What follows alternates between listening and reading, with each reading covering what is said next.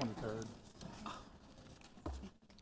I now call to order the regular session meeting of the Board of Commissioners of the City of Tarpon Springs on Tuesday, May 14, at 6:30 p.m. And roll call, please. Mayor Alahouzes, Here. Vice Mayor Terapany. Here. Commissioner Sieber, Here. Commissioner Carr. Here. Commissioner Donovan. Here. Tonight's invocation will begin by Reverend Callum. If he's not here, our city attorney will do the prayer. And if you please stand and remain standing for the Pledge of Allegiance. Our Father in heaven, give us power to clearly discern right from wrong. Allow our words and actions to be governed thereby and by the laws of this land. We ask for your inspiration to strive in our endeavors to serve the public. We also ask that you direct us so that above all things we will discharge our duties for the benefit of the people we serve. This we pray. Amen. Thank you.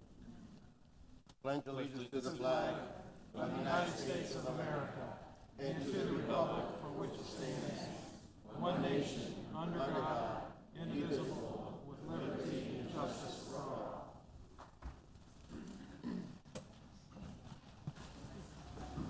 Well, good evening, everyone. I want to thank you all for being here tonight.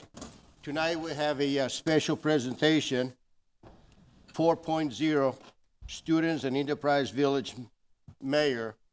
But before we turn it over to Michelle, we go up on the stage, I'd like to congratulate the teachers, the principals, the parents, for guiding the students to excel and do so well and prepare them for the future. Thank you so much.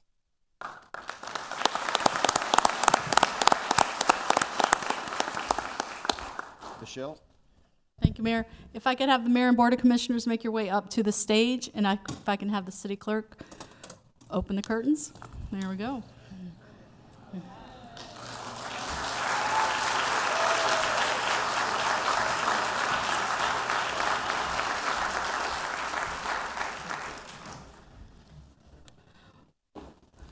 Thank you and good evening. While the Mayor and Commissioner make their way up to the stage, tonight we will be recognizing students who represented the Mayor in the City of Tarpon Springs at Enterprise Village.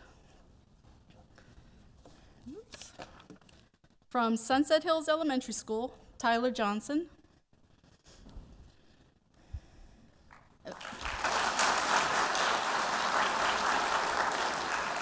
One more announcement. If you can hold your applause so the students can hear their names as they're being called, thank you. From Tarpon Springs Elementary School, Aaliyah Baldwin. She is not with us this evening. And from Tarpon Springs Fundamental School, Josie Witten.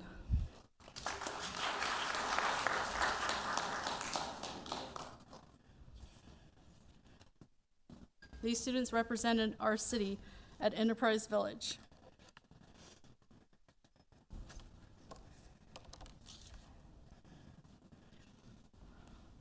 Our next item is representing the fifth grade students from Sunset Hills Elementary School, Tarpon Springs Elementary School, and Tarpon Springs Fundamental School, who maintained a 4.0 grade point average. From Sunset Hills Elementary School, Julia Doyle.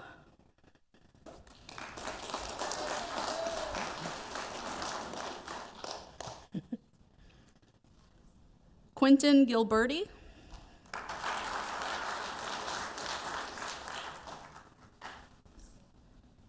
And Madison Underwood.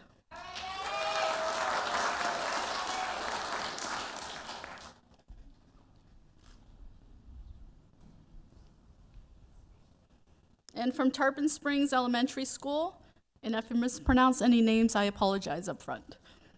Kenda Assad.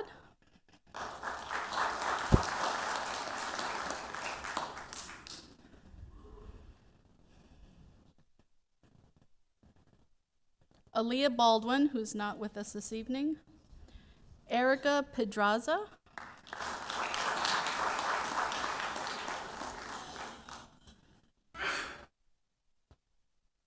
Zitali Pedraza. Not with us. And Lila Rosado. Looks like they're not with us either. From Tarpon Springs Fundamental School, Brianna Benjamin. Not with us this evening. Layla Faltus, Tiffany Ferens,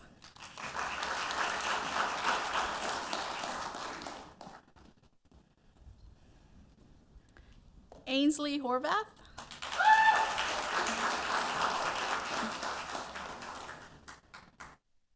Ella Horvath.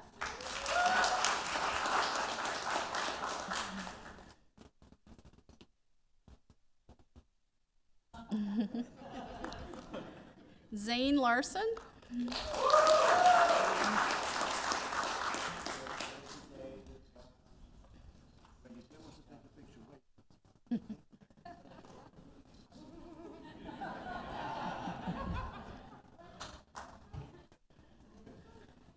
Leah Mugros.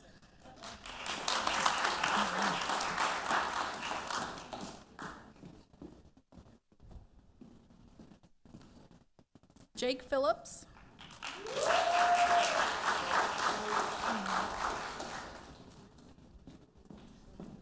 Gianna Stamus. Not with us? Okay. Gabrielle Zito.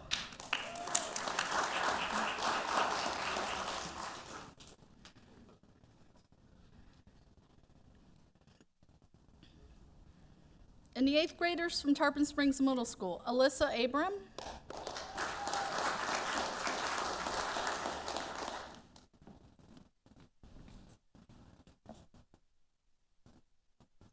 Jasmine Alimonos.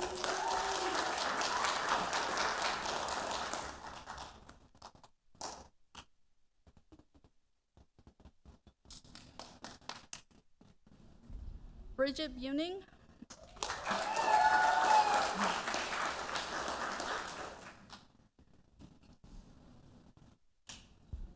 Ashlyn Block.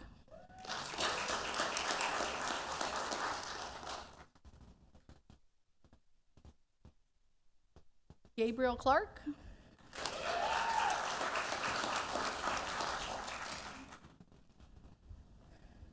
Logan Fernandez.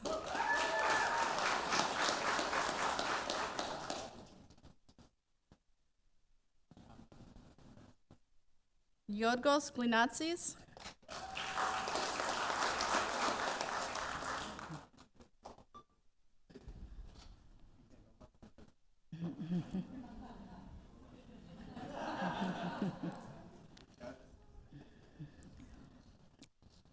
Austin Huff.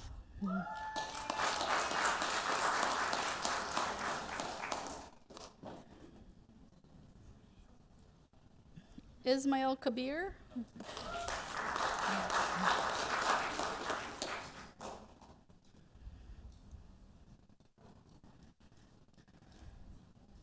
Haley Kilgore.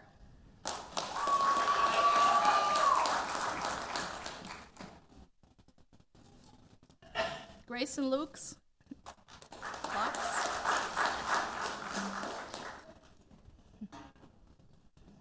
Vanessa Lynch.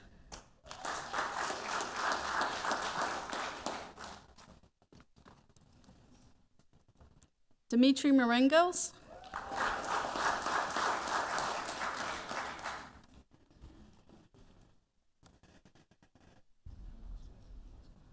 Connor Meslin.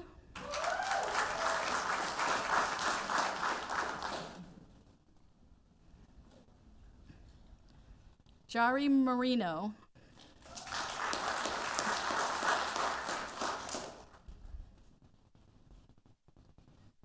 Marina Morris, not with us. Caitlin Ramsey.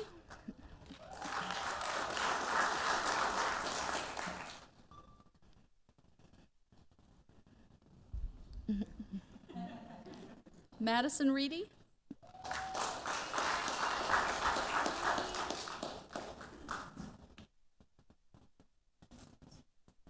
Michael C.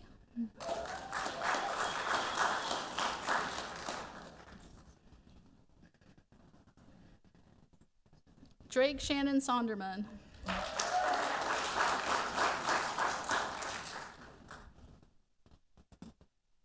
Abigail Smith.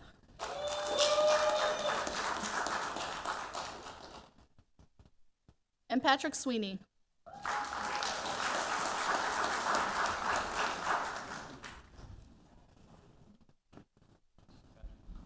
And the seniors from Tarpon Springs High School, Emma Borzamato.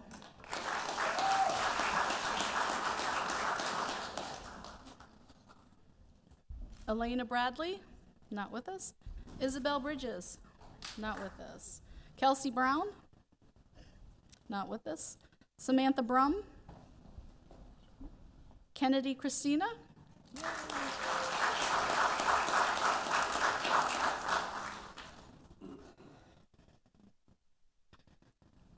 Nomikos Christoforos.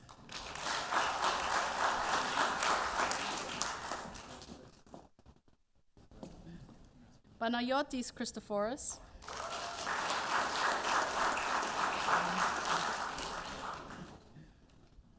Hannah Citron, not with us. Gabrielle Clark, not with us. Kira Clark, not with us. Cassandra Cleland.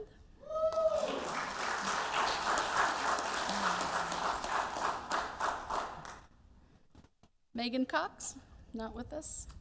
Abigail Danielson.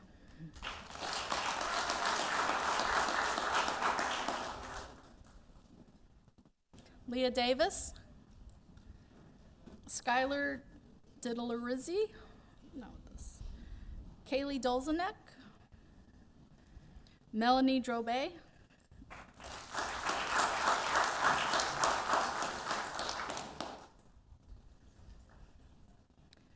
Mackenzie Dufresne.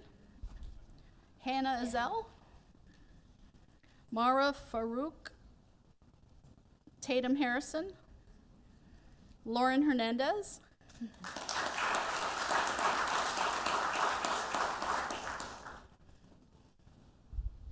Monica Holland. Kaylee Hubel. Mitchell Johnston. Costandina Castrinos. Selena Lawson. Isabel LeBron. Okay. Haley Martin. Kelly Montone. Crisovalandu Pentelis.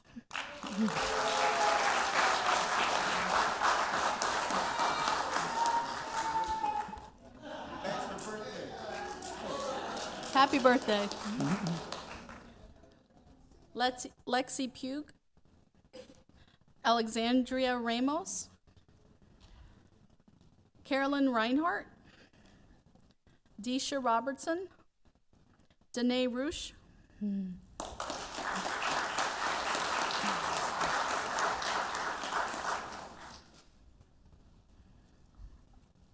Ariana Skiatis.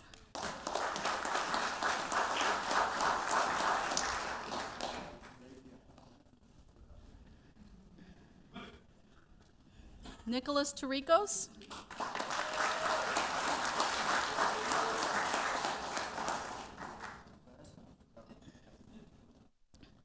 Lillian Nye.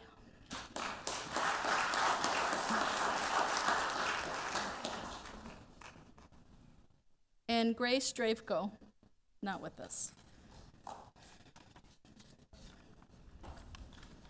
Let's give a round of applause.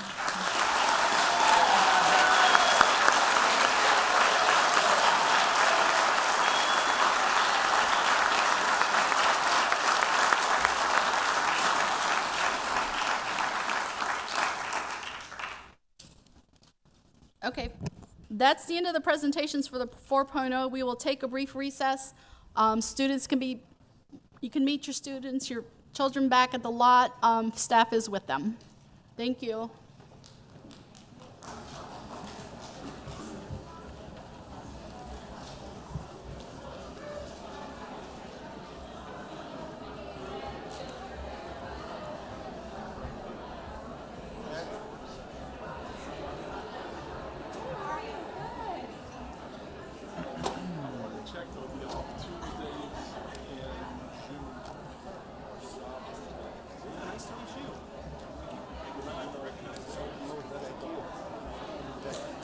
To meet you too.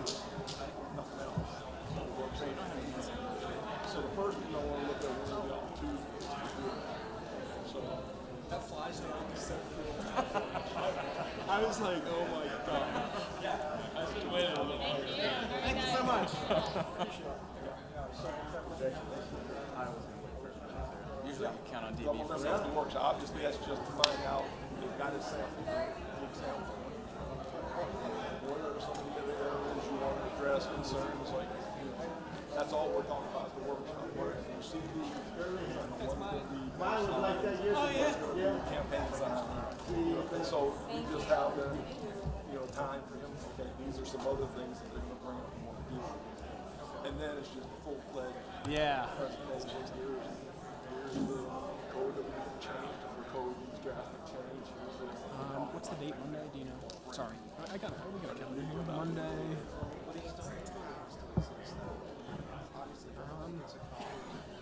Later on in the morning. Monday in the morning. Yeah, sure.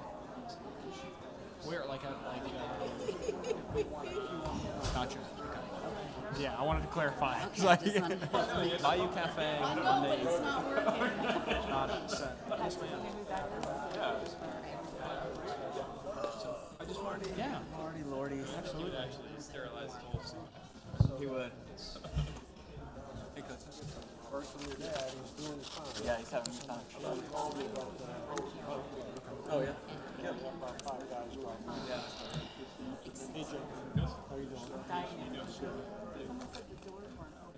That's what everybody was saying, but I was on the phone with Tom Smith. Thank you very much. Yeah, sorry it's taking this time.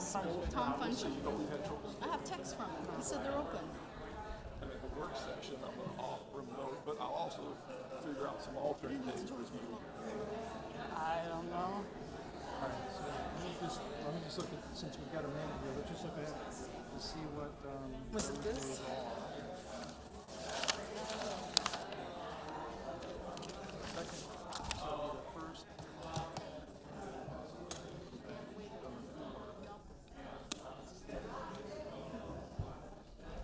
get him to cover the meeting and he can answer the questions too, but I've got to know about it.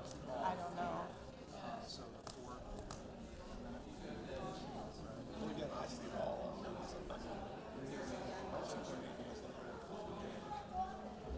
Just ask him to do that. so then, whatever, so we just want to see if he's available on the fourth and And if not, we'll look at, then we'll talk about this before the work session, next Tuesday, we'll talk about some alternate days available, that we got the room available, and we got everything else. now, do you do those here or do you do them on the upstairs? Tongue twister, some of All them. right, I'll find out. You gotta read it at least once before you. Yeah, I always have to remind myself. I have to roll through real quick. It's like 30 seconds. So I'm gonna be rolling through it. Yeah, I think so.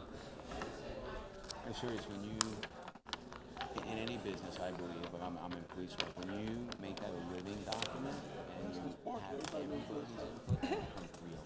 It's not just some pinhead chief going, "Oh, here's a strategic plan. This is us." Yeah, oh yeah. Absolutely. It's the blueprint living document. Absolutely. Yeah.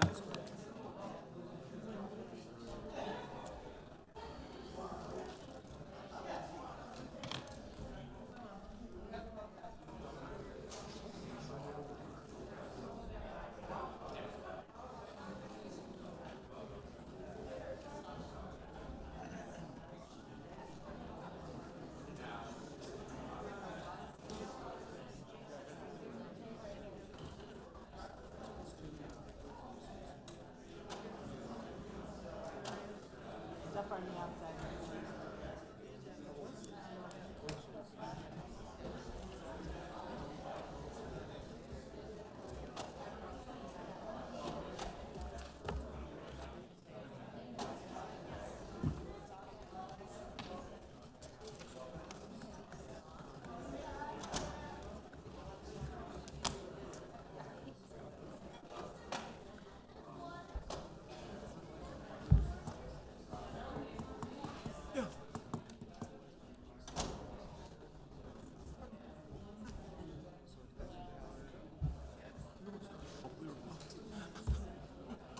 We were close.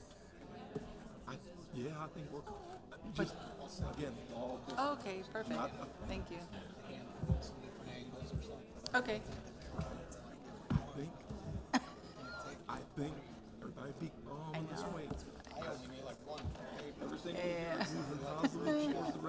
But if you need their names for anything, we can send you those, because we have a list by school. So far, so good. So I'm hoping that's Yeah, a good and news that, for you next time. you know, no matter how you arrange it, sometimes you have other things going on.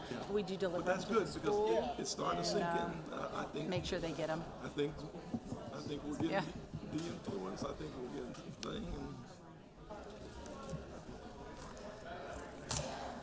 No, the governor's hurricane conference. Our billing director, he's the architect who's put it. Yeah. Okay.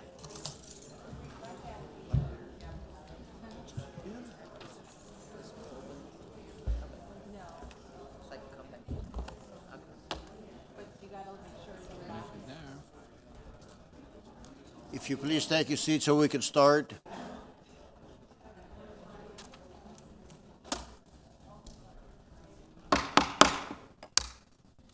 We now reconvene the BOC meeting at 6:51 p.m.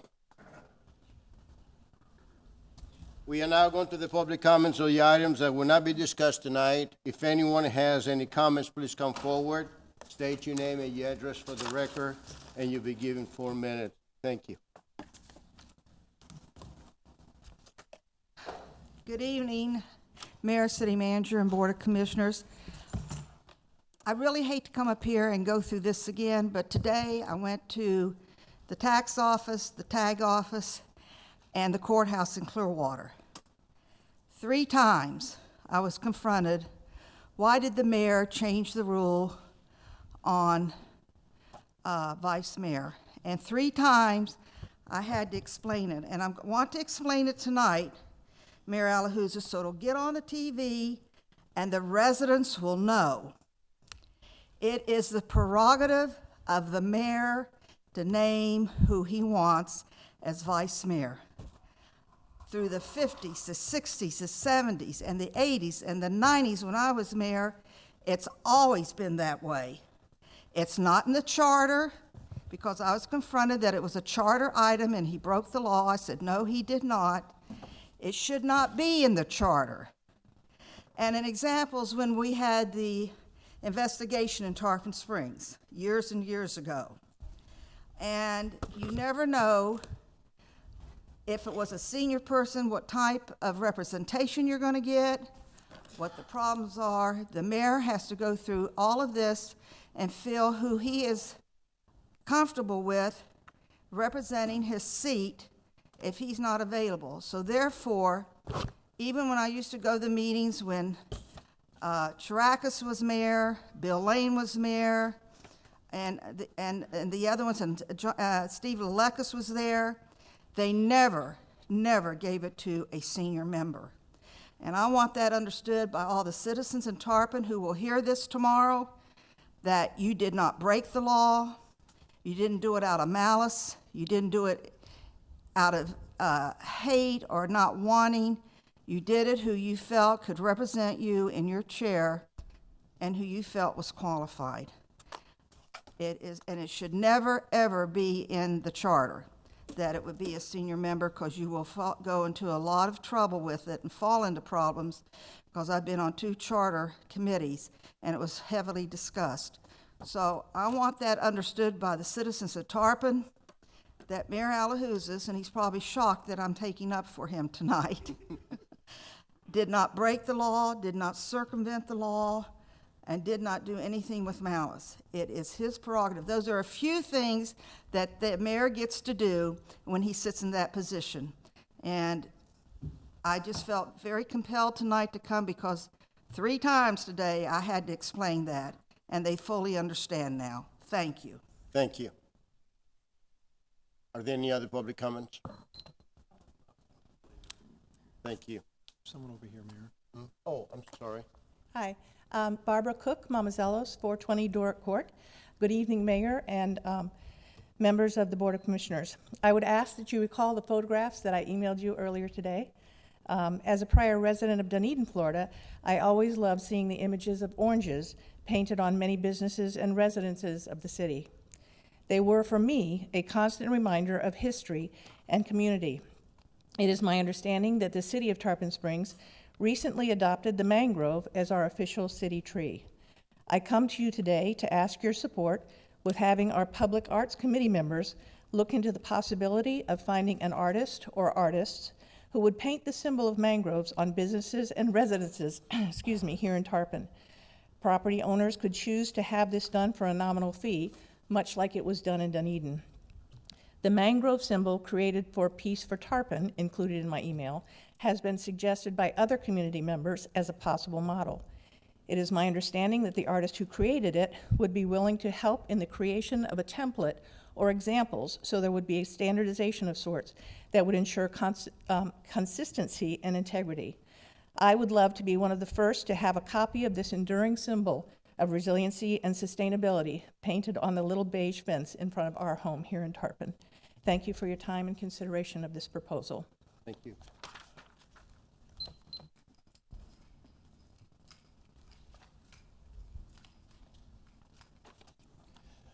My name is Gregory Barnes. I live at 1281 Windy Bay Shoal in Tarpon Springs. Mr. Mayor and Commissioners, thank you for allowing me to speak to you again today. I'm here with some other members of residents of my community 1 year later to follow up on discussions we had concerning the water rate increases and the implementation of recommended plans to help us reduce our water bills. We feel it's only proper to give this forum some feedback on whether the corrective actions are actually providing relief to the city's residents as intended. Once again, we'd like to thank everyone for all the work that went into analyzing and presenting various options to help us limit our water costs, for increasing our knowledge on water conservation efforts, and for reeling in the proposed rate increases before the final vote. Every little bit helped, and we appreciate it. Tonight, we would like to concentrate on one of the solutions presented to our community, and that solution was to install a separate irrigation water meter. The intent of this option was to prevent assessing sewer charges to potable water being used for irrigation. The idea was well received as it corrected an inappropriate sewer fee calculation and was perceived to generate tangible savings after recouping the initial installation costs. However, in actuality, the savings are negligible or even more costly during some months. The reason is because the water rates on side-by-side meters coming from the exact same water source are completely different. The irrigation water rate is double the home rate. This higher irrigation water rate offsets all the potential savings from the inaccurate sewer charge, and sometimes it results in increased costs.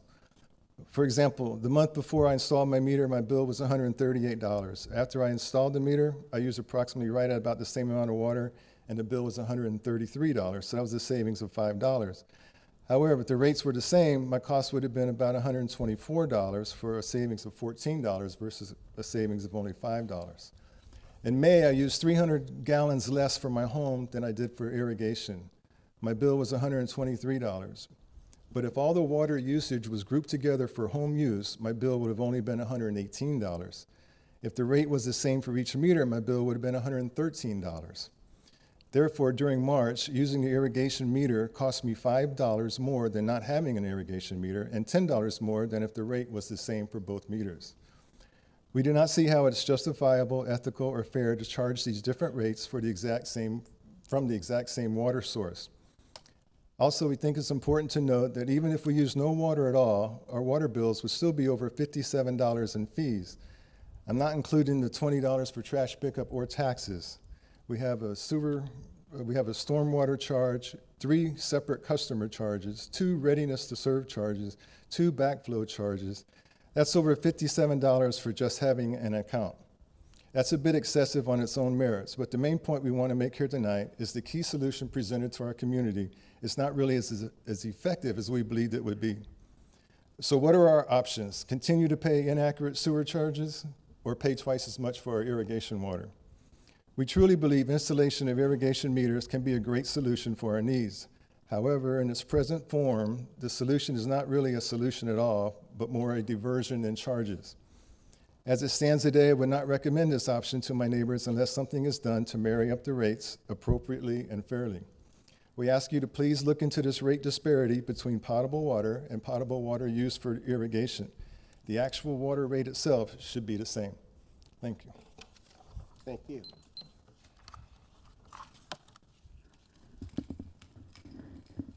Any other public comments? Hear none. Thank you very much. The first item on the agenda is a proclamation on the Peace Officers Memorial Day. And the proclamation reads, whereas Congress and the President of the United States have designated May 15th as Peace Officers Memorial Day and the week in which it falls into Police Week. And whereas the Tarpon Springs Police Department and all law enforcement agencies play an essential role in safeguarding the rights and freedoms of our citizens and visitors. And whereas it is important for all the citizens to know and understand the duties and the responsibilities of Tarpon Springs Police Department, and that all police officers recognize the duty to safeguard life and property and protect against violence and disorder. And whereas the Board of Commissioners of the City of Tarpon Springs, its residents and businesses, wish to honor the service and sacrifice of all law enforcement officers, particularly those killed in the line of duty while protecting and safeguarding our nation's communities. And now, therefore, I, Chris Salahuzes, by virtue of the authority vested in me as the mayor of the City of Tarpon Springs, do hereby proclaim May 15, 2019 as Peace Officers Memorial Day.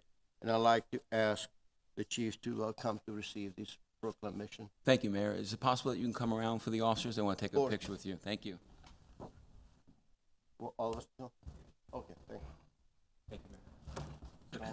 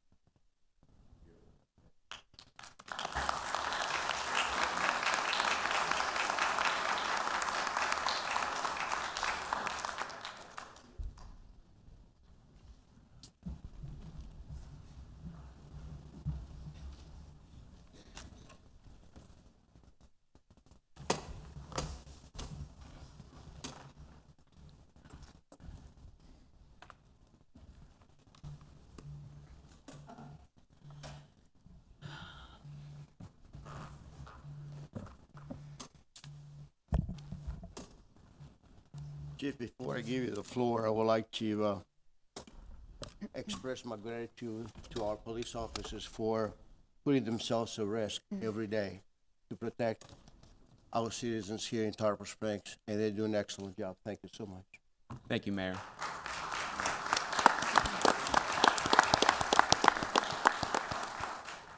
Honorable Mayor, Board of Commissioners, first, Tarpon's finest in the back. I am so proud to serve with you guys.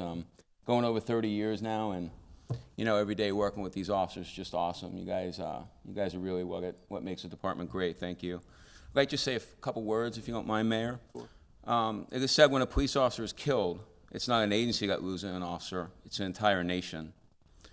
Since the first recorded police death in 1791, there have been over 21,000 police officers killed in the line of duty. There are 21,910 names engraved on the walls of the National Law Enforcement Officers Memorial in Washington, D.C. In Florida, 826 law enforcement officers have been killed in the line of duty, and their names are listed on the Florida State Law Enforcement Memorial Site in Tallahassee.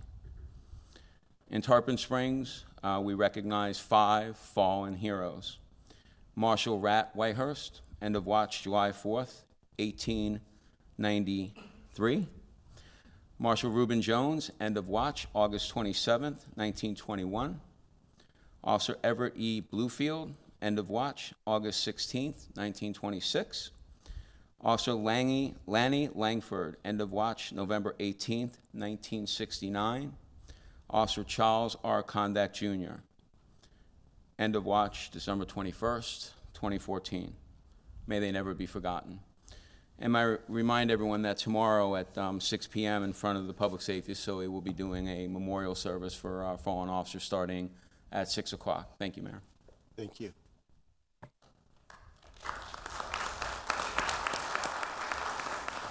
Are there any commission comments? Are there any public comments on this item?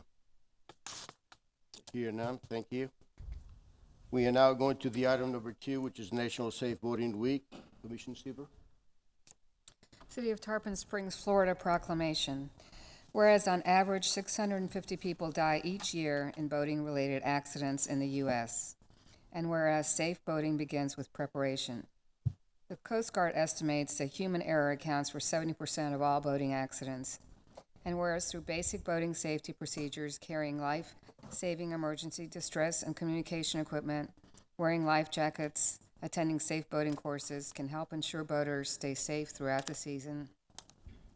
And whereas National Safe Boating Week is observed to bring attention to important life-saving tips for recreational boaters so that they can have a safer, more fun experience out on the water. Whereas the City of Tarpon Springs supports the goals of the Safe Boating Campaign, National Safe Boating Week, and the start of a year-round effort to promote safe boating. Now, therefore, I, Commissioner Reyes Sieber, by virtue of the authority vested in the Mayor of the City of Tarpon Springs, do hereby proclaim the week of May 18th through 24th, 2019, as National Safe Boating Week, and urge all those who boat to practice safe boating habits and wear a life jacket at all times while boating. And to accept this proclamation are Flotilla Commander Gregory Ash, Vice Flotilla Commander Michael Vaughn, and Florida Staff Officer for Public Affairs Joan Jennings.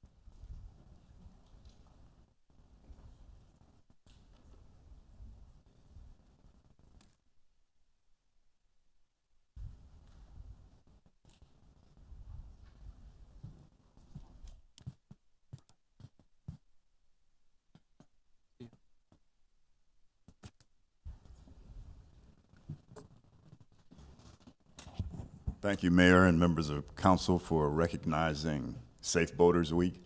It's so important. We're blessed to have the water resources here in Tarpon Springs and throughout our area, but we can't take them for granted, and we also can't take safety for granted. Always be alert and aware. Use your safety equipment, particularly personal flotation devices or life jackets, and be careful and aware out there. So that's the role we serve. We just try to raise awareness and make sure that people are having fun but doing it safely on the water. Thank you.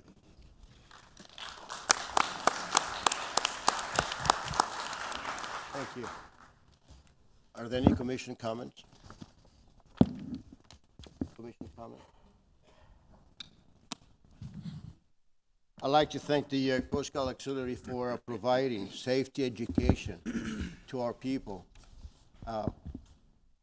And having those regular inspections, boat inspections, it helps a lot. You probably remember several years ago we lost the life of a former city commissioner, a friend of mine, Mr. Balears. And you just remind me of that. Thank you for doing that. Appreciate that. Are there any public comments on this item? I hear none. Thank you very much. We are now going to the item number 3. Civility Month, Commissioner Carr. Thank you. City of Tarpon Springs, Florida proclamation. Whereas the open exchange of public discourse is essential to the democratic system of government, and whereas restoring civility and showing respect by demonstrating small gestures of kindness go a long way toward reestablishing trust, forging goodwill, and advancing relationships in our fast-paced society. And whereas a month of civility will heighten awareness of appropriate conduct, civilized business, and social behavior in our daily lives.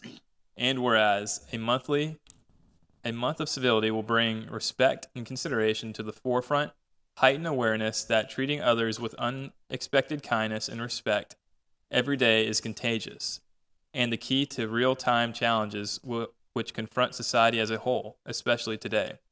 Whereas civility can assist in reaching a consensus on diverse issues and allow for mutually respectful ongoing relationships. Now, therefore, I, Commissioner Jacob Carr, by the virtue of the authority vested in the Mayor of the City of Tarpon Springs, Florida, do hereby proclaim the month of May 2019 as Civility Month, and this will be mailed. Thank you. Any commission comments? Are there any public comments on this item? Thank you. We go to the item number 4, which is the Economic Development Month. This is a proclamation that Vice Mayor Terrapini will be reading. Thank you, Mayor.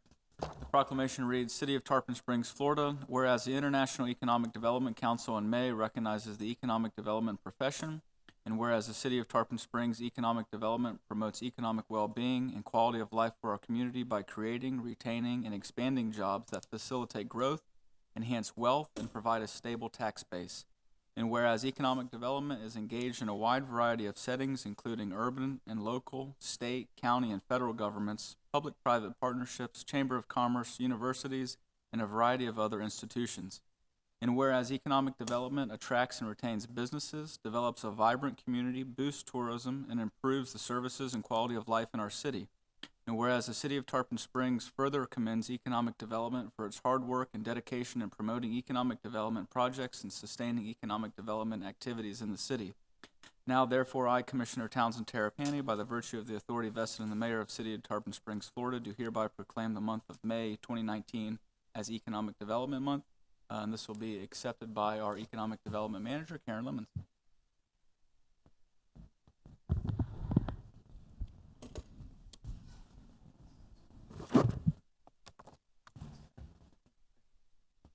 Lemons, you want to say a few words?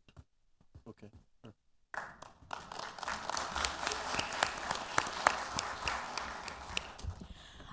Thank you. I just want to thank you for all of your support. We've come a long way in the time that I've been here, and I'm proud to be representing the city next week at the State Florida Economic Development Conference. I'll be bringing back some new ideas and things for us to work together on. And again, thank you for your support, and I just look forward to continuing our progress together. Thank you. Thank you.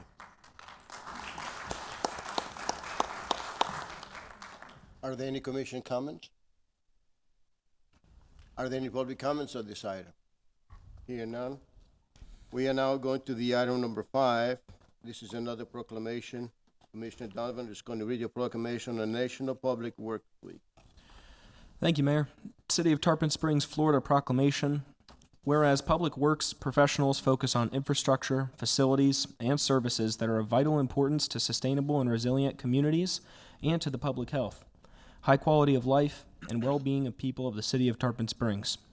And whereas these services could not be provided without the dedicated effort of our Public Works Department employees at all levels, and whereas it is in the public interest of the citizens in the City of Tarpon Springs to gain knowledge of the importance of public works, and whereas 2019 marks the 59th annual National Public Works Week, and whereas the City of Tarpon Springs encourages our citizens to pay tribute to our Public Works Department and recognize the substantial contributions that they make to protect our health, safety, and quality of life. Now, therefore, I, Commissioner Connor Donovan, by virtue of the authority vested in the Mayor of the City of Tarpon Springs, Florida, do hereby proclaim the week of May 19th to the 25th, 2019, as National Public Works Week, and this will be accepted by Tony Manillo, Streets and Stormwater Supervisor.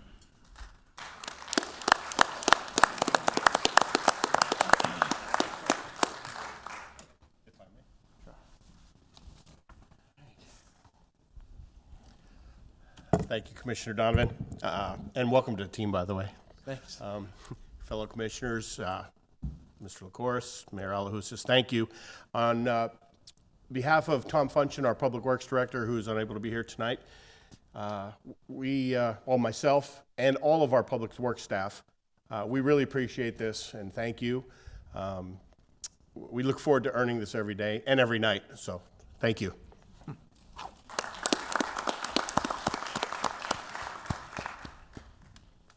Thank you. Are there any commission comments? Are there any public comments on this item? Hear none, thank you. We are now going to the item number 6, which is the Historic Preservation Month. Proclamation, whereas local history preservation is an effective tool to revitalize neighborhoods, fostering local pride, and maintaining community character while enhancing livability. Whereas history preservation is relevant for communities across the nation, both urban and rural, and for all Americans, for all ages, all walks of life, and all ethnic backgrounds. And whereas it is important to celebrate the role of history in our lives and the contributions made by dedicated individuals in helping to preserve intangible aspects of the heritage that has shaped us as people. And whereas Heritage Preservation Board in the city continues to demonstrate its commitment to preservation and its growth and development, and protects the traditional neighborhoods, the integration of the history elements and with development, and the recognition, rehabilitation, and restoration of the historic properties. Now, therefore, I, Chris Alajuzas, by virtue of the authority vesting in me, as the mayor of the city of Tarpon Springs, do hereby proclaim the month of May 2019 as the Historic Preservation Month. And with us today, we have Carol Johnson. She's the chairperson for the Historical Preservation Board. And also Pat Carniff, she's a member for the Historic Preservation Board. If you please come to her. Thank you so much. Thank you. You want to say a few words? Thank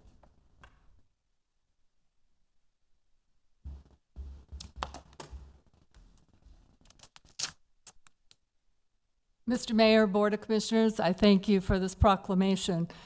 When my husband and I decided to retire to Florida from New Mexico about 12 years ago, we chose Tarpon Springs because of its unique character and the history here, and I feel really privileged to play a role in preserving that heritage. I'd also like to recognize the other 2 board members, Laura Milford and Carrie Page, who could not be here tonight.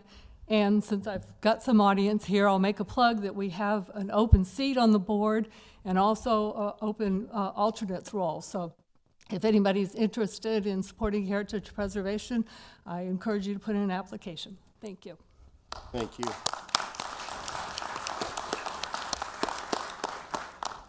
Ms. Johnson, I want to thank,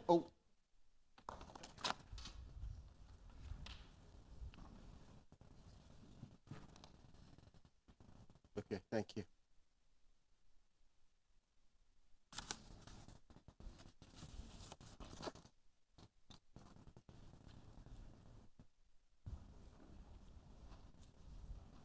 I'd like to thank all the members working and serving on the Preservation Board. This is very important to our city of Tarpon Springs. It's critical that we preserve and maintain our history, culture, and the heritage here in Tarpon Springs. That's what makes Tarpon Springs so unique. And thank you for your service.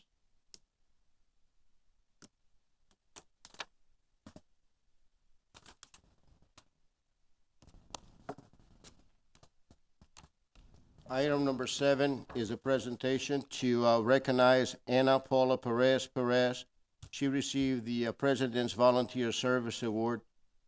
Commissioner Carr brought it up to our attention, so Commissioner Carr will do the presentation.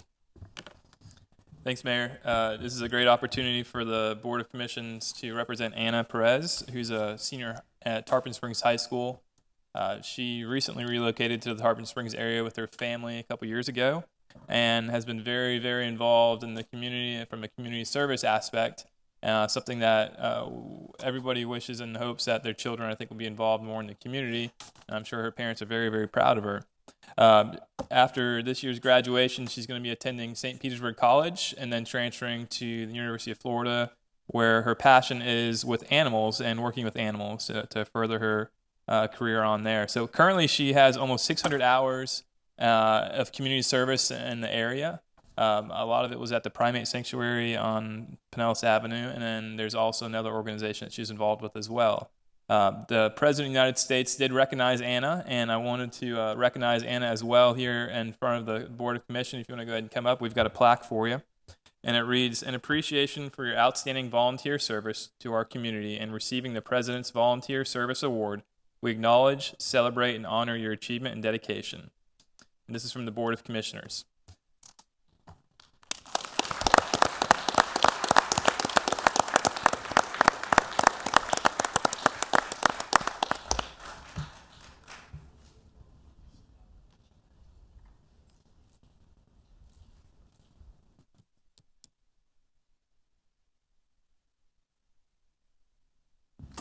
Anna, would you want to say a few words? Thank you.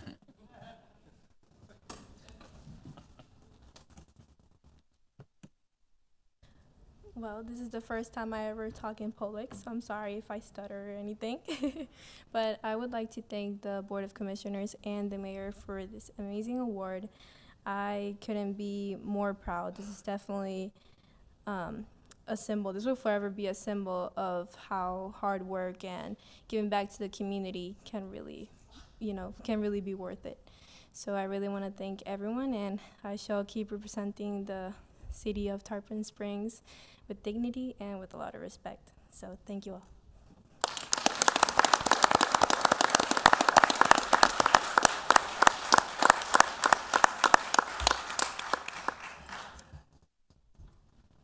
We all want to congratulate you on receiving the President's Volunteer Service Award. It's a big accomplishment, and we're very proud of you, and we wish you all the best. We hope someday you have the interest to serve here on the board with us. Thank you.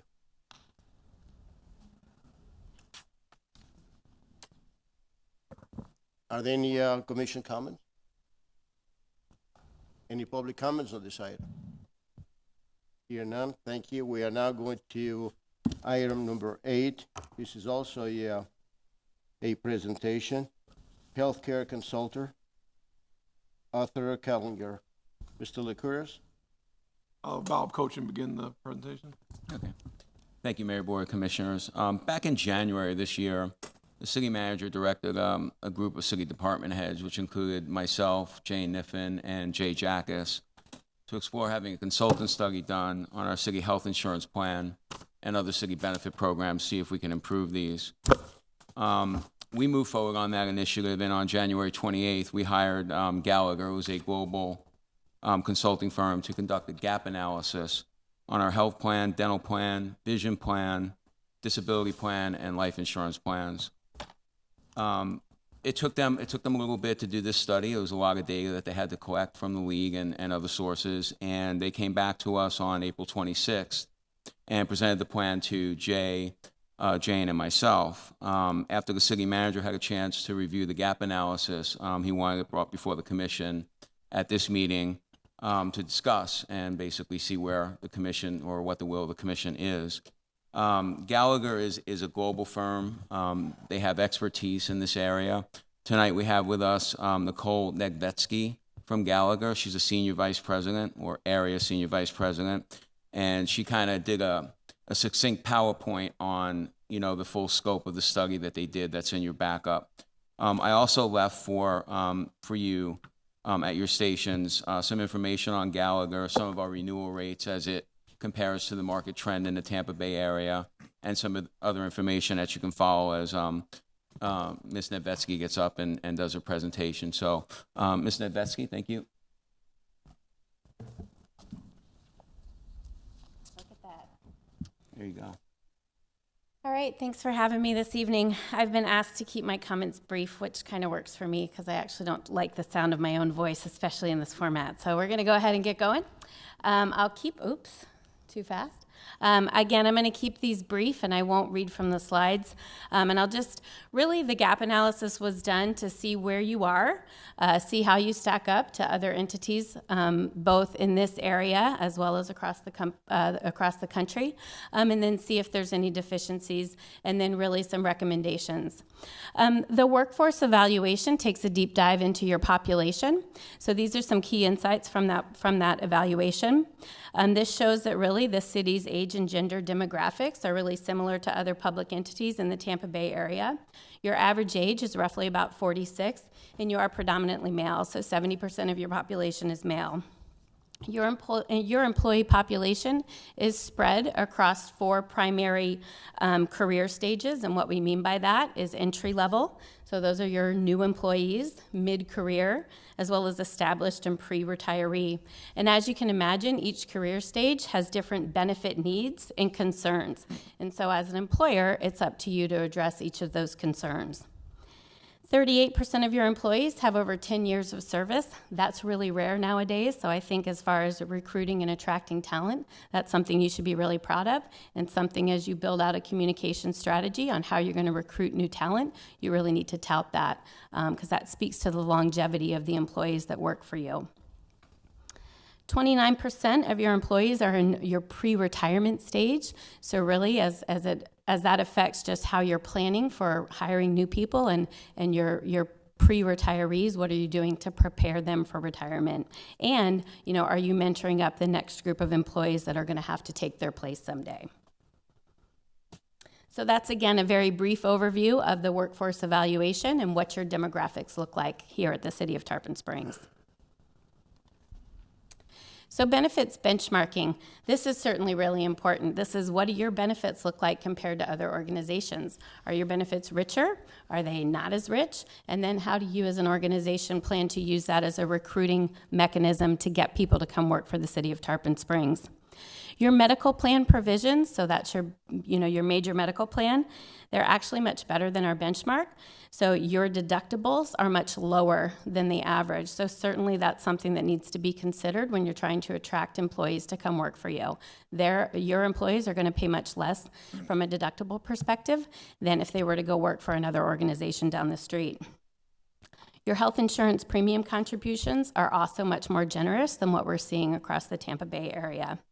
However, your employee premiums for family are a little bit higher. So if you're trying to recruit people with families, you might have a harder time doing that. Your dental plan benefits are below the benchmark, so they may not be as rich, but realistically, when we're looking at dental plans, medical plans are the primary driver when we're talking about recruiting and attracting talent. Basic life insurance is a little bit low compared to the benchmarks. And just as a general overview, Gallagher has the largest benchmarking survey in the country. And what we did see in 2018 is that basic life insurance was something that most employers are addressing this year because it's a relatively low-cost way to add value to a basic benefits plan at a very low-cost way. And then the city-provided long-term disability coverage limits are a bit lower than benchmarks as well. Okay, moving on to the medical plan. You're currently administered through the Florida League of Cities, the Florida Municipal Trust. That trust is actually a self-insured United Healthcare plan, even though from how it works and operates from the City of Tarpon Springs, it feels very much like a fully insured plan. When we look at your claims information from a clinical review, inpatient costs were really driven by large claimants, and on average, a group of your size, we would imagine that we would see between 4 and 5 large claimants, and the city had more than that in one particular year. However, we were hoping to look at 3 to 5 years of claims data, and we weren't able to get that much data to look at. The reason we wanted to look at more data is because when you're really only looking at two years of data, you don't know if that 1 year is an anomaly or if it's a trend. Outpatient claims were really driven by 4 categories. Neoplasms, which are cancers, and that's not uncommon right now. What we're seeing just from an industry perspective is that cancer medications are really driving cancer claims right now, and they're very expensive. Digestive issues, musculoskeletal, and nervous system. Again, nervous system claims are really prescription drug claims at this point. And then financially, 2018 from a claims versus potential premiums appears to have been a broke even based on our estimates. Continuing on, we just wanted to touch on your health clinics. We're big fans of health clinics, and I think that your city employees would say that they're big fans of your health clinic as well. And really, effective health clinics can be hubs of the health plan. What we like to see in effective clinics is really that they're driving better health outcomes. We didn't get the opportunity to dive into too much of that data to determine if your health clinics are driving health outcomes, and that would be something that for a future study we'd like to get the opportunity to see that. But I think the overall message here is what we'd like to look into and see more is the implementation of wellness plans within the city and driving those wellness plans through your health clinics.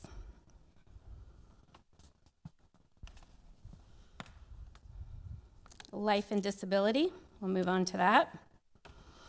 I've already mentioned that the basic life insurance plan could be improved at very little additional cost. And then the only other thing is that you appear to have multiple supplemental life insurance plans available to city employees and relatively low participation within each of those. It's probably a good idea to consolidate those at one point so that there's consistent messaging to your employees. It might make it less confusing for them, and therefore you'd be able to drive more participation into just one program. And then your long-term disability plan could certainly be enhanced to cover more of your employees' basic salaries. And then a sick bank program could be evaluated along with an optional short-term disability. Additional concerns or just considerations that we'd want to take a look at, and this just goes around, kind of taking out the major medical and all that good stuff, is just employee communications, need to be easy to read, and actually your employee communications need to speak to those various generations, going back to the younger population based on and your older populations. You want to make sure that your communication strategy reaches all those different generations. Compliance notices need to be included. And then you're tied to the Florida League of Cities through benefits administration. So that's certainly something that we were talking about as far as an RFP timeline goes. And then subject to funding requirements through the league was additional concern that we just wanted to make sure you were aware of. And then if we move forward, just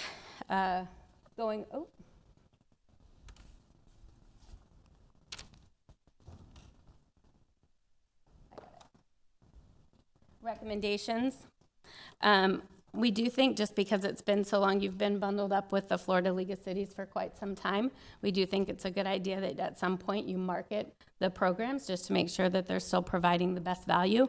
You have been given very good increases through the league for the past several years. But it never hurts to do a market scan to see where you measure up and build a better communication platform.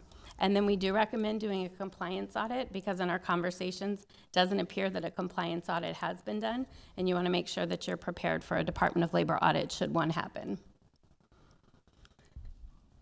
And then lastly, with that, when considering an RFP, we do think that if you were to go out to RFP, you're really short on time at this point. You're an October 1 renewal date, and you realistically have 4 months to get an RFP out. And because all of your data is really housed within the Florida League of Cities, you're really at a disadvantage from a time constraint to get that done effectively at this point. Ideally, if you were to go to market, and this would be for 2020, we would be looking at a March or April release date, a 6-week response time for the markets, which would be a mid-April for a meeting date, and then allowing May for negotiations with any potential carrier, and then allowing a good 3-month transitional timeline. Certainly, I know I ran through that really quick, which was the ask, but I'm certainly available to answer questions. Well, thank you for the presentation. You're and welcome. Thank you for the study that you've done. I got a couple questions to ask Sure. you. You have mentioned that you compare us with what other cities? The Tampa Bay area, or is it nationally-wide? Both. So we do have local municipalities, both the city of Tampa is a client, Hillsborough County, Manatee County, Pasco, city of St. Pete would be the local ones, but we also compared you nationally. The other question I have is, on your recommendations, you say we need to conduct an employee engagement survey. What kind of a data are we looking for? For engagement surveys, that was one that we just recommend just to gauge interest level from your employees. You know, where are they? That would be primarily around well-being. So, you know, where are they as far as engaged into any well-being, or, you know, are they utilizing the health clinic from a disease management state? That would be some of the questions that we would want to interact with your employees on from an engagement survey. The other question I have on the medical clinic that we have, which is very beneficial to the employees, and also I think it's very beneficial to the city. Yes. Have we did a study and see having the clinic, which it's so easy for people to go and get the care that they need, how much help do we get with the absenteeism? We must get quite a bit of that. Is there any way that you can measure that? I'm sorry, measure the what? Absenteeism. Absenteeism would be pretty hard to measure through the clinic. We do studies with the clinic, but absenteeism is pretty hard. What we did find, the reporting that we're getting, that we got from your clinic at this point, we wouldn't be able to measure that. We would want additional reporting if that were made available. It's not, the reporting that we got from you, from the league right now at this point, from the clinic, it's not as detailed as we would like to see. CARE ATC does have that reporting available where you can measure disease states and measure some additional, do a deeper dive within the well-being pieces of how the clinic can measure a return on investment to a deeper level. I know that's not ideally answering it, but you can go further within CARE ATC than is happening right now. Thank you. I have one more question about the medical clinic, because I think it's very important to the employees and I think to the city as well. We have a partnership with Oldsmar, and the partnership expires in June, September 1st, if I remember. September 30th. September 30th. If Oldsmar decides that they want to continue in that, how we go by getting another clinic? Or is it feasible for us just to maintain where we got? That is unfortunately a question I cannot answer. That is going to have to be answered through the league. It's my understanding that they are going to be looking for another partner for you. Okay. Thank you. You're welcome. Are there any commission comments? Vice Mayor Perrapen. Thank you. Thank you for your presentation. I thought your voice was quite nice. So you did have some great highlights in there, and I do appreciate you being somewhat timely with the presentation. First off, I noted that you had 38% of employees have been within or with the city for over 10 years, which I thought was excellent as a stat. But I have to assume that the 29% that are getting ready to retire are within that same percentile, right? I mean, if they're getting ready to retire, it would be logical to say that they've been here over 10 years. So I think it's important that we definitely consider that as we try to, foster some of these younger employees or try and pass on some of the institutional knowledge that the older employees have. So I noted that. In regard to the life insurance, I do think that we need to look at offering 50 and get more in line with some industry standard. And then you notated that in 2019 you're estimating a surplus of $102,000. And where are you coming up with that? That's based surplus? on, yep, and let me be clear. So let me go back. That is based, let me go back to my numbers here. That was an estimation and a calculation done on if you were, because, and this is in the detailed report, and I don't know if some of you might have the more detailed report, so, of which we spent a little bit more time diving into this. They have it.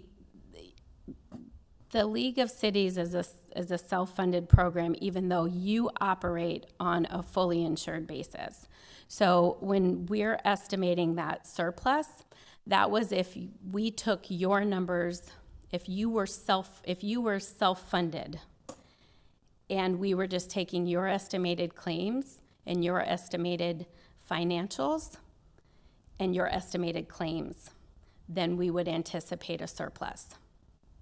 So But because you are operating within this pool arrangement as a fully insured entity, that surplus is just as an FYI. So we're anticipating that your claim will be better than your premium. Does that make sense? Kind of. It's Do a you have little. Do you have a page number in the backup you could direct to? Yes.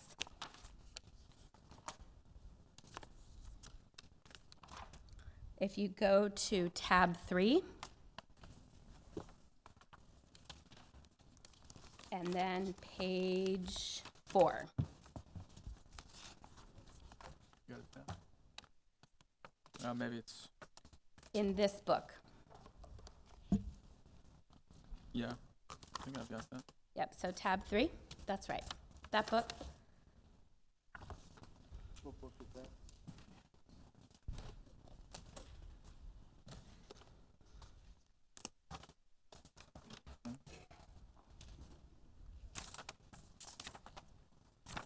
Okay, so I'm looking at what the chief gave me, and I listened to what you said. Do you think you could try and help me one more time understand?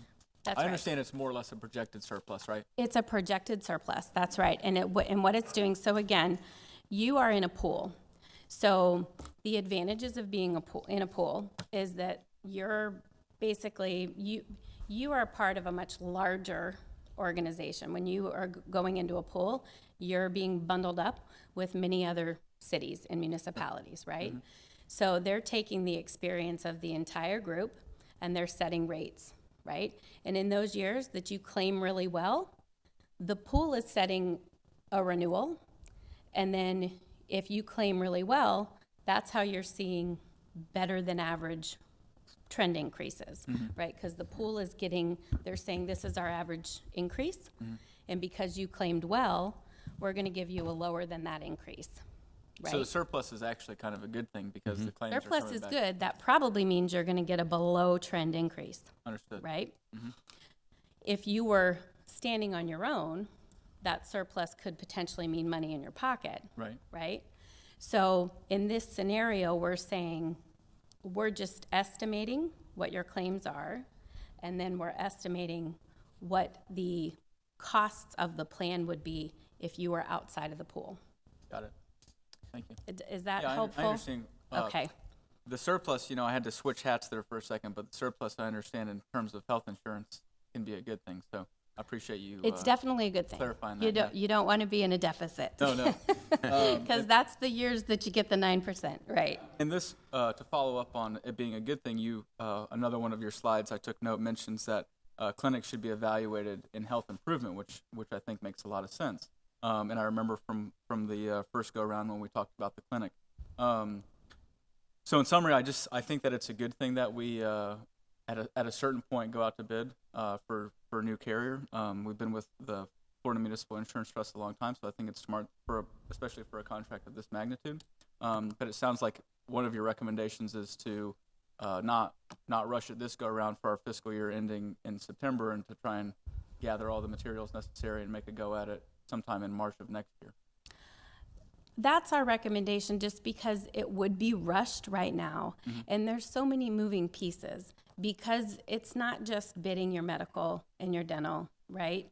You have, first of all, you have a technology piece component, because your data right now is housed within the technology component part of the Florida League. And there is the clinic piece, which is so important to you. So we want to make sure that that's going to have to be bid as well. And you don't want to pull out pieces without all of those pieces working together. Sure.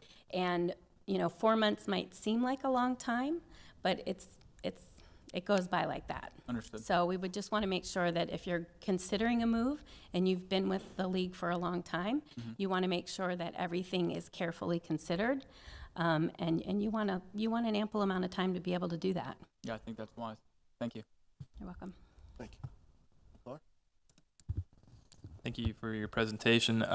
If you could just, my understanding is the surplus is that we have more premiums going into the self-funded account or self-insured through the League of Cities than actual premiums paid out. Is that correct? Am I understanding that? I just want to follow up on. Not in this illustration, because in this illustration, that is, in a simple terms, yes, premiums in versus claims out. In this illustration, we are estimating the cost of if you were truly self-funded on your own. So we were estimating potential stop-loss fees. We were estimating administrative fees. So we had to make some estimations in this illustration. Okay. Why can you get more than 2 years of data? What was the issue with that? I don't know. We requested more than 2 years of data. It wasn't made available to us. Okay. Did we have issues like from a staff level, or was it the League of Cities? I don't believe, I don't know the answer to that question. Okay. That's good to know. What is a compliance audit? You mentioned something about that. A compliance audit is just where we come in and we take a look at all of your communications to your employees. So are you communicating every single, it's more than just COBRA notices, right? There's a lot of different notices that need to go to your employees. There's summary plan descriptions that you need to have. So there's a lot of different pieces of documentation that you as the employer need to have on hand. So we just recommended that it's a good idea that you have a review of that done. Okay. And that was in your big binder, tab number 6, some of the things that we had recommended. Okay. I would agree with what you said about life insurance. I do feel it's important. It's a group life insurance policy. I don't think it costs that much more to raise it. So to have some type of protection for our employees is an important thing to offer. That's a small, I think, gesture to do as a group. Can you just tell me a little more about Gallagher? Do you guys have relationships already with a lot of other carriers currently? We do. We have, we're the 4th largest global brokerage. So we have elite level relationships with all major carriers. Okay. Thanks for clarifying that. I'm baffled, though, that you say it takes like 4 months isn't enough. And I'm in healthcare, I'm in procurement. And to me, I think it's kind of an embarrassment to say that you're one of the largest companies in the country or world, but 4 months isn't enough to do a RFP for the city. And to me, I would challenge that, and I would also challenge the city. I think there's an opportunity here. It's been asked multiple years in a row. We've got a partner in our clinic here that's leaving the clinic, it sounds like, as of October 1st. So there's an opportunity here to go ahead and do an RFP. 4 months should be plenty of time for what she's saying as being the 4th largest in the world of these types of companies. They've got a lot of senior relationships with a lot of other large companies. And then I know one of the concerns was about the clinic itself.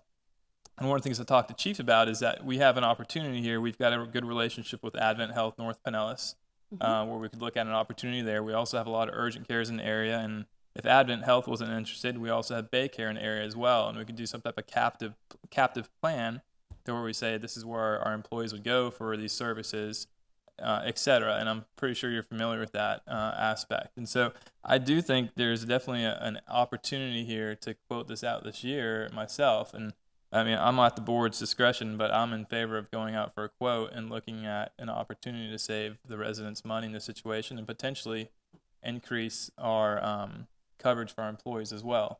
Now, if the quote comes back too high and doesn't make sense, I'm be the first one to say let's stay where we're at and game plan with a clinic in some other realm. So from that standpoint, based on what you proposed and projected, I think it'd be wise for the city to move forward with an RFP of our healthcare policy and a dental policy overall.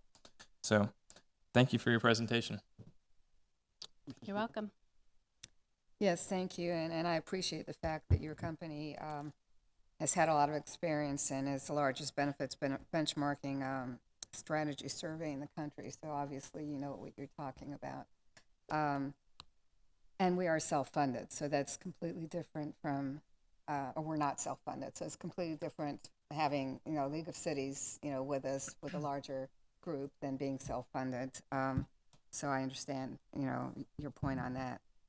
From looking at your data, I feel that the cost of our premium is actually low when looking at our demographics, because I was in the insurance business for a while.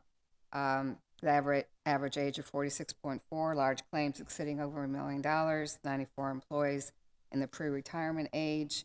70% male. Those are all things that could have, impact on the premiums. So I really feel that, we're doing pretty well here. I understand, your reasoning, Commissioner Carr, for going out for an RFP, but I believe what you said, that there's not enough time. And if we're going to do this, we need to do it right. We can't rush through it. And I feel like this is not the time to go ahead with an RFP. As far as KRTC utilization, it's increased since our opening. It's now paying for itself. According to what I read, we have a 40% savings per office visit, I think. Is that correct? Let me get back to that. And it's interesting to see that 60% of the participants may not be going to a doctor if it was not for the clinic. So that's a huge amount of employees that may not seek care if we didn't have the clinic. So I definitely believe we should do whatever we can to keep the clinic, maybe find another partner after Oldsmar is out, but unless they renew. But anyway, thank you for your presentation, and yes, I definitely think there's not enough time to go out for an RFP right now. You're welcome. Thank you. Well, I'm a licensed insurance agent and also an insurance nerd. I love insurance. I was excited to see this on here. And I was truly relieved when I saw that it was Gallagher doing the consultation, because you guys are the best in the business. There's nobody else I would want working on this. You guys are the experts. If you say that it is, too rushed to go out, then it probably is too rushed to go out. I trust your judgment. But in the same breath, we owe it to the taxpayers to make sure that we're getting the best bang for our buck here and the best value. So I would like to see either a future agenda item or consensus tonight moving our staff forward to market out our insurance next year. But I would like to determine that tonight, so that way it doesn't sneak up on us again and we say, oh no, we only have 4 months, and we just keep kind of kicking the can. So is that something we can do tonight to get consensus and say, hey, I want to bid this out next year? That way we're absolutely prepared for it, and this time next year we're already getting quotes back. Thank you.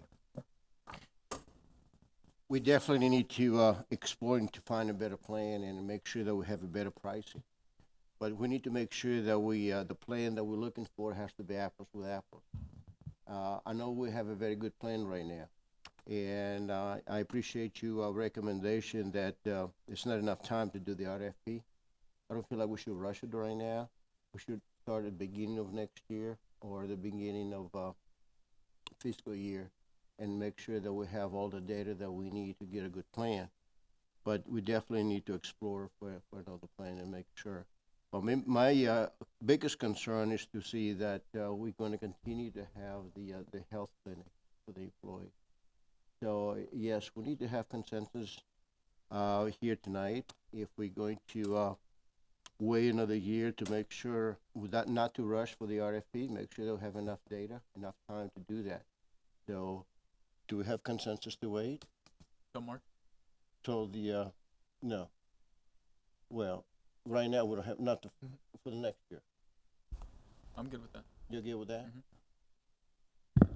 Yeah, I'm good with that, but just for clarity, we've asked for the past 2 years for this to go out for rebid every budget season. I've been on board twice during budget season, so I just want to make that clear. That's on the record and already been requested multiple times. We'll make sure that it gets done. Mr. Cooper? Yeah, I have no objection to looking at doing this for next year. I'd also like to wait and see what some other cities who may be doing the same thing, what their results are before we spend the money to do it, because cities who are comparable to us as far as, the amount of employees or even less, may be planning to do this as well. And I would like to see what their results are before we spend $100,000 on doing a survey. I think that would be fiscally responsible. Commissioner Donovan? Yeah, I just want to make sure we're getting consensus on clearly directing the staff right now that next year we are bidding this out, and not consensus that we're waiting until next year to talk about this again. Okay, then yeah. Mr. LaCours, get the message? Yes. Thank you, sir. Thank you so much. Okay. Are there any public comments on this item? Thank you. Thank you very much. Thank you very much.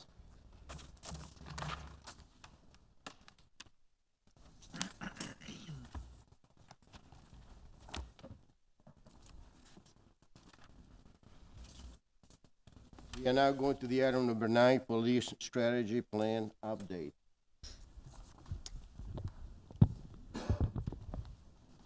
Thank you, Mayor, Board of Commissioners. So Nicole had 10 slides, I have 30, so I gotta move quick. So it's that time of the year for us to come before you, talk about our strategic plan.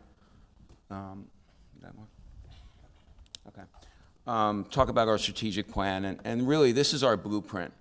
This is where we're going. If you don't have this, and if it's not real, that's the key. This has to be a real plan, and this actually starts from the bottom up, and a lot of people have their fingerprints on this, but if you really don't have vision and a plan to move forward, you're like a ship in the ocean going nowhere. So we really pride ourselves on this plan, but start off real quick with our mission statement. It's simple. All the officers know it. Mission of Tarpon Springs Police Department is reduce crime, enhance quality of life through a cooperative partnership with the community. Our vision is spelled out pretty clearly. We believe in excellence in policing, we believe in training, and we believe in kind of a vision that our former chief had. I think his name was Mark Licoris, building a better future. That's really important to us. We carry on that legacy, especially with kids and a lot of the stuff we do in the community. Core values, I've been known to go around the hallway and question our recruits in the FTO program about what our 5 core values are, and if they don't know it, then the sergeant gets talked to, and I guarantee you the next time I walk down the hallway, they know it. So accountability, creativity, integrity, professionalism, quality. We really believe in those values. A quick overview of our agency. We have 53 sworn officers, full service accredited police agency, community policing culture, progressive police department, modern vehicle fleet, cutting-edge technology, top-notch training and equipment. This is some of the programs that we really pride ourselves on and kind of integrating with the community. We do, there you go, Mark, thanks. Stop, walk, and talks, bicycle patrols, we've really been ramping that up, especially downtown and the docks. Impact shift briefings, I know that you've seen us out in different locations at coffee shops, whether it be Starbucks, Dunkin' Donuts. Night Eyes programs, extra patrols, vacation house checks, diversion program for misdemeanor offenses, trying to help people out to avoid a criminal charge on minor offenses. Next slide. Peace Team, it stands for Public Engagement and Community Education. It's really Major Trill's vision. This is a special enforcement team that really is within the shifts, but they deal with traffic and other problems that arise. Crime prevention, as you know, we have a full-time officer in our crime prevention unit. We really believe in crime prevention. I know, Mayor, every year you go out to our annual picnic and you see how many people are involved in Crime Watch, and it's just a great way to work with people and integrate with the community. Another one of our officers that started under our former chief, and we've really carrying on the legacy, is our community officers in public schools. Basically, our officers adopt a class for the year, and they go in and teach the kids. A great way, again, that focus on our youth. Our SRO program is just awesome. You know, right now, you guys stepped up, and we cover all of our schools with SROs. You know that in 2010, we had the best crime prevention program in our SRO program. In 2006, we won SRO Unit of the Year, and Tareen Mathis in 2011 was named SRO of the Year. So it really is an awesome program, and it continues to move forward. Cops and Kids, again, focus on kids and youth, and, you know, kind of mentoring with kids. That's really important. You know, we've continued that program, initial vision of Chief Licoris, and, you know, that program just keeps growing and growing. So it's just a great community program. Emergency operations. So this is one of the things that we learned with Irma, and, you know, the city manager and the commission stepped up, and we got a lot of equipment. So we can now, if you go to the next slide, with all these barricades that we purchased, you remember in Irma, everybody lost power, and it shut down all the traffic lights on 19. And I can tell you, just to cover an intersection like 19 and Tarpon is at least 3 or 4 cops, and you have to relieve them every hour because it's going to be in September and August, and it's very hot. We have a plan right now, obviously, if it's not a serious hurricane with its lines all over the road, but if we lose power with these barricades, within an hour and a half, we have 19 rolling. We have a whole plan. These will be deployed, and 19 rolls, period. Great job by our THI, Sergeant Frank Ruggiero, and doing all this, but that's a great asset for us to have, and then for other things we use them for. So we're in year 4 right now of our strategic plan, but we're talking about kind of the 3-year review, and we are meeting most of our goals, and we kind of center the plan around 5 goal areas. Maintain and enhance community partnerships, that's all of our community policing stuff. Enhance our infrastructure, well, we talked about some of it right here. review staffing and development. I always kind of talk about, most of our command staff, I have over 30 years. Eventually, we're going to be retiring, and our job really is to mentor, the younger officers, the millennial generation, to take the reins. And there's this gap between really baby boomers, my generation, and the millennials, and we really do the best we can to, develop our officers to, eventually lead and take control. Develop enhanced intelligent-led policing. So, with all these goals, we are definitely meeting our expectations, and we continue to grow. You can never stop growing. Once you do that, you fail. So we think we are fully in line with this plan. We just got reaccredited, and one of the best things in that report was that we were almost flawless. You don't hear that much. It's a very serious program. These state auditors come in and they don't play games with you, and to see that in an audit really speaks volumes to the men and women of the Tarpon Springs Police Department. So with that, I'll be able to answer any questions that you may have. Thank you, Chief, and I don't have any questions. I just wanted to congratulate you and thank you for your service, because our police department, not only they're doing the regular policing functions, but also we have so many different programs, as you mentioned, the SRO, which is huge, youth programs, outreach programs, neighborhood crime prevention, and many others that I didn't get a chance to write them down. I'd like to thank our police department, every officer that we have, for being committed to public safety. Thank you, Mayor. Commissioner Sippel? Yes. Thank you, Chief. And as you know, I'm very proud of our police department and everything you all do. Officer Ulrich with crime prevention and the Cops and Kids program, those are our future, our kids and our youth, and you guys are great mentors and are out in our community. And I was also there when you were reaccredited in St. Augustine, and it was an honor to be there. I really appreciated being there, and that's a lot of hard work. And for this to be your second reaccreditation, that's quite an honor. So thank you for all you do. Thank you, Commissioner. Yeah, thank you so much to you and our police department. I mean, it really is a bottom up. You do a great job. They do a great job. I couldn't be more proud of them. But really, I love this strategic action plan. It's clear. It gives directions. It sets benchmarks, and it's a living document that really creates accountability for an organization.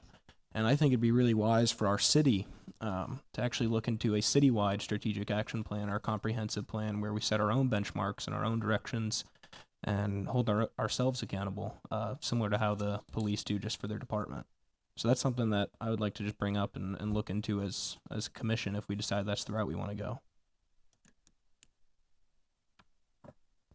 Good for the workshop. Thank you. Vice Mayor Terry. Thank you.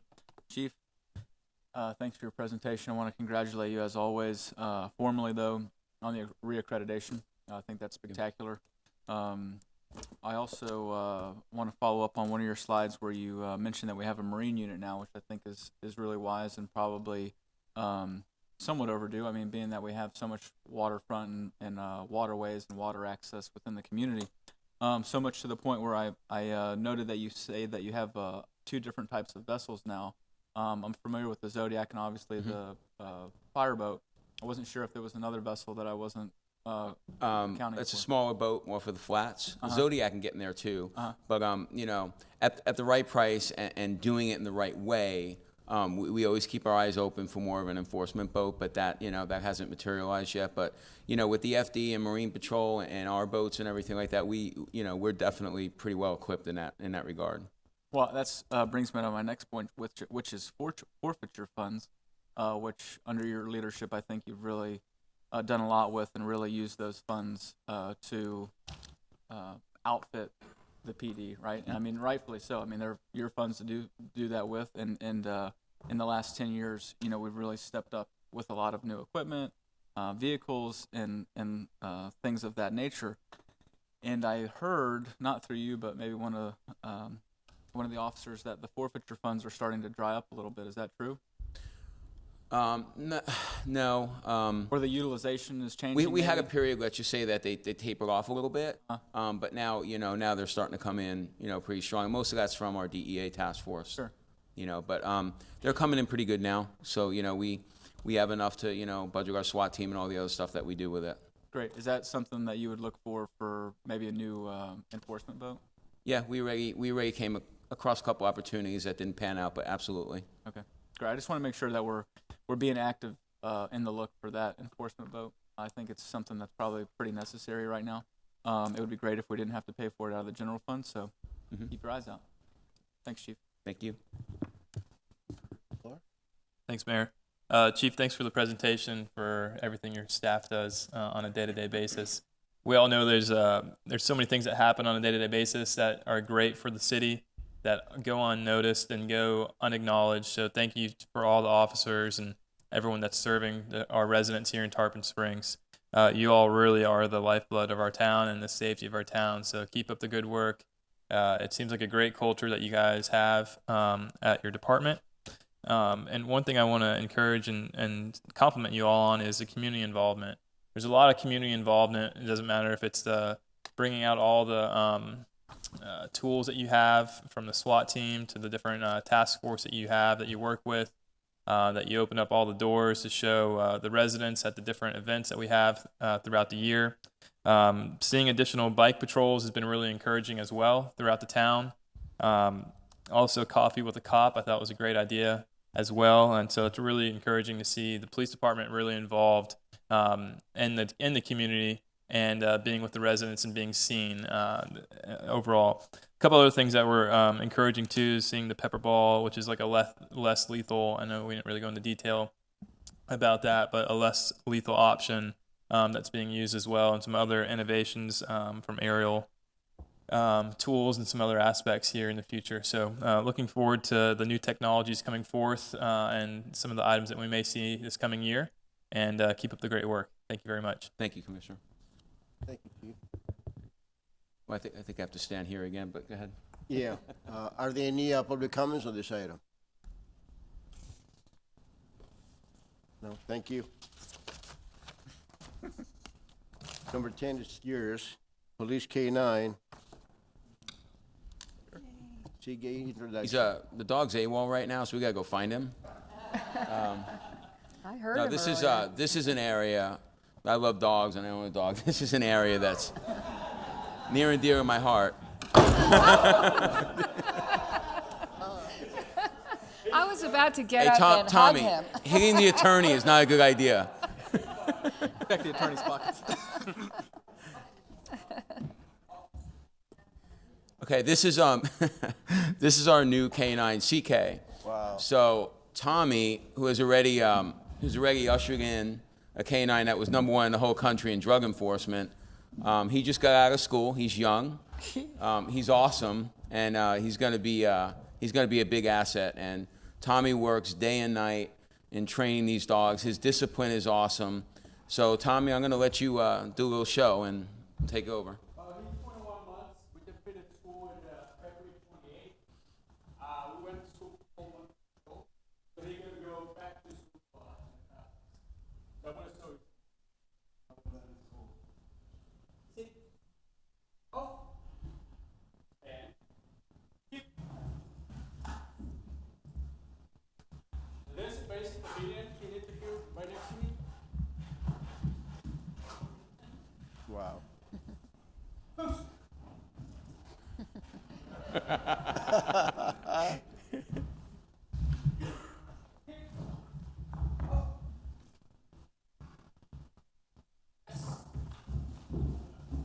this is the toy basically for you. You train for obedience. You love this one. So the next toy is my cheap food and a sleeve.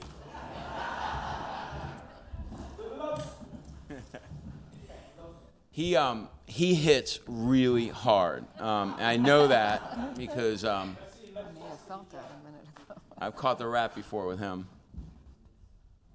A lot of people are asking how high he jumped. This is how high he jumped. Yes. Wow.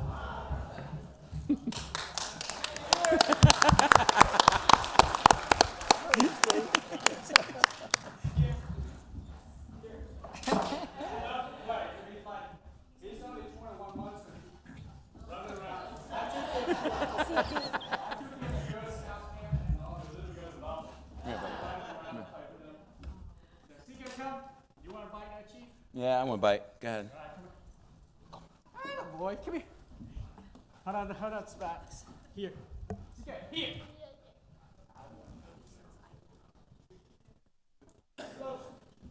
Come this way. Come on. Now, it's a big boy coming out and he's love. He doesn't care about sport.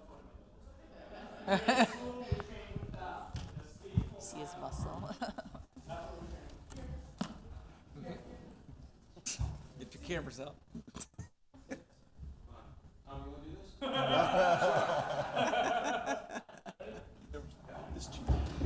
You should never.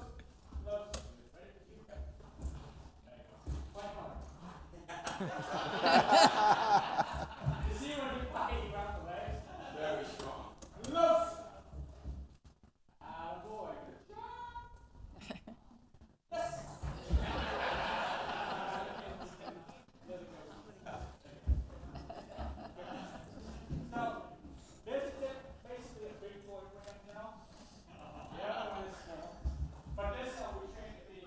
Oh, he's got his leg wrapped. His legs around his legs.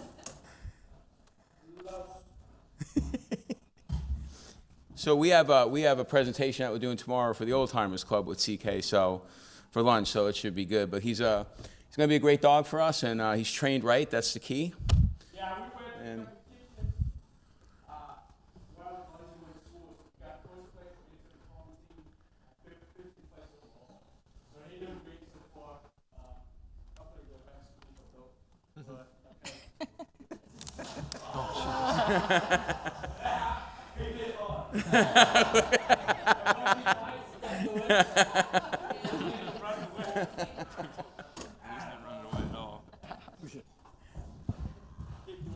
Anybody else?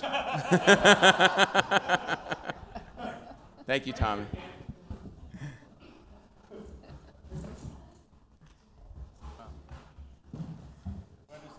Huh? No, I think that's good enough. Thanks, Tommy. Thank you.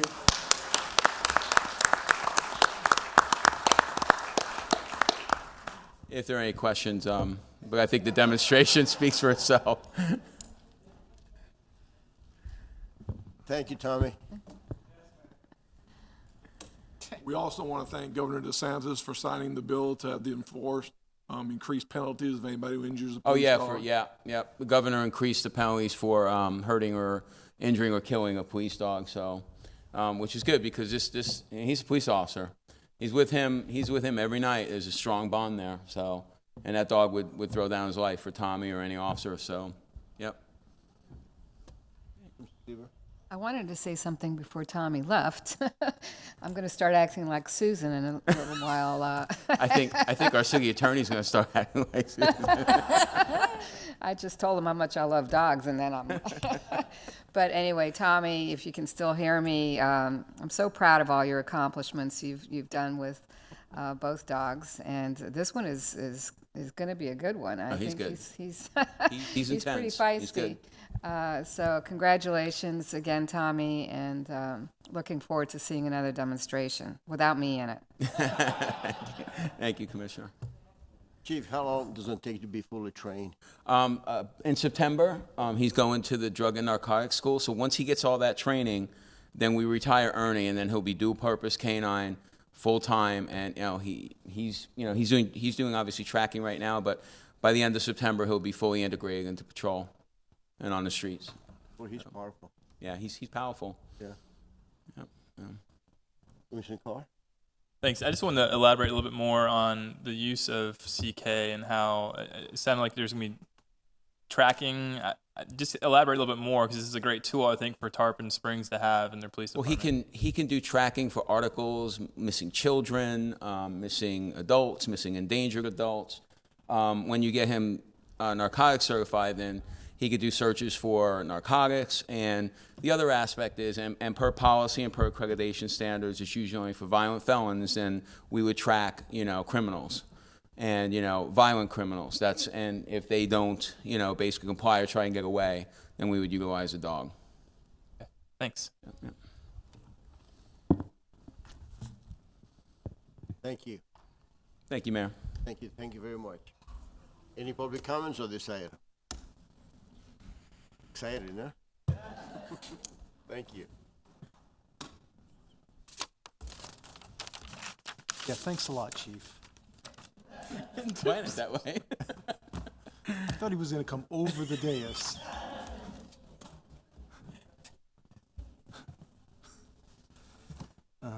Okay, we're now going to the consent agenda. Item number 11 is the minutes. April 9, 2019, the regular session, the current board. April 9, 2019, regular session, new board, that was corrected. And April 16, 2019, regular session, that was also corrected. 26th, April 26th. It was corrected. It's supposed to be April 16th. They had the wrong date on the Corrected. agenda. Okay. Number 12 is satisfaction and release of liens, attorney fees, Johnson & Johnson, invoice 4453 and 4454. Special events, 4th of July picnic on July 4th. Independence Day fireworks, July 4th, 2019. Opa Palooza, June 14 through 16, 2019. Interlocal agreement, Forward Pinellas Grant. And renew file number 160074-C-CM, Bacon Services. Any item that you'd like to pull? I've got a comment on one and one to pull. It would be pulling, number 16 and a comment on number 14B. You just want to comment? Yeah. Okay. It was good news that the county came forth and said that there would be no parking fees after 6 o'clock at Fred Howard Park to view the fireworks this year. So thank you, City Manager, to working with the county on this. I'm encouraged by that, and our residents have a place to go watch fireworks and not have to pay to park. So thank you. Thank you.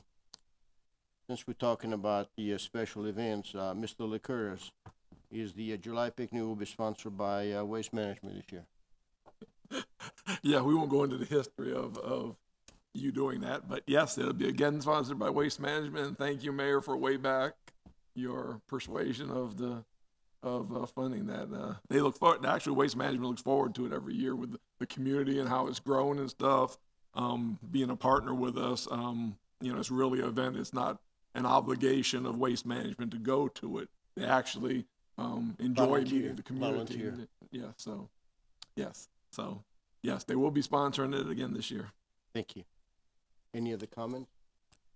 Mayor, I have a comment. Yes. In regard to the Independence Day celebration and the closure of Sunset Beach, I know that in years past we do a really good job of giving residents and boaters notice that the beach will be closed. Mhm. I just want to make sure that we do that again. And what time are we going to close Sunset? It'll probably be closed all day. All day? Is Yeah. that right? Okay. Pretty dangerous. And I want to remember Vice Mayor Terrapini. I do remember. Way back as commissioner, Terrapini was the one who brought fireworks back after a hiatus. So It's been long I'm enough. one of the ones around to remember that, and you bringing it back, and Mayor's after on the board. hiatus, and and 25 it's- grand well spent. Yep. I'm glad we keep the tradition. Me too. Commissioner Cole. I've got one other comment about number 15. It's a Forward Pinellas grant that the city of Tarpon received. I want to say thank you to Karen for your help with this and other staff members that worked on this project. Again, it's basically free money that we don't have to spend out of our general funds or other funds. So good job and thank you very much. Are there any public comments on these items? Items 11 through 16? None? I will entertain the motion. Move approval. Second. And roll call. Can I have clarification?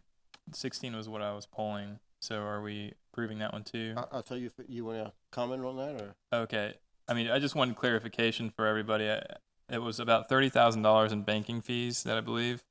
And Ron sent some additional backup that showed that the interest bearing, I thought that was good for the community to know that we're paying about $30,000+ for banking services that you may see at a bank. You may say, well, I have a free checking account as myself personally at XYZ Bank. Why can't the city have free checking accounts also? At the end of the day, the interest that we make on these checking accounts almost takes away that whole fee. So it does come out to be pretty close. I think it's a few $1,000s is what I believe nets. So I was encouraged to see that. I don't think that part was in the backup, but I want to make sure that was on the record, that we are getting some interest out of these accounts and that it's we're recouping a lot of these fees. So, okay. Thank you. So we have a motion and a second? The roll call. Commissioner Donovan, Yes. Commissioner Carr, Yes. Commissioner Sieber is not back yet, Vice Mayor Terapany, Yes. Mayor Alahouzes. Yes, thank you. We are now going to the item number 17, which is settlement of code enforcement lien for 1714 Fox Run Drive. City Attorney, if you please present this item. Yes, this is a code enforcement case that was originally instituted in the year 2008. The property was found to be in violation by the Code Enforcement Board in that year and assessed a fine of $50 a day. That property did not come into compliance until January 23rd, 2009, and the lien has been sitting on this property for all these years. In January of this year, I received a phone call from the property owner asking about the fine and how he could resolve the fine. And over the last couple of months, I've been negotiating with the property owner and have come to a settlement offer of $3,500 on an outstanding code enforcement lien in the amount of $10,388.35. This is a homesteaded property, therefore the lien is not foreclosable. And in that regard, I'm suggesting to you that a $3,500 settlement on this uncollectible $10,000 lien is probably a very good result. So I'm asking for your authority to accept this offer of $3,500. I will let you know that the property owner has a contract for sale on the property. That contract for sale has been pending this particular hearing, and so he is very anxious to get this resolved so he can move into his new home. Thank you. Commissioner Donovan, you have a comment? No? I'm ready to make a motion. You okay with that? I'll also support your recommendation. Thank you. So we just need maybe a motion to approve the settlement, the settlement of the code enforcement lien at $3,500. Motion on the floor? Motion approved. Second. Are there any public comments on this item? Here now, roll call, please. Commissioner Donovan, Yes. Commissioner Carr, Yes. Commissioner Sieber, Vice Mayor Terapany, Yes. Mayor Alahouzes. Yes. Item number 18 is the settlement of code enforcement for 1098 South Pinellas Avenue. Mr. City Attorney, if you please present this item. This is the property that's located on the corner of Pinellas Avenue and Mears Boulevard. It would be the northwest corner. This is the property that has had a significant history here in the city where the property has been overgrown. There have been trees that have been hanging over Pinellas Avenue. There were a number of violations on the property. And in 2015, the Code Enforcement Board heard the code enforcement case, assessed a $100 a day fine after finding the violation on this property, beginning on March 4th, 2016. The property didn't come into compliance for almost 2 years. As a direct result of that, the lien, as of August of last year, when we last did the last calculation, it was $73,890.20. There obviously is additional interest since that date.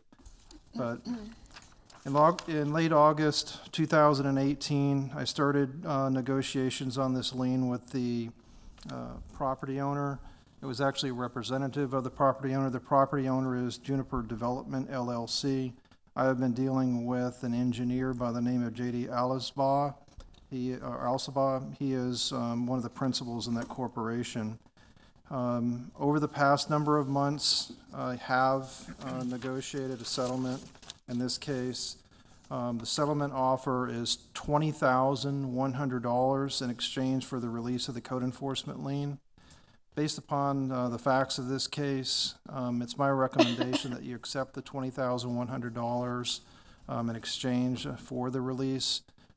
The reasons are multiple. One is that the property, although it has some value, it would probably be difficult for the property owner to get it sold with a lien so large on it. In addition to that, the property is now compliant, and the property owner wishes to get this resolved. A couple of weeks ago, this was on your agenda for authorization to begin the foreclosure proceeding on the property. And in fact, on that day, when it came before the commission, I received this offer of $20,100. Based upon my discussions with city staff and the city manager, it's my belief that this is an acceptable offer. And so I'm asking for your authority again to accept that dollar amount, $20,100, for a full release of the code enforcement lien. And I'd be happy to answer any questions. No, thank you. I support your recommendation. Commissioner Carr. Thanks, City Attorney, for the update on this. What was the standstill? Because initially, the last meeting, the recommendation was to foreclose. I mean, was there a significant amount of difference between the first offer and this offer? Or? Yes, there was. Yeah. Okay. The first offer was, I think, like $2,000. Got it. Big difference. It's a huge difference, and it has increased a little bit over the last couple of months, but it wasn't until it was set for hearing for this meeting, whatever it was, 3 weeks ago, 2 weeks ago, that the bigger offer came in. Okay. Yeah. Thank you. Vice Mayor, you had a comment the last time. You okay with that? I'll take the 20. Okay. I'd like to make a motion to approve the $20,100. Second. Thank you. Any public comments on this item?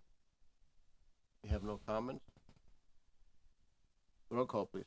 Commissioner Donovan? Yes. Commissioner Carr? Yes. Commissioner Sieber, Yes. Vice Mayor Terapany? Yes. Mayor Alahouzes? Yes. Thank you. Thank you. And now we go to item number 19, cemetery expansion design. This is a follow-up.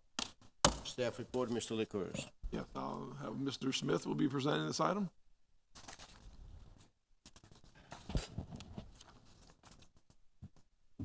Good evening, Paul Smith, Public Services Director, and with me here tonight is Tom Burke from Cardno, their design consultant. He's been the project manager and design engineer on this project, and he's prepared the cost estimate information that was directed of us, so he'll be presenting those slides.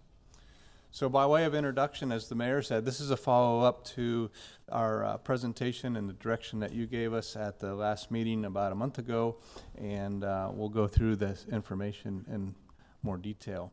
So an overview of the presentation, we'll give a summary of that resolution that was passed with additional conditions. We'll discuss the fence column options in detail. And then there's another part that I wanted your input and direction on, and that is the committal shelter, which represents really the main above-ground improvement for this first phase.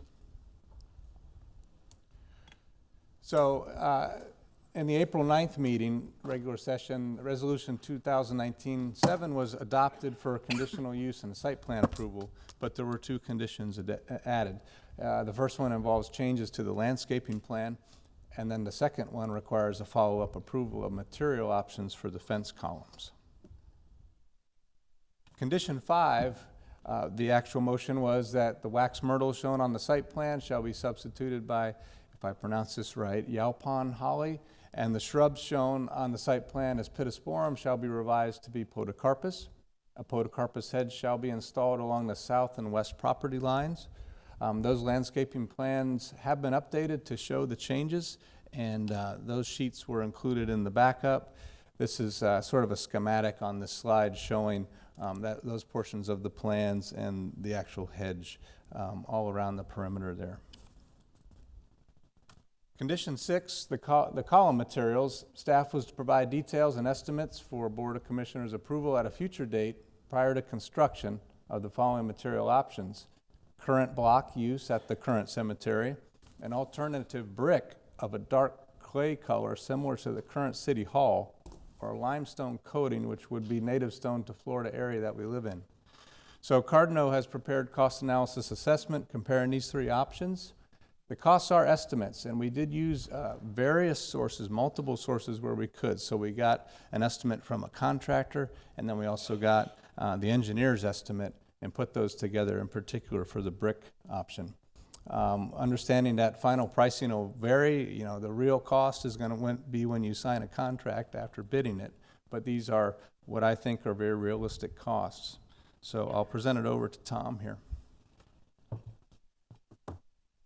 Good evening. Again, my name's Tom Burke. I'm a senior project manager for Cardno, and I'll run through these costs scenarios for you. Hey, Paul, what's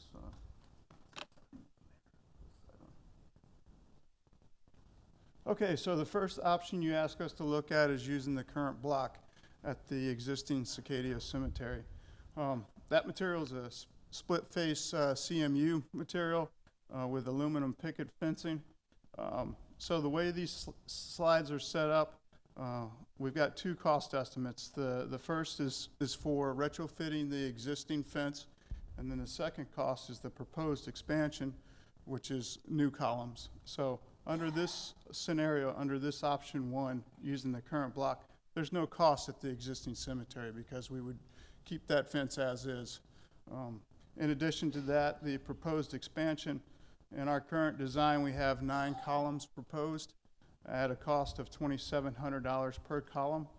So the total cost for this option would be just over $24,000.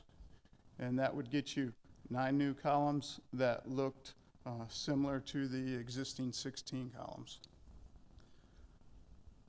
Option 2 is a brick reface of the existing columns plus construction of 9 new columns. So under the existing cemetery, you have 16 columns out there today. If we were to use a modular brick, which the dimensions are located up there, dark clay material similar to what we have here, the cost per column, now this is an actual cost from a contractor. We solicited a proposal, and he came back at just under $6,900 per column. We also did an internal estimate, engineer's estimate, and we calculated it out at about $6,300. So we were in the ballpark with that actual proposal. But like Paul said, the numbers in there somewhere were in the ballpark. So for this cost estimate, we went ahead and used the proposal from the contractor at that $6,887. In addition to this refacing, we've got to reset the fence. We've got to pull the fence off. We have to pull the brackets off, construct that reface around that existing column, and then reattach that hardware. So that cost is also included in there at $7,500.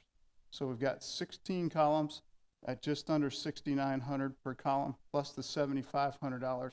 So to reface the existing columns, it's going to be just shy of $118,000. That's the reface. Then you go on to that part 2, which is the proposed expansion. We've got 9 new columns there. So those 9 new columns would be of brick, the same brick that we would reface the existings with. The cost per column is just over $7,000. So 9 times that, you carry that through, it's just shy of $64,000. So for this option, for the brick reface option, you'd have the $118,000 plus the 64 would put you in at about $182,000 for the brick reface. The third option that you asked us to look at was a more natural, was a natural stone. So something similar to limestone, a local stone from this area. Same calculations. We first looked at refacing the existing 16 columns. Now with the stone, it gets a little tricky because they do it, the material is based on square footage. So you've got square footage calculations for the face itself, and then you have linear feet for the corners. So that's quite a few numbers up here, but essentially how it works out, you have 16 columns. Each column has 54 square foot of face on the 4 sides. The cost per square foot for the face material is $40. So you run those numbers, and just the face material is $34,500. Then you have to calculate the corners. We've got 27 linear feet of corners per column. The cornerstones are $56 per linear foot. That comes out to be about just over $24,000 for the corner. So you have the face cost, you have the corner cost on all 4 sides. Again, you're going to see you've got to pull the hardware off, put the face on, the stone material on, reattach the hardware, make the adjustments to the fence, and reattach. So that's in there as well.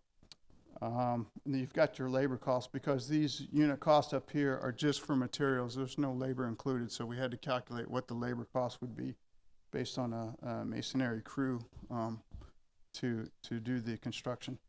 So the estimate there all totaled up at just under $86,000 for the reface of the existing.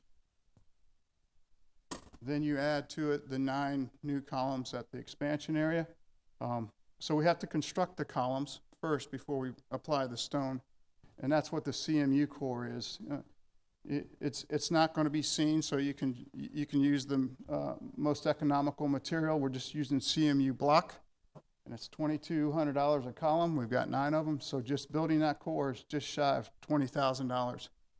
Then you need to put the face on. Again, you're looking at the surface, you're looking at the corners. So the surface is about just over $19,000. The corners are just over $13,000, and then the labor associated with that work is just over $11,000. So for the new construction, new columns, it's $64,000 plus the $85,000 for the refacing of the 16 columns that we have out there today. Puts you in a ballpark about $150,000 for that option 3. So what we've done is put together just a cost summary.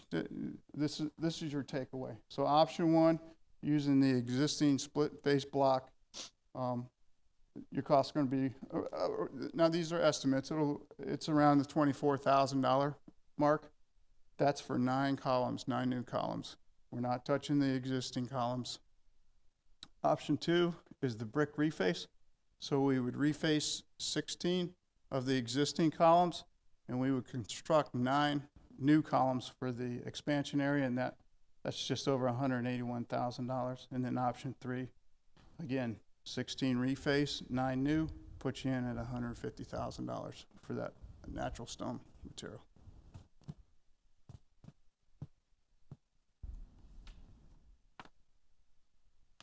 So this last part here, as we've talked about, the committal shelter is part of the plan, and I think it's going to be a real nice addition to the project. It was recommended to us by the funeral service providers. And in the upper left corner was the original concept. That's as provided by a manufacturer, and it has just regular old steel, painted steel columns. Now that in itself is an upgrade over what we have now, which are temporary tents where stakes are put in the ground temporarily. So it's a nice permanent structure, but I did want to leave the opportunity for direction from the commission on what we're looking at with the fence columns, if there's any direction on what we do to add to those columns of the shelter. That would be a separate item. The manufacturer typically does not do that work, so that would involve us having that contractor put this perimeter of whatever finish that you all direct us to give to the committal shelter. So that's the information before you, and I would ask for your direction. Mr. Smith, the shelter, is that scheduled to be built now or is for the future time? That's part of phase 1 as proposed, so with direction from the board, we'd like to go to bid, and that's going to be part of the bid. What about the mausoleum? Is that phase 2, right? That would be phase 2, and the conditional use that you approved, it establishes a deadline of 5 years to do that. You know, I think that could be revisited, but I think that's a good timeline. Is that shelter be installed right next to the mausoleum, or is it in a different location? It will be adjacent to the mausoleum area, yes. Do we have any idea what the mausoleum would look like? I think you presented us with a drawing once the last time that we met. Yes, there was some renderings provided, and I think I've got the slide here. So that on the screen is the concept as prepared by the architect, and the inspiration for it is our current building, our current mausoleum. Similar design, very efficient to have 2 sides like it does. Being that the shelter is going to be near the mausoleum, I think they should be compatible. It should be, in my opinion, it should be complement each other. It should be similar design. That's what I will recommend to have. That you don't want to have something different. Yeah. But we have actually 3 different things to consider tonight. One is the landscaping. The landscape. Well, that's already been decided, Mayor, and that's being implemented, so All right. that's already been It's already directed, done. so it's really the columns. The condition 6 is the columns, what material to use, and the shelter. Yes, thank you. Okay, thank you. Commissioner Carr. Thanks, Mayor. To me, the cost is prohibitive, and I would say in this aspect, I would much rather see a brick column. And then one thing that we didn't really discuss was you see the larger bricks that are about the size of the block that were recommended for about the 24,000. When you look at the new Station 71 out on the other side of the river, we have large brick or block that look like brick that were used. That could be like an alternative, and that may be another option that I would like to have seen, that I probably should have been more clear or brought that up. I didn't realize that the costs were going to be this drastically different from each other. At the end of the day, I know we still need to be prudent with the funds that we have, and I think $125,000 could be used more wisely in the perpetual fund for the cemetery. In this aspect, again, I do think the brick would look the best overall, but I don't think it's wise necessarily to spend that much more money on these columns. But thank you for pulling this together. And to follow up with the mayor, I would agree. I think it makes sense to, if there's an architectural rendering that we're going with, or with the mausoleum, with the poles, I think it would make sense to match those poles with the communal shelters as well. If it's a powder-coated white or a powder-coated some type of metal, it probably should match the, if it has any other architectural horizontal beams, it should have that as well in the communal area as well. So I think that's a good idea. There was I've got to be honest, I misread the landscape plan on the east side. I read it as being pittosporum on the east side instead of the wax myrtles. And so there is a conflict there, I think, with some canopy issues. It wouldn't happen for many, many years, and they can be trimmed, but I think it would probably serve best to have the podocarpus on that side as well, instead of the Yopon holly. And I'm not sure if that's something we could continue to look at or not. If that's okay with the board, but that would serve best, I think, in that area to avoid some conflict with canopy issues. I see no problem with that from a staff perspective. Okay, thank you. Thank you. Yeah, I obviously want to thank staff for taking another look at this and going back and providing the cost estimates. I myself had to go back and kind of refresh my memory with some of the material that we used when we first did the columns and gates or the fence. So I think that continuity across, the existing cemetery to the expansion from the mausoleum to the columns, I think continuity for the project is important. So I'll echo the same things that the mayor has said, which is I think that they should look very similar. The committal shelter as well as the mausoleum. And you said that the committal shelter was proposed in the first draft, correct? Yes. It was. Okay, I didn't remember that, but that's fine. We did have a conceptual picture, and that picture had split-face concrete block in it as the example. So I wanted to make sure we reflected accurately as being proposed in the design. It's just plain steel columns to give you an opportunity to provide any more input on that. So we're basically just going to wrap the columns, right, with the block material that we're going to select. That's an option that I would recommend to you, is to consider a neutral colored split face block, like a tan color that sort of matches that mausoleum, and I think we could do that pretty cost effectively. Okay. So I'm in support of the same column or the same block that we used in the existing columns. Okay. I did have a question. Is there going to be lighting on top of those columns like the ones that are currently in place? Yes, I would like to do that. I think it would just make a nice continuity. Those LED lights on top have been great. I drive by there frequently at night, and I've never seen one out. So pretty amazing life. So I'm in support of the same block that we have used before. I'd like to see lights on the columns, and then I'm good with the podocarpus on the east side as well. I think podocarpus makes a really nice hedge and is relatively easy to maintain, doesn't lose its leaves, etc. Thank you. Yes, thanks, Paul. I know that you were directed to do this with your staff after the last commission meeting, and I was actually in opposition to spending more money and redoing all the columns. I think they look fine, and I think continuity is important also with a new section of the cemetery. And I think you told me that that rose color is historical. Yeah, there is some context in the cemetery.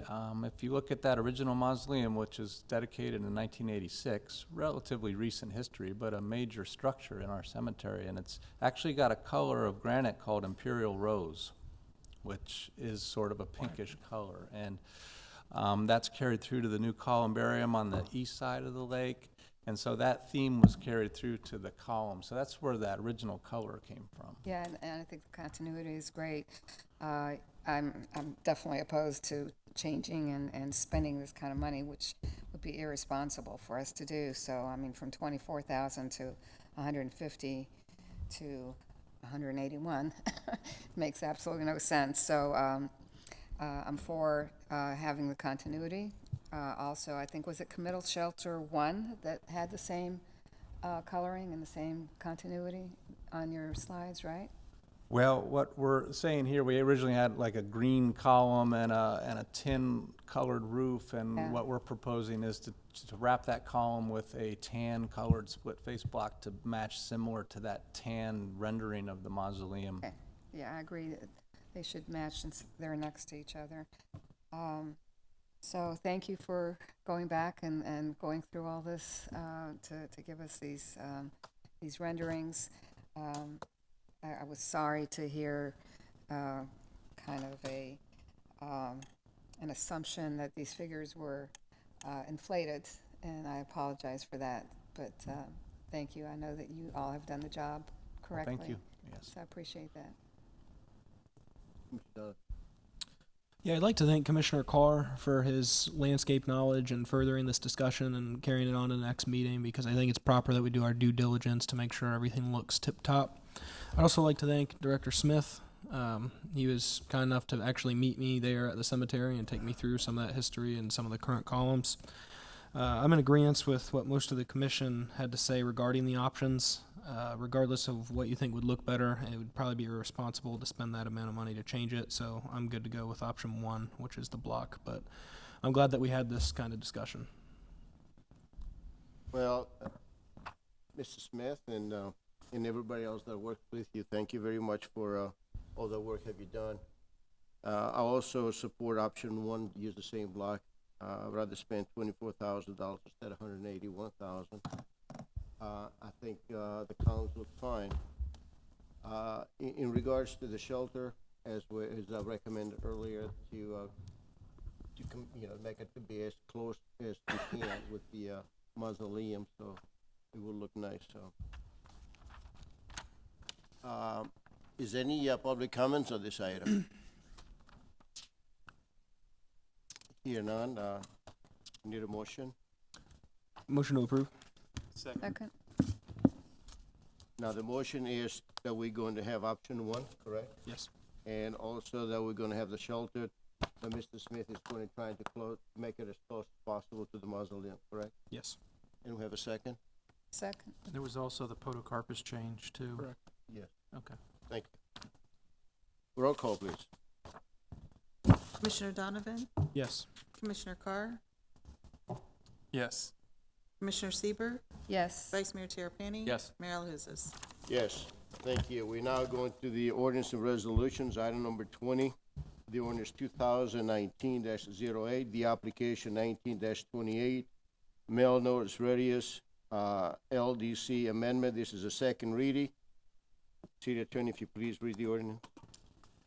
Mr. Mayor, Commissioners, ordinance 2019-08, an ordinance of the City of Tarpon Springs, Florida, amending Section 98.00 of Article 6, Section 109.00 of Article 7, and Sections 206.00 and 215.03 of Article 12 of Appendix A, the Comprehensive Zoning and Land Development Code, by adjusting the mail notice radius from 200 feet to 500 feet and updating the name of newspaper of general circulation, providing for severability and providing for an effective date. That was the second and final reading of ordinance 2019-08. It was legally advertised on March 29th and May 3rd of this year. Thank you. In staff report? There's been no additional information since first read, but I can answer any questions that you may have. Thank you. Any commission comments, questions? Any public comments on this item? None? Chair will entertain a motion. Make a motion to approve this ordinance. Second. And roll call. Commissioner Donovan? Yes. Commissioner Carr? Yes. Commissioner Sieber, Yes. Mayor LaHousas? Yes. Next is item number 21. This is the ordinance 2019-09, the application 19-29, HPB appeal, LDC amendment. This is a second reading. City Attorney, please read the ordinance. Mr. Mayor, Commissioners, ordinance 2019-09, an ordinance of the City of Tarpon Springs, Florida, amending section 111.00 of Article 7 of Appendix A, the Comprehensive Zoning and Land Development Code, by adding the ability to appeal and approval of a certificate of approval, providing for severability and providing for an effective date. That was the second and final reading of ordinance 2019-09 by title only, and this was advertised on March 29th and May 3rd of this year. Staff report. There's been no additional information since first read, but I can answer any questions that you may have. Are there any commission comments, questions? Are there any public comments on this item? Hear none. I need a motion. Motion to approve ordinance 2019-09. Second. And roll call. Commissioner Donovan? Yes. Commissioner Carr? Yes. Commissioner Sieber, Yes. Vice Mayor Terapany? Yes. Mayor LaHousas? Yes. Thank you. Thank you.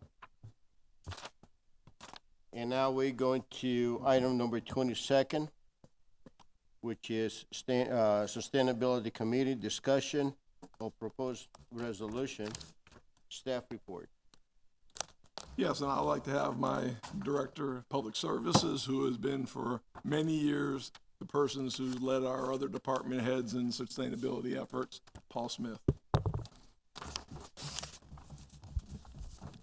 Thank you. Paul Smith, Public Services Director, and I'm pleased to present to you the Sustainability Committee discussion.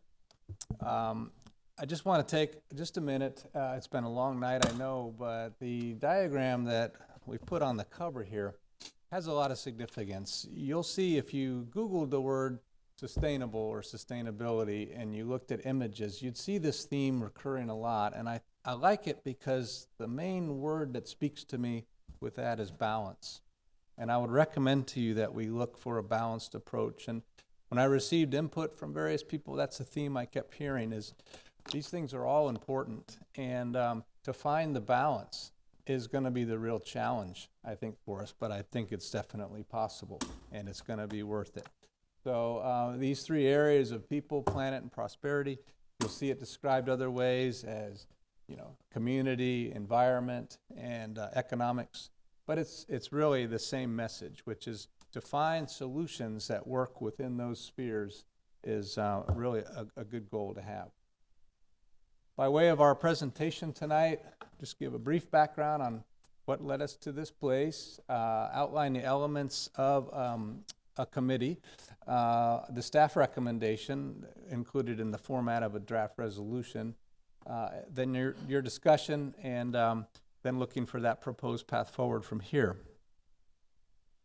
By way of background, the environmental advocates, which include Turn the Tide for Tarpon, I know there are many groups, and I don't want to leave anyone out, but that's the one I'm most familiar with, and in particular, Dory Larson has done a lot of work and has recommended to the Commission to develop a sustainability advisory group.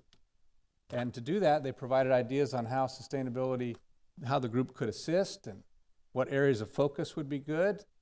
Prepared research of other local government activities, which was very helpful to us. Presented a sample ordinance for our consideration, of which we used a lot of that in our draft. And then the Board of Commissioners in January approved working towards establishing an advisory group. So as I mentioned, the research and input of Turn the Tide for Tarpon has been an important part of developing this draft. The outline of the elements, some of the key organizational elements of an advisory committee is things like how many members should it have? What would be the term length? The membership requirements, how often should they meet? The goals and purpose and the duties and responsibilities. Well, the Budget Advisory Committee is one of the most recent advisory groups created by the board, and it serves as a template for our proposal as staff. This slide here has a lot of information on it. I just want to describe to you what it does. It basically is something prepared by Dory Larson and her members of her group, and it has those things as columns. And it was very helpful to us because it really compiles their recommendation based on the other local governments they've researched.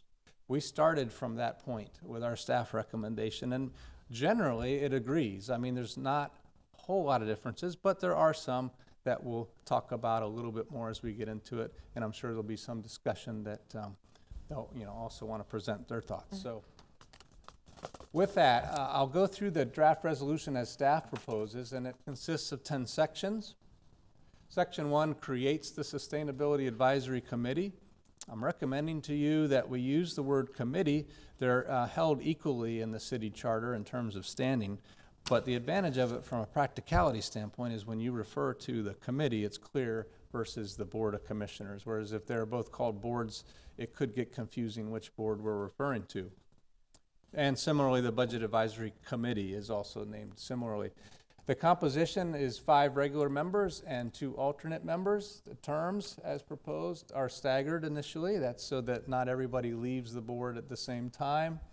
3-year terms thereafter with a 6-year limit per member. The member qualifications we suggest would have expertise, training, education, or interest.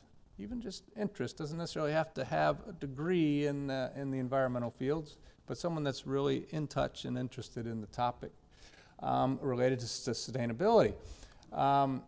We would also recommend a balanced analytical perspective of these members, and also they would need to be a city resident per the charter.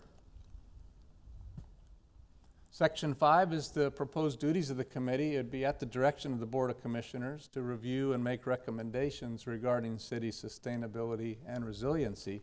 And the subject areas may include, and there's a lot of words here, but it's all the sustainability related topics, but also reviewing and providing input on the citywide sustainability action plan, reviewing and providing input on information for sustainable practices, and then other duties and assignments as requested by the Board of Commissioners.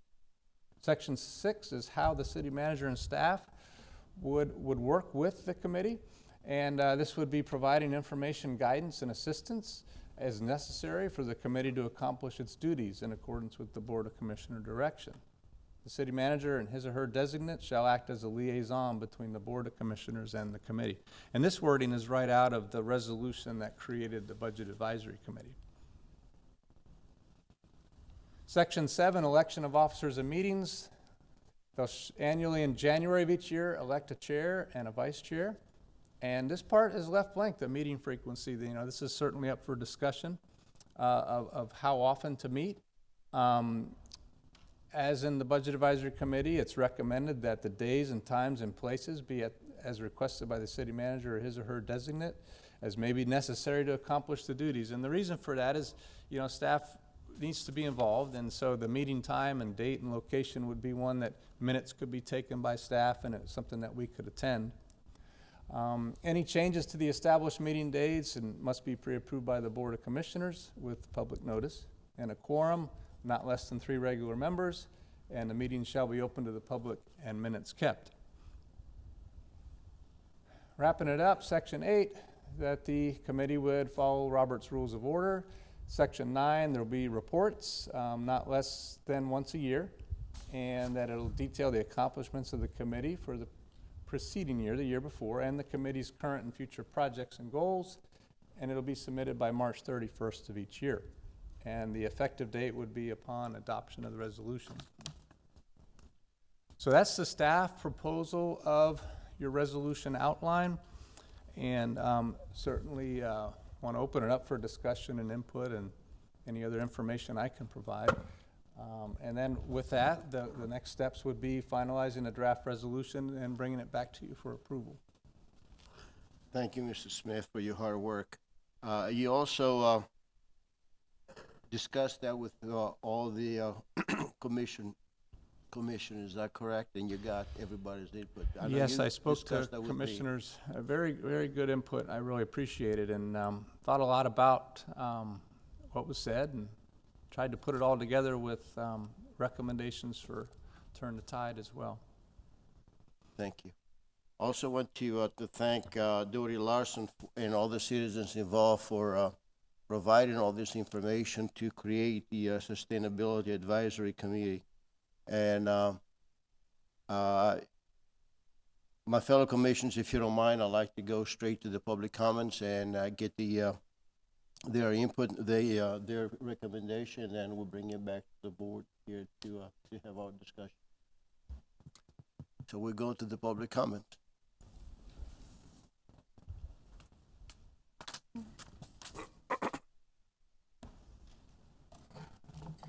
Good evening. My name is Jeff Larson, 1846 Lexington Place, Tarpon Springs. First, I want to thank the board for the time and consideration that you've put into this issue, as well as staff, Mr. Smith, city manager. This obviously is something that we've been working on for a number of months, and I'm super excited to actually have it on the agenda this evening. I also appreciate that my wife Dory was mentioned several times. She certainly is appreciative that it's on the agenda tonight as well. She's not able to be here this evening, but she obviously is very excited to hear how this discussion goes tonight. Earlier yesterday, I believe, I sent the board an email with some recommended changes from the draft resolution. Those recommendations came from Turn the Tide for Tarpon. A lot of us seem to have the same taste in T-shirts. Some of us are in the audience right now. I'm hoping the board members had the opportunity to review some of those recommendations. There's a couple things that I wanted to highlight right now with my 4 minutes. One of them is the meeting frequency. I think it is very important that the committee have the opportunity to meet monthly or more, but not less. I think we really are running the risk of saying we have a sustainability committee just to say we have one, if they don't have the opportunity to actually meet on a frequent enough basis to get the work done that they need to do. So I think that's kind of a biggie. Additionally, one issue that I had, and I spoke with the city manager about this one earlier today, I think it's extremely important that the members of the committee have the right to put things on their own agenda. In other words, if there's a particular issue that they want to look at, whether it be a certain development or whether it be, you know, an initiative like solar panels, whatever it is, I don't think that they should have to hope that the commission would direct them to work on that. I think it's important that the committee have the right to put things on their own agenda. Based on my conversation with the city manager, Mr. LaCourse assures me that they already do have that right. There was part of Section 5D that kind of concerns me. So I don't know if there's any wording that needs to be added or if it's okay as is, but I just want to make sure that the committee members do in fact have that right to put something on their own agenda. Additionally, a further comment I wanted to make was in Section 9. This is where it was talking about on an annual basis that the committee would make a report to the commission. I don't have any problem with the committee making a report to the commission. I think that's a fine idea. My concern, though, is that in Section 9 it states that the purpose of that report would be to detail the accomplishments of the committee. And when I saw that, I got a little bit concerned because this is only an advisory committee. The only power this committee will ever have is to give advice to the BOC. They won't have any accomplishments, ever. All they can ever do is give advice to the BOC. So I might recommend changing the wording on that. Instead of the committee detailing their accomplishments, I think what that report would really be is where the committee details the accomplishments of the BOC as compared to the recommendations made by the committee. Because again, the committee themselves wouldn't have the power to have any accomplishments. So that's something that I hope you'll consider. And finally, and maybe most importantly, I would like to urge this board to move quickly. I know this item tonight is considered a discussion item, but I'd like to see this brought back as early as the next meeting so that we can actually move forward to establish this thing, because it's so important. As I'm sure you're aware, the City of Clearwater just hired a sustainability director. Pinellas County just hired a sustainability director. I lost my 4 minutes, but I think I made my point. Thank you again so much for having this on the agenda, and I look forward to the rest of the discussion. Thank you. I will appreciate it if you don't clap, please.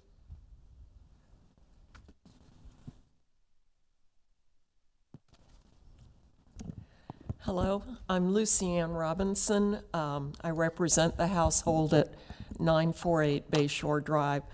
Thank you so much for your consideration tonight.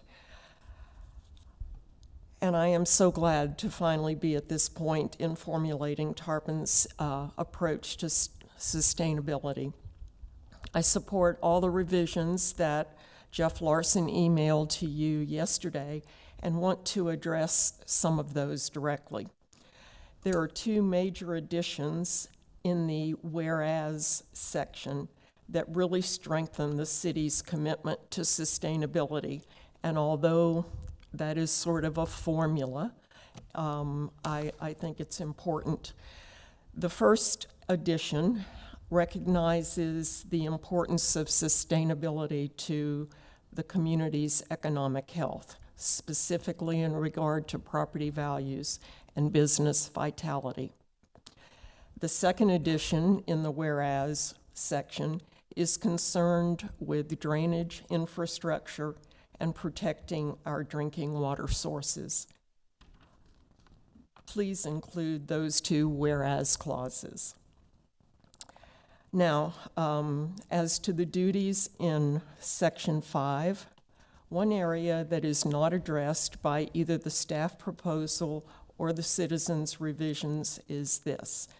I ask that you charge the committee to compile all the practices that the city is already using on sustainability so that we know what the benchmark or starting point is.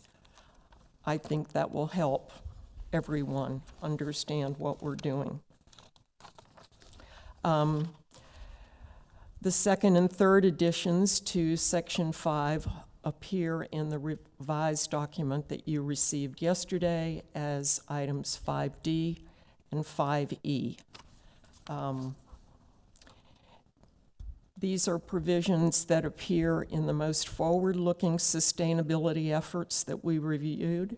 They consider not just good current practices in mitigation, but the adaptations that will be necessary in the future. Adding these two items will give Tarpon Springs' sustainability effort its chops.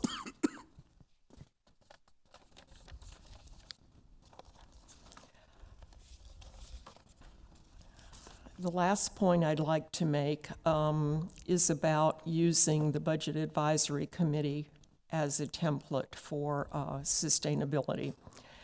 I think it does make sense to have a consistent administrative structure within any government entity. Things like composition of the committee, appointment and terms of the members all ought to be consistent. But there is a big difference between the budget function and sustainability. Budgeting is probably as old as Tarpon Springs, and by its nature, it's baked into the daily operations of the city. Sustainability, on the other hand, is new, developing territory for all of us. So I believe the approach to this advisory committee should be framed a little differently, particularly in regard to the Sustainability Committee's access to you, the BOC. I predict you'll have people with major talents and resources apply to serve in the advisory positions.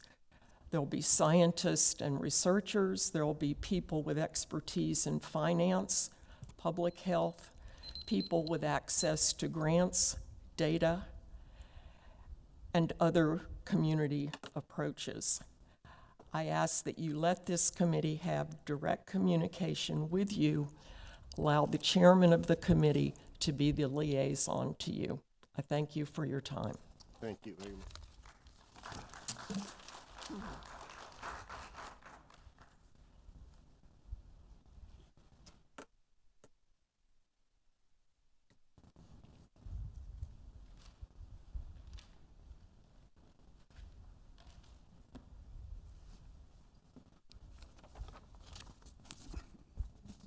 Pat Borowick, 2604 Oak Circle, Tarpon Springs.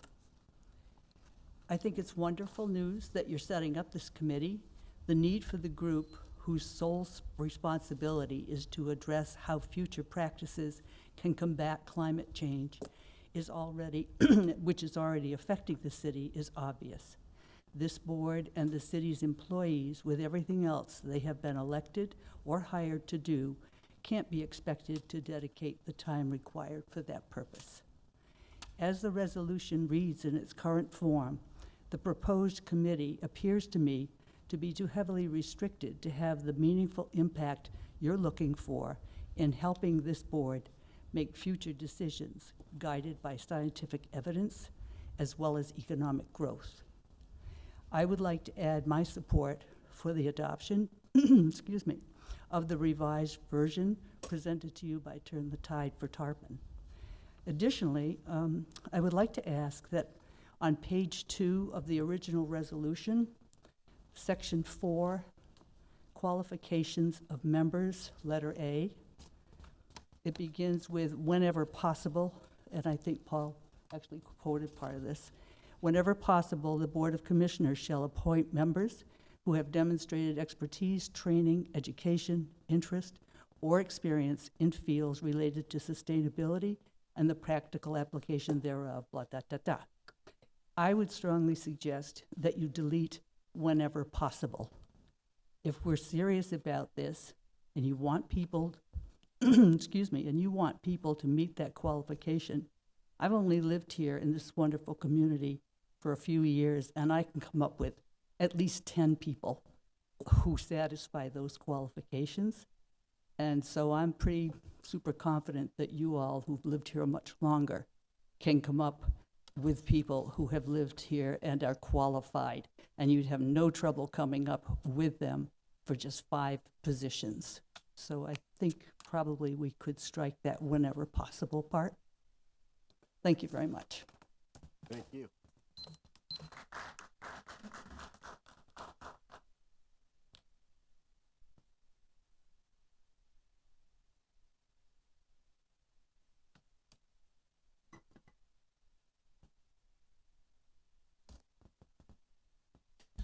Perhaps I can say a few more words. I'm Reverend Bob Murphy. I'm a minister in this community. My home address, for the record, 1706 Palomino Drive. Speaking for people of faith, people who are concerned about the welfare of all people, I suppose all creatures. Religious organizations have been doing this kind of work since biblical times. I don't have to tell you about Noah and the ark and some of the other things that are detailed in Scripture. The great moral crisis, this has been said by Patriarch Bartholomew and by others, Pope Francis, others, probably is climate change. And here in Florida, every year, every summer, hotter than the previous summer, the sea level rise continues. We worry about tropical diseases that were almost unknown just a few years ago in this part of the world. We have good reason to be concerned. Hurricane season's now about 6 weeks away. I'm very grateful for all that this commission has done, for all the things that staff has done, for all the things that happen in the community to make this resolution possible. This is maybe one of the most important things we're going to deal with for the next couple of, well, maybe generations. How do we build a healthy community, accessible community, sustainable community with justice for all people? It's a moral concern, and I just want to say that religious groups are involved, and we want to be helpful. So let us know what we can do. Thank you. Thank you. Clapping is not permitted during the debate. I would appreciate if you don't do that. Okay? Thank you very much.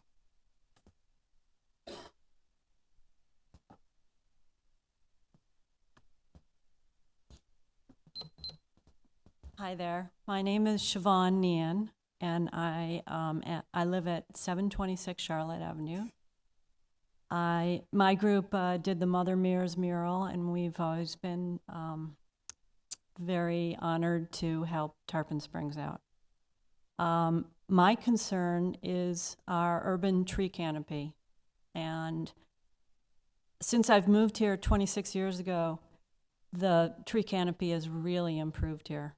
And it was really disheartening when I first moved here and I saw so many trees being cut down because people didn't like to rake leaves moving here from up north. And they were sick of their snow shovels, and they didn't want to deal with leaves anymore. But trees are so important to our community, and we're facing some terrible challenges here in Tarpon Springs with one community that wants to take all their trees out. So I am just asking everybody to think about trees and how important they are to our health and our well-being. Thank you. Thank you. Next. Are there any more public comments? Thank you.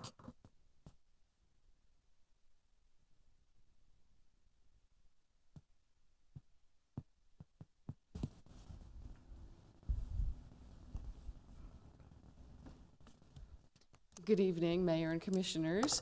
I'm Brooke Hansen. I live at 1914 Rebecca Road in Lutz, and I wish I lived in Tarpon Springs and hope to someday. I'm the Director of Sustainable Tourism at the University of South Florida, Patel College of Global Sustainability, and I've been with Turn the Tide for Tarpon pretty much since the beginning. And I've been coming to Tarpon Springs as a visitor, as a tourist for over 30 years, since I was an undergraduate at USF in the 1980s.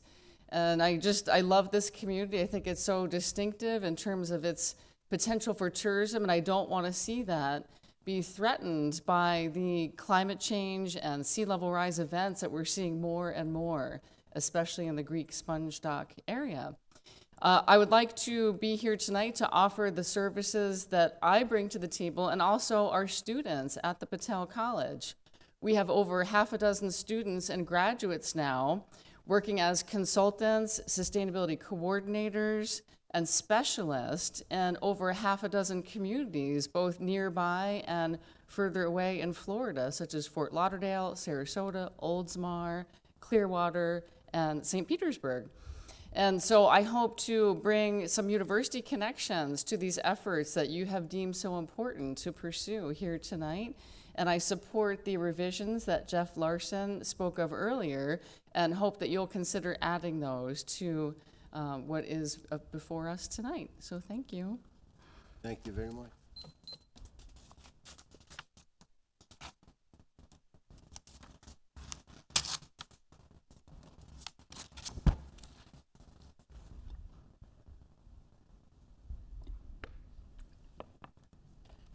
Good evening. Thank you, Mayor and Commissioners, for this item on your agenda tonight. And I feel like it's kind of meaningful that we had a proclamation that was on historic preservation.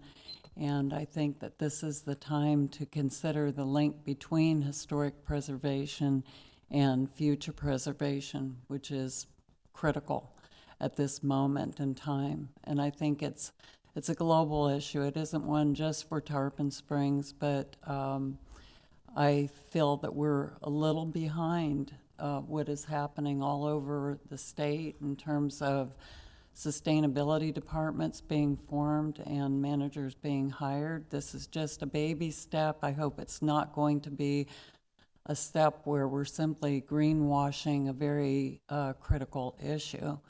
And I would like to just put my voice forward to support what the amended resolution that Jeff Larson suggested, all of the points that he mentioned in detail and what he sent to you, and I hope that that would be considered. And I thank you so much that this is on the agenda tonight, and I'll look forward to it rolling forward quickly because it's necessary, hopefully before the hurricane season starts. Thank you.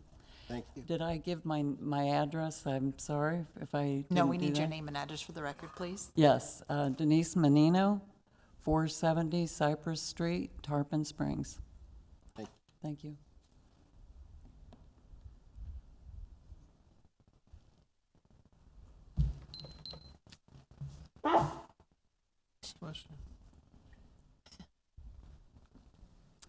Good evening. My name's Cassie McCabe. I'm a part of the Turn the Tide for Tarpon. I'm the vice president and secretary. I'm also a student at the Patel College of Global Sustainability.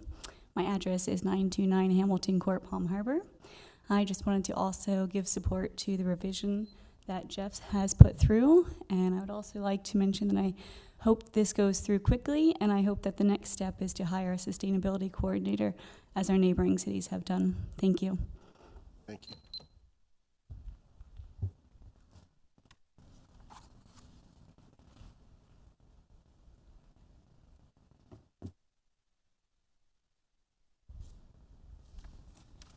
Hello, my name is Loretta Ricchetti. I live at 1444 Coburn Drive. And I'm just up here just to state that my family supports the revised resolution that was formed by the Turn the Tide for Tarpon, and that I've been active from the very first meeting.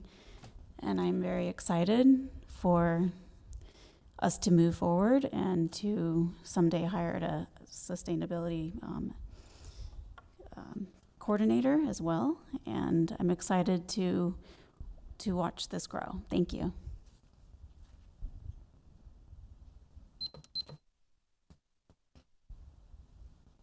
Any other comments?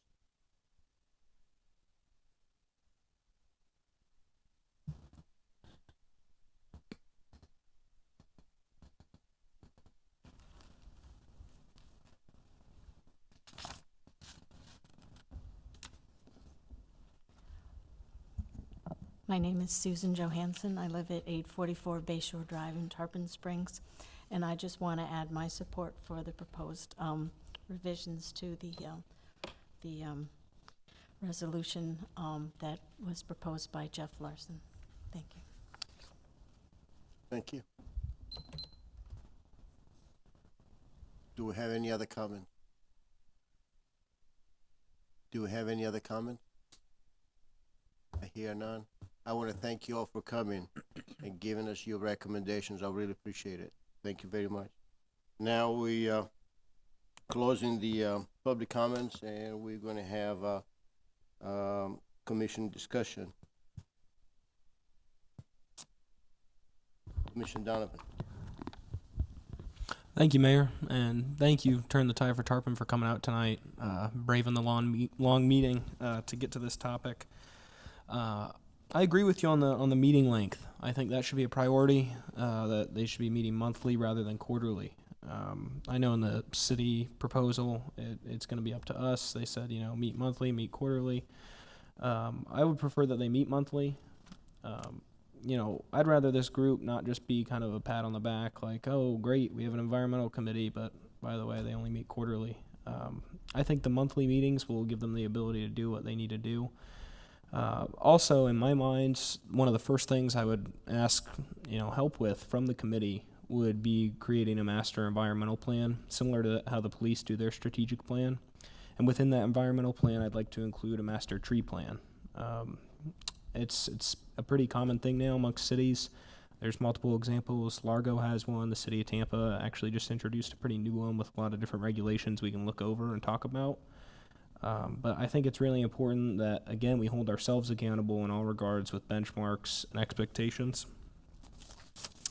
I'm also interested in discussing with you all about the end report.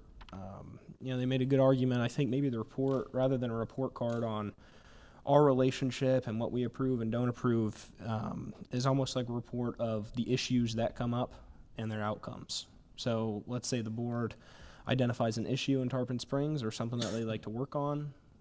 When they submit their report, we submit kind of the outcome of what that issue was, whether we identified it and decided that it wasn't a priority at the time, or whether we identified it and did something about it, etc. I was also glad that Director Smith, actually, I worked with on it, and he kind of enlightened me about whether or not committee members and other committees can put things on the agenda. So knowing that that's the norm, I'd also support that. But the biggest thing tonight I'd really like to get is the deadline. I don't want this to kind of fall by the wayside, then we pick it back up in a month or two. I'd like to set a hard date as to when we're going to come back to this and when we're going to talk about it further. But I'm sure this is not my last time talking on it, so I'll pass it to somebody else. Yes, thank you all for all your work, and thank you, Paul. You've always been very proactive and cared about sustainability, and I'm glad we finally have reached this point. I know, as some of you mentioned, there are sustainability managers in our surrounding cities, and I hope that will be our goal at some point, maybe not during my term, but that we will eventually be able to fund the sustainability manager. I also feel that you should be meeting monthly. There's things that change and things that come up, and meeting quarterly is just not enough. I know it's taking up the staff's time and our clerk's time, but I think monthly is necessary. We can already put items on an agenda, so I feel like any committee member can do that. I appreciate the doctor's comments too, as far as your advice, and hope that you can be a guest and have your inputs on this committee. What was the third point? Oh, the reports. I feel that we need to have advice or your concerns brought to us, like the Budget Advisory Committee. They bring us their ideas, or they bring us what they think, or they give us advice, and they do that whenever they feel necessary. And I feel that should be the same way for the Sustainability Committee. And as far as what's accomplished, what you hope to accomplish, hopefully we will accomplish as a board. So, we obviously want to move forward on accomplishing things in the city and not just talk about them. So it's probably our duty to accomplish them, but you to come to us for advice and tell us what you want to work on and what your concerns are. And finally, I look forward to you all starting. I think that we need to make a decision by the next meeting. I don't think we should continue to move this on. So I would like to see that we make a decision at the next board meeting. And qualifications was another thing I wanted to hit on. There are some people that are very interested and haven't had maybe the educational or the training, but have a passion in our residents. And I want to stress that that's just as important. Thank you. Thank you. I want to obviously thank the group of concerned citizens for bringing this forward, drafting a draft resolution to give city staff something to work with, and then also making your concerns known.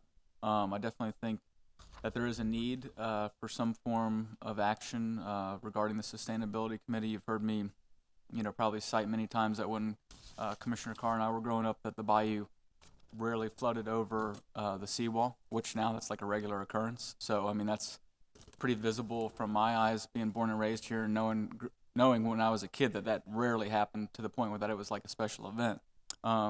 So it's real, it is a real concern. There is rising tides. The science doesn't lie. So I was fortunate enough to sit with Mr. Smith when we were going over some of this language, some of this resolution language, and then also some of the policies and procedures of the board. I think he really did a good job with hearing the concerns, or not the concerns, but hearing the feedback from the commission and what he brought forward to y'all tonight. So I want to thank you, Mr. Smith, for all your hard work doing that and your comparative analysis as it relates to board policies and procedures. So I think that it's time to move forward. I think we're really close. Thanks for bringing forward some additional language as it relates to the resolution and also the board policy and procedures. I think we're close enough to take action probably at our next meeting. So, Mr. Smith, whatever you bring back to us with what was discussed tonight, maybe we can circle up again to go over some of those things as it relates to whatever we're going to adopt at the next meeting. But looking forward to it. Thank you. Thanks, Mayor. First, I want to thank you, all the concerned citizens, and I think this is a great example of how residents can really have an impact on the community they live in.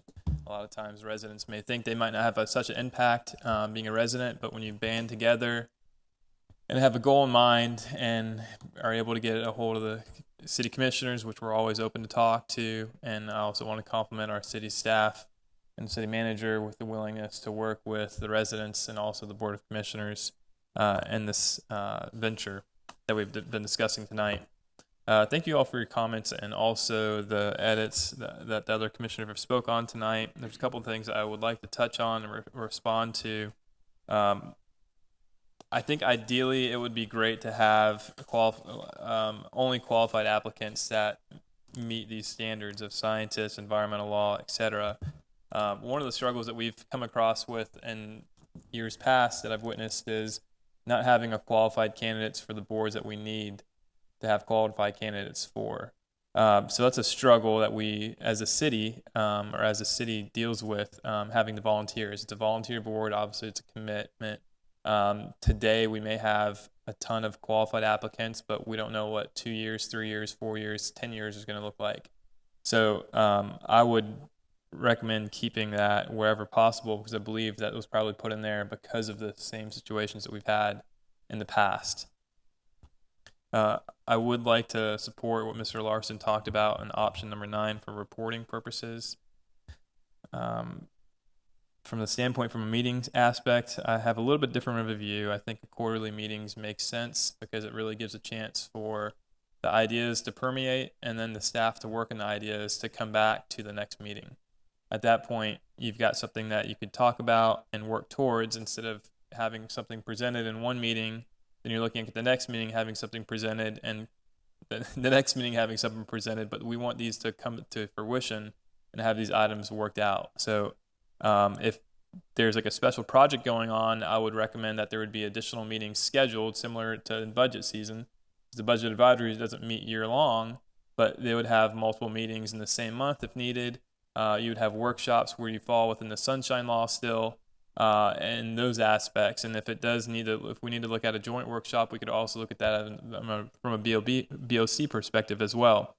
So I would recommend the quarterly meetings, and then if we're working on larger projects, you have the ability to schedule workshops or additional meetings if needed. That also respects staff's time.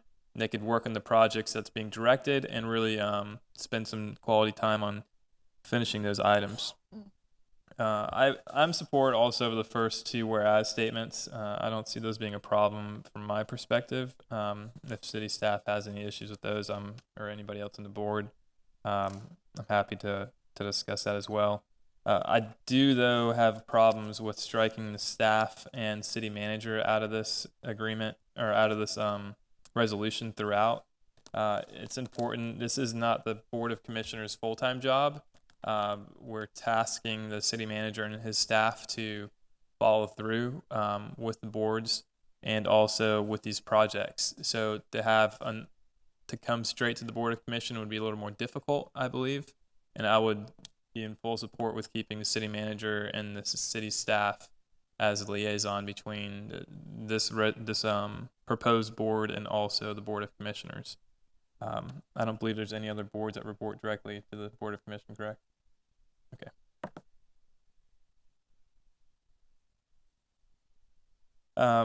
One of the proposed changes was to have the Sustainability Advisory Committee assist in development of the citywide sustainability action plan. I think that's would be a first goal overall. So that's an important aspect. I don't necessarily see that needing to be added because that's basically the why we're creating this board is to create something along these lines.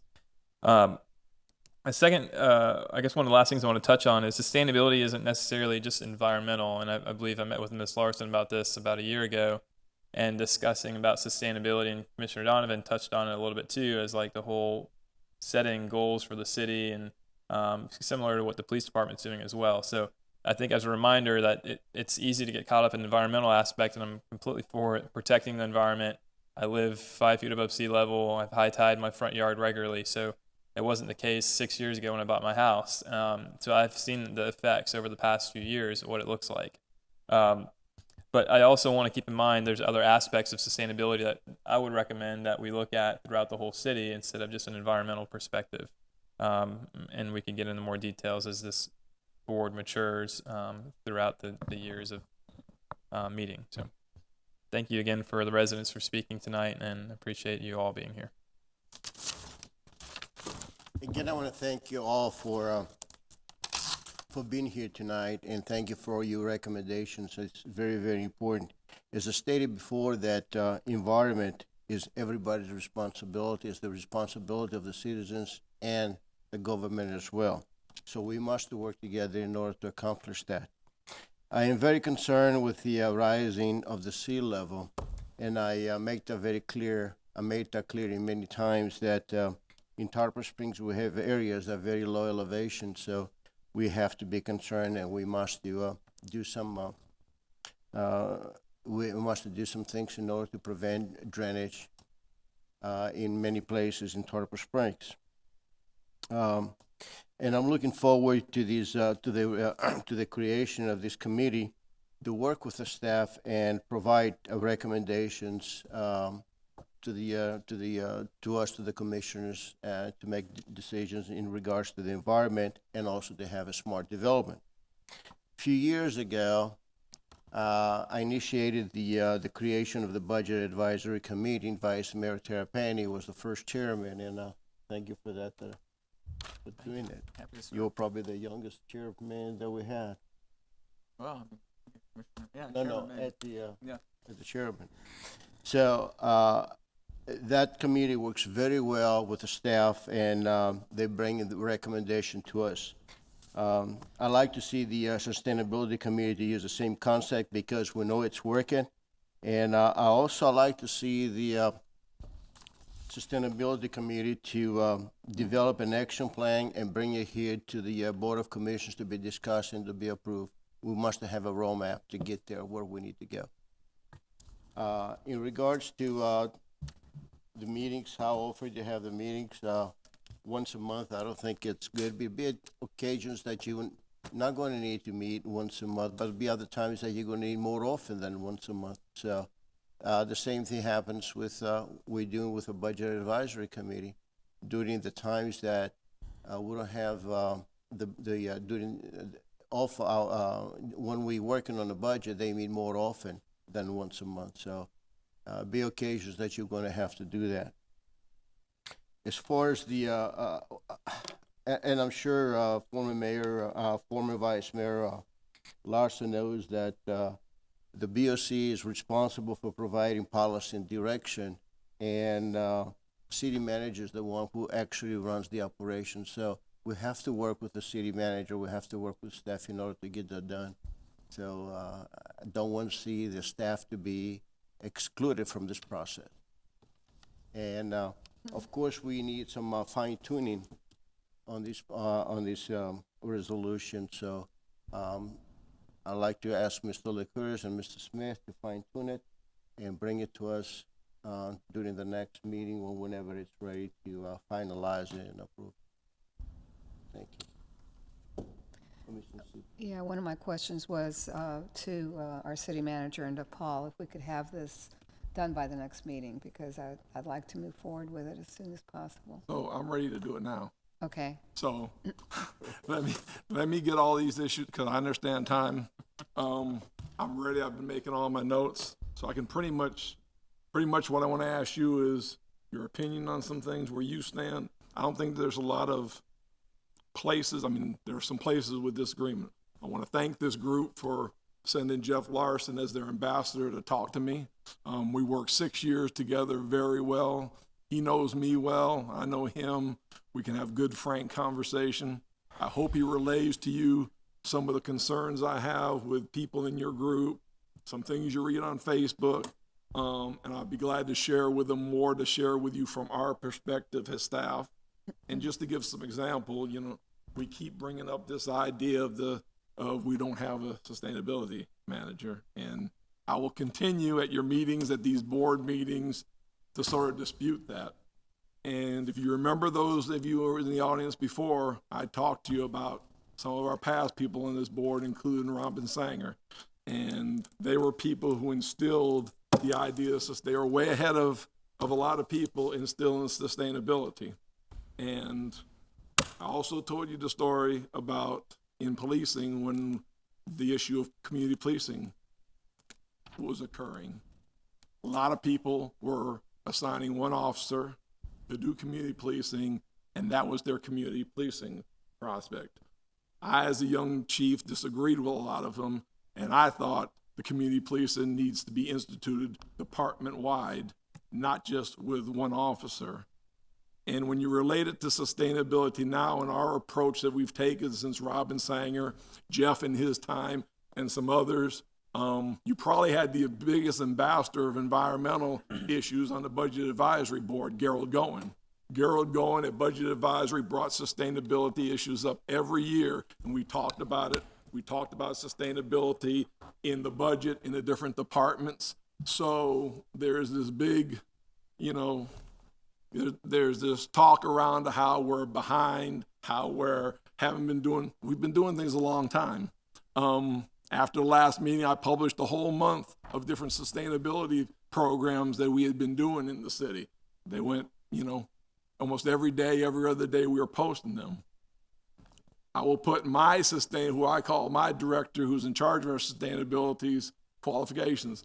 I don't want to compete and say anything about the other cities and who they have, but his qualifications is superior to do this. So we hopefully through Jeff and some other people, you'll learn you're not in an opposition mode with us. We've been doing it and wanting to work with you. And there's too much talk, Facebook language, things we see where it seems like we're in opposition. We're really on the same team. We got to get coordinated. That brings us to this document here. I think we can go through real fast with most of the things. And I can tell you from my perspective, again, this is the board's thing, but it's really start off right at the beginning. The two whereas clauses is your choice. You're the board in this committee. If you have no problem on the first page with the two whereas clauses, you know, that's not an issue with us. So that would be an easy thing to coordinate. I think some of you have mentioned that the whereas clauses, I see no issues with them. So that. The three issues that Jeff talked to me today about, of course, the time, I said it was purposely that's blank. And there's really three things that I heard. Again, we developed this with listening to all of you. There's really 3 time limits I heard. It was not just monthly and quarterly. There was also every other month. So there was 3 time frames or anything in between. And all of them had the caveat or additional meetings as acquired by the board. We were pretty much realistic this board was going to go was once a month. So we have no issue with once a month. We figured that's where the board was go. So as far as the time frame, we don't have an issue with.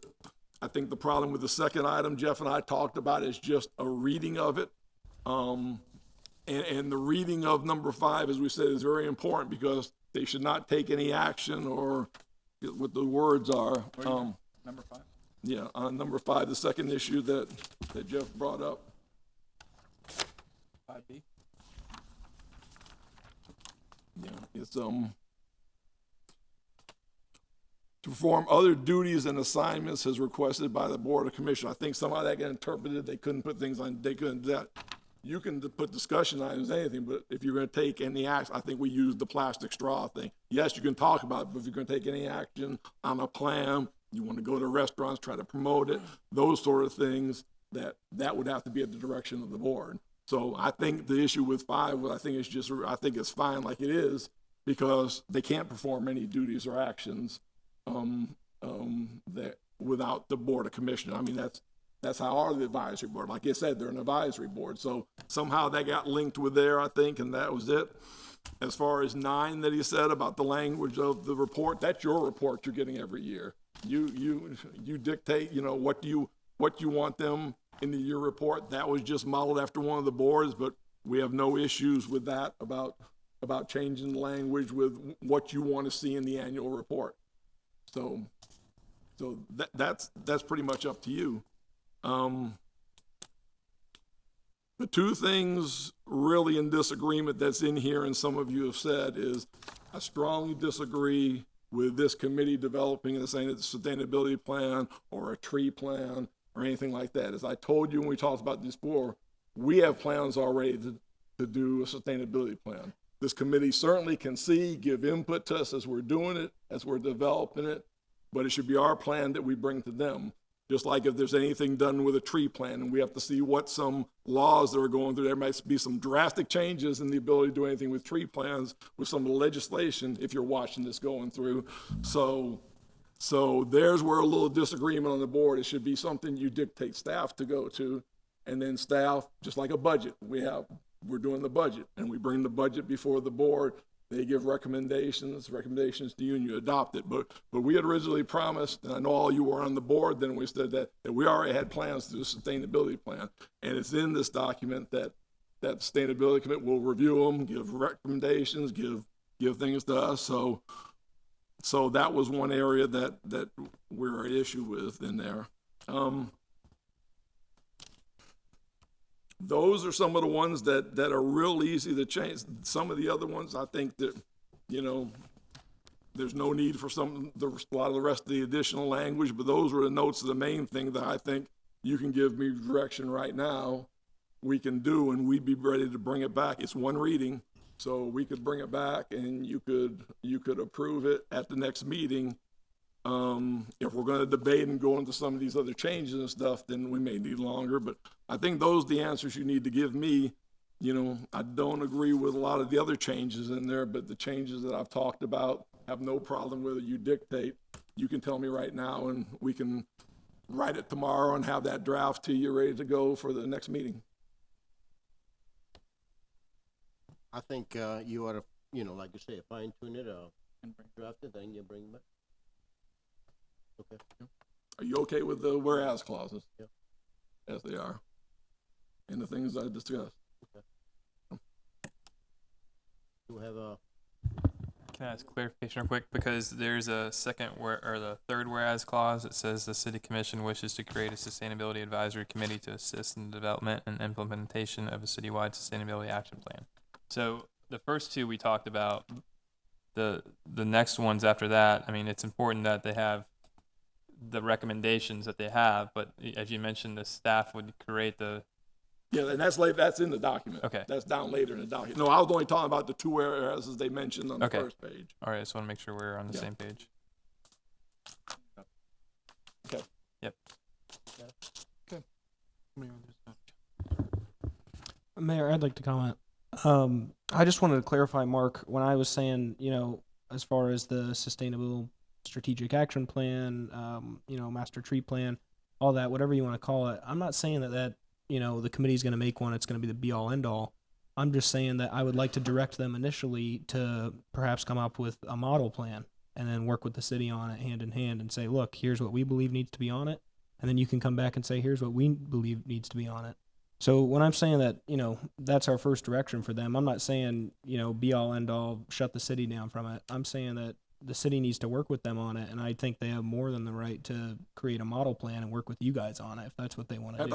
I think they've sent us a lot of those already and stuff. Yeah. We've got a bunch. But I was mainly not referring to your comment, but in here where they want their language in here that he talked about. That's where I disagree with their language in there. Yeah, I think the best thing to do, honestly, right now, instead of fine tuning it, I mean, we know where the city stands.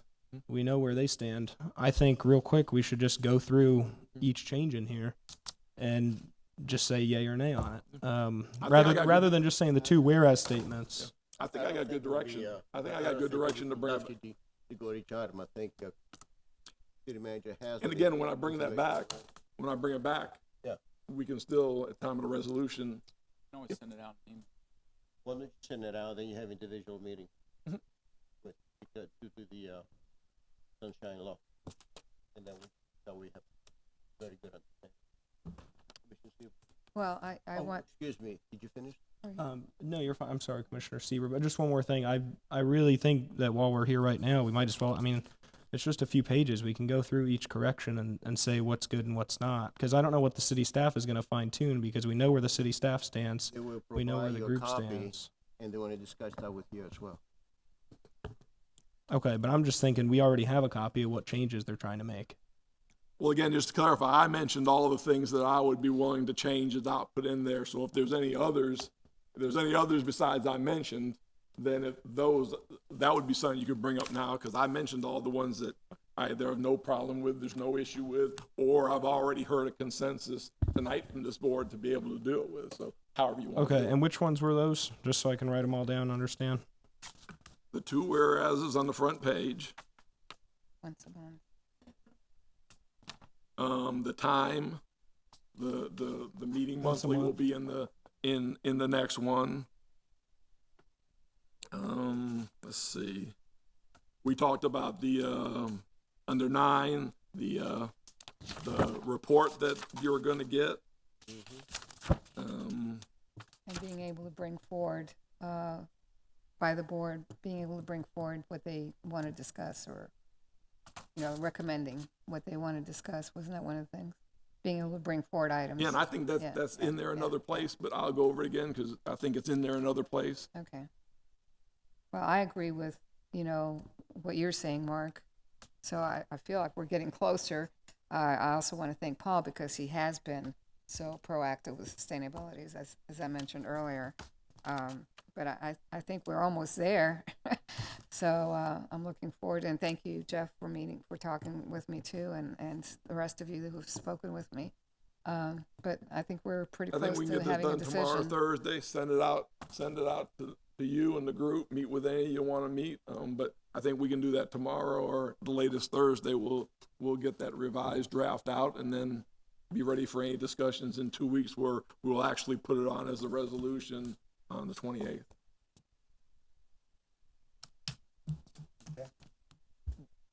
Just for the record, I disagree. I think that we should go line by line and discuss it now. Mayor, I mean, can I ask a quick question, clarification? Commissioner Donovan, is there other concerns that you see that weren't discussed tonight that you want to bring up? So it's on the record tonight and we could address it? Sure. It might be a good idea just to yeah, absolutely. hit those There's, if you still have concerns. you know, there's a multitude of changes on this. And I think we just kind of glossed over it and said, you know, our city manager said the 2 whereases is good, once a month's good, the report's good, and we're just kind of washing our hands of it, and we'll come back to it next week. I just think it'd be wiser to read over each sentence now and say, you know, as a board, because this is our decision, you know, what we like and what we don't like about it. Could I suggest that, since, you know, it's getting kind of late, that we've already gotten the changes and we've had a pretty long discussion, if we individually talk to Mark and recommend to him what the changes are that haven't been specified already, and then go back. Sure, as long as we continue this discussion next meeting, I guess. Well, Mark is going to fine tune it, he's going to make all these modifications, and he's going to send that out if you have a meeting with him and discuss your concerns and your recommendations. Okay. Okay.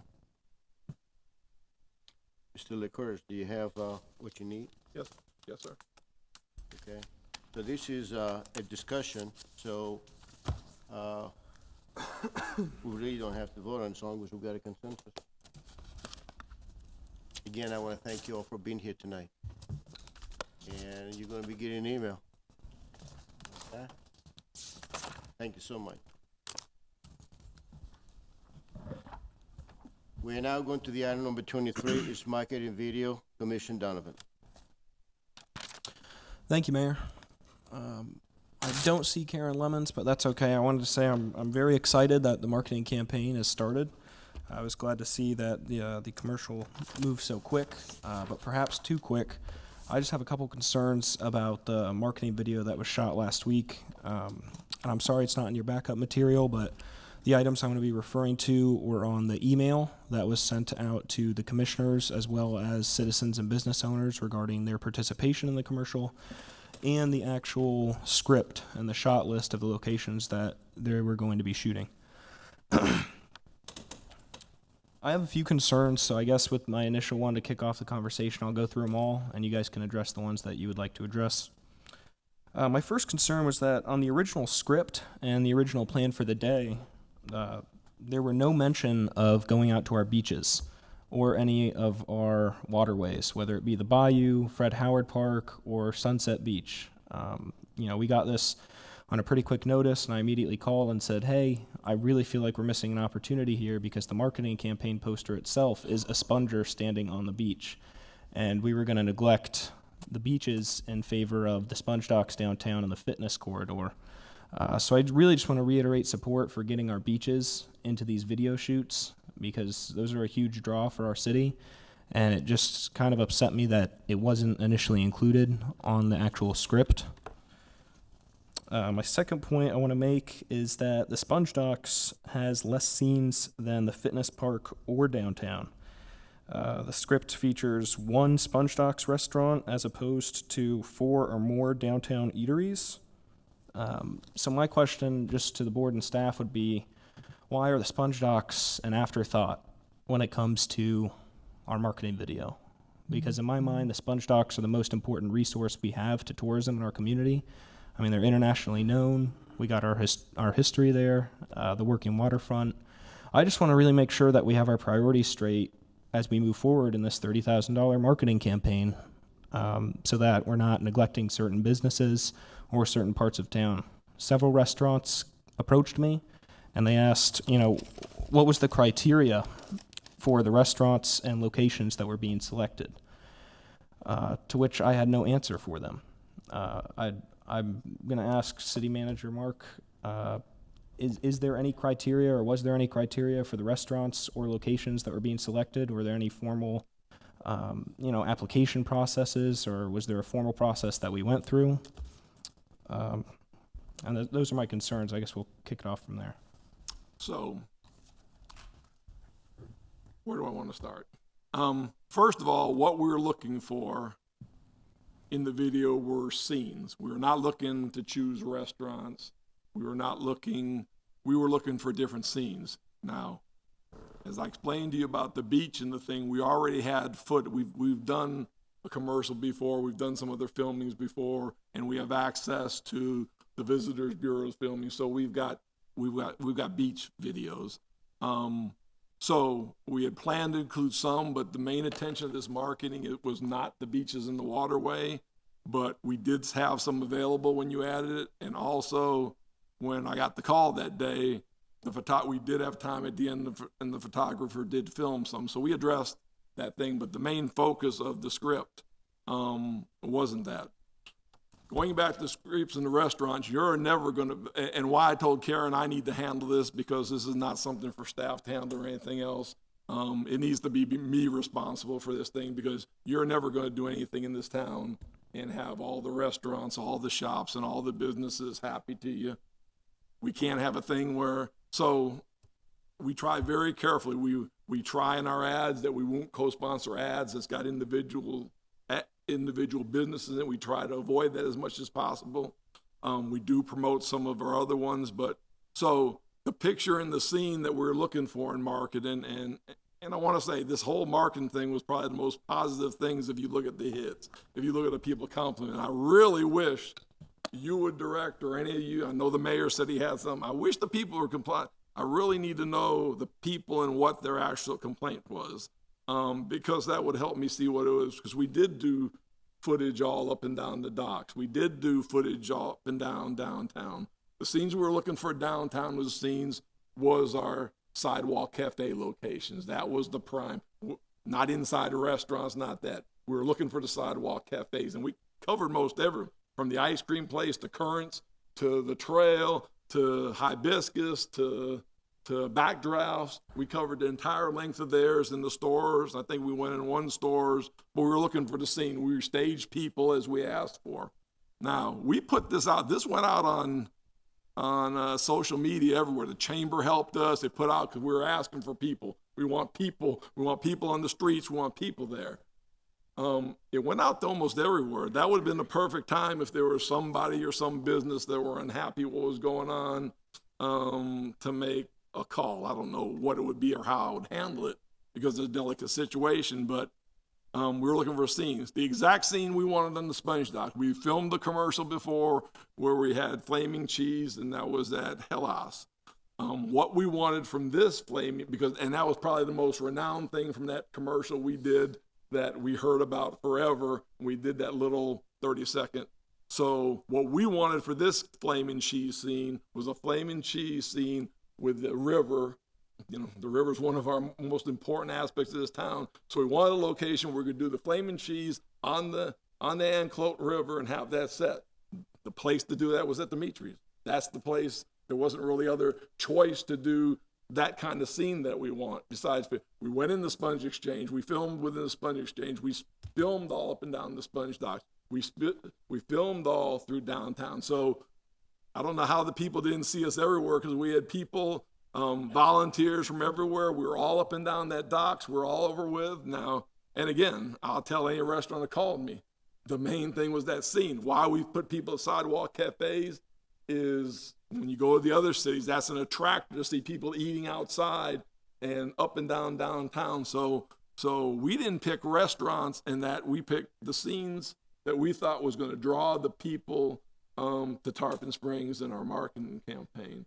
And that was the whole thing. We did send the script to you maybe 2 or 3. I think we sent it on a Friday, and the shoot was on Tuesday. We put it extensively out in social media for people to join us. So any input, whether it be from shop owners, citizens, or for the commission, I mean, there's a lot of time I don't know what I would have done with, we want our shop done or we want this, because it's very hard to try to do one of these things and make everybody happy. So I think Karen's script, which I approved, and the whole thing, yes, we presented it to you, but, we're trying to get that out there marketing. We got the billboards out. We're trying to commercial. If we come back and forth with the commission and go every scenes, that's, in my mind, that's not productive. You're the bosses. You can dictate how to go. But, going back, seeing what was going on, maybe when we brought the item and presented it to you, we could have asked a little more input there if you had it. But even your input that you had the day of the filming, photographer agreed, hey, let me go out and film a couple more beat shots and stuff for you and stuff. So I just don't know what we can do or you as a commission can do on these things. It's only the second one we've done in 10 years, so it doesn't come up often. But I just don't know where we're going with this and what we could do different that would relieve. If you think we could do something different to not cause people to complain, I don't think that's going to happen here. So. Mr. Licorice, as I shared with you, I also received a complaint. People wanted to know how do we select the restaurant. Now that you explained it, makes sense. You cannot include every restaurant that we have in Tarpon Springs, but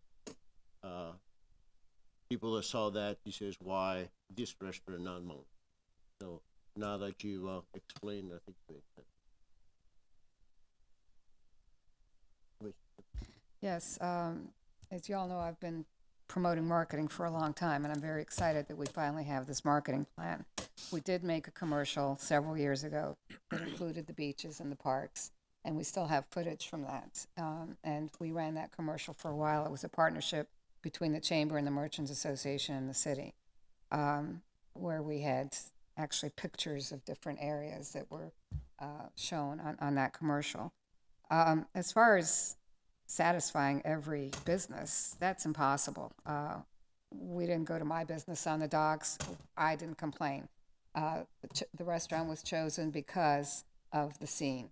I was with the group that whole day. I helped to get some volunteers there because we needed volunteers.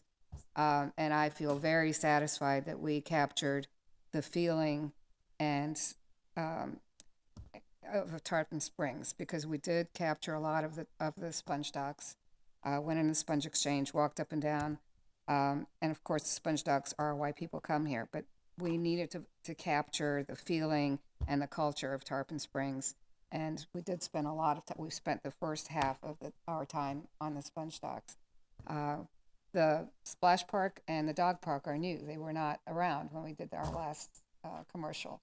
So that's something new that we can include, I think, and it's a great feature that we have in Tarpon for our residents. And as far as some beach scenes, we probably could add some with the footage that we already have. And actually, that videographer went out and took some footage after he was asked to.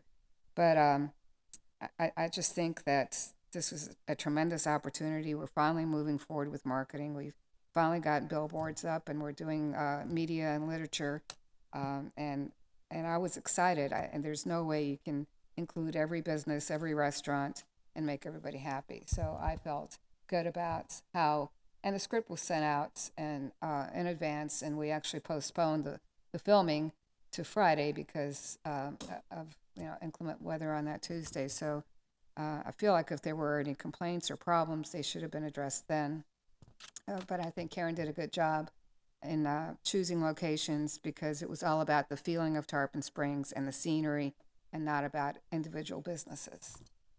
Thank you. Thank you. Commissioner Clark? Thanks, Mark. I just want to say thank you to your staff for working on this. I do agree, though. I mean, it would have been probably good to see some more boat tours or some other aspects, but I haven't seen the final product yet. I understand from a business perspective the perception, and I've talked to you about this before in the past. It could be the cleanest thing ever, right? There's no issues, but it's how is it perceived in the public? I think that's the issue that we're running into is just the lack of transparency, and I'm happy that we things sometimes run a little slow to get projects up and going, but this one seemed to have a lot of fire behind it, and it ran. So that was encouraging to see. But I think sometimes the transparency, not having full transparency always with the community in a timely fashion, or it may have been rushed a little bit, that could be the reason for some of these issues that we're hearing from some of the business owners. So again, I think it may be a perception aspect, looking forward to the finished product as well. Happy to be one of the commissioners that supported providing also marketing funds instead of hiring a marketing coordinator and leveraging our current staff to do this, and also working with the art department of our staff members. So overall, I think it was a good project. I think Commissioner Donovan brings up some good points from a different perspective, but I think at the end of the day, it came down to just perception of what happened, and a lack of maybe everybody understanding what's happening. So thanks. Mayor, can I make a comment? I have to respectfully disagree. I think that there was plenty of notice. There was transparency. If you went to every business owner in Tarpon Springs and asked them if they wanted to be included, we'd still be trying to get this video filmed. So it was not based on business owners. It was not based on particular restaurants. As Mark said, it was based on scenery and the culture of Tarpon Springs and the beauty of Tarpon Springs, and not individual stores or businesses. So I think that there was notice. I think we were transparent in what we were doing. And I don't like being told that we weren't, because I feel the staff was transparent and did their job well. And this is a 90-second video. It's going to be cut down to 30 seconds when it's a commercial. So how much can you show in 30 seconds? So there had to be some decisions made by Karen on where to go and what to do, and it was a big job, and it was a lot of work for her. So I commend Karen and the staff for what they did. Yeah, let me clarify. I respect Karen. I love the work that she does. I'm happy that we're moving forward with this marketing campaign, and I'm not asking to make everybody happy, but there was no process at all. I mean, I'm not saying that every business owner is going to be sunshine and rainbows about anything we do, but there was no fair and just process to go about selecting the businesses. So whether it was about selecting businesses or not, that's what happened. I mean, you inherently pick businesses when you shoot commercials at businesses. Regardless of what the motive was, you're showing up at businesses, you're filming there, whether their name's in it or not, they're still going to be able to claim that commercial and say that they were a part of it. And that's fantastic for those businesses. But there needs to be criteria going forward for where we decide to shoot and the businesses that we decide to shoot at. Because not having an answer is unacceptable. That's not good enough for our business owners. That's not good enough for our residents just to say, oh, well, we picked the businesses based on the scenes, or we picked the businesses that we felt would work best with the scene. That's not enough. There needs to be clear criteria that's written that says what we're looking for. That way we don't have to answer business owners with just a shrug and say, we weren't picking businesses, we were just selecting locations that worked with each shot. I mean, it inherently happens. You inherently pick a business. So I'm not asking for everybody to be happy. I'm not asking for 100% consensus on anything. All I'm asking is that we have a fair and just written process for this kind of stuff. I'd be interested to see what the commission said. I don't know what that is. Oh, that's what I was going to ask. I don't know what would that that is. be? How would you choose where to film and where to go without somebody complaining? And actually, I didn't have any complaints about this video. The only complaints I had from a couple of business owners on the sponge docks is that I care more about the downtown than the sponge docks, which is absolutely not true. But how would you recommend choosing, or what the criteria would be? Yeah, there's not always an easy solution, but that's our job to figure out, right? I mean, But what there's would your clear recommendation be? clear criteria that we can use, whether it's a location radius for certain shots that we're using, the age of businesses in terms of their historic value, the purposes of businesses, their operation, what that business has offered to the community, that sort of thing, business descriptions. I feel that that's very subjective. It's not an objective way to choose where to film. Mayor? I'm sorry. That's, those are all subjective. I don't believe that a business's we should not purpose have a is discussion. Let's- subjective. Yeah. All right. I think a business can tell you what their goals are. Mayor, if I could add just a quick comment about this. It sounds like there was a goal. The goal was to find community sidewalks, have a river scene with Saganaki, and those were the goals. But again, I'm going to disagree with Commissioner Sieber, is that it may not have been the perception of that, and it wasn't communicated necessarily well to the community that this is what our goals are. So the city had goals. The commission may have not known what the goals were. Commissioner Sieber may have known what the goals were because she's more involved with it than the rest of the board. So I think it's just more like in that aspect. You had a goal in mind, but we didn't know, and the business owners may have didn't know.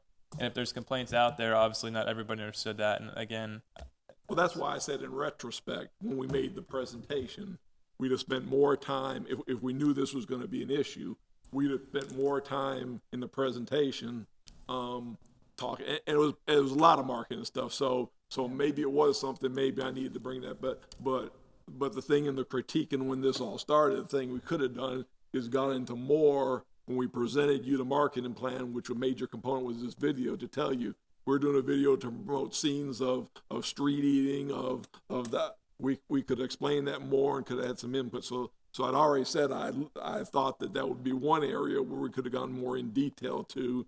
But again, we presented that night so many things of that marketing plan. But again, that's one thing I think you're talking about, a little more retrospect and discussion of an individual item is important of that when we present it.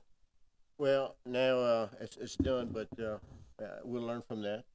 And we just need to make sure that if we have anything like this, to notify, sending a notification out to all the businesses to let them know that this is what we're doing, this is what we're looking for, and that's the selection we have based on the criteria that we got in place.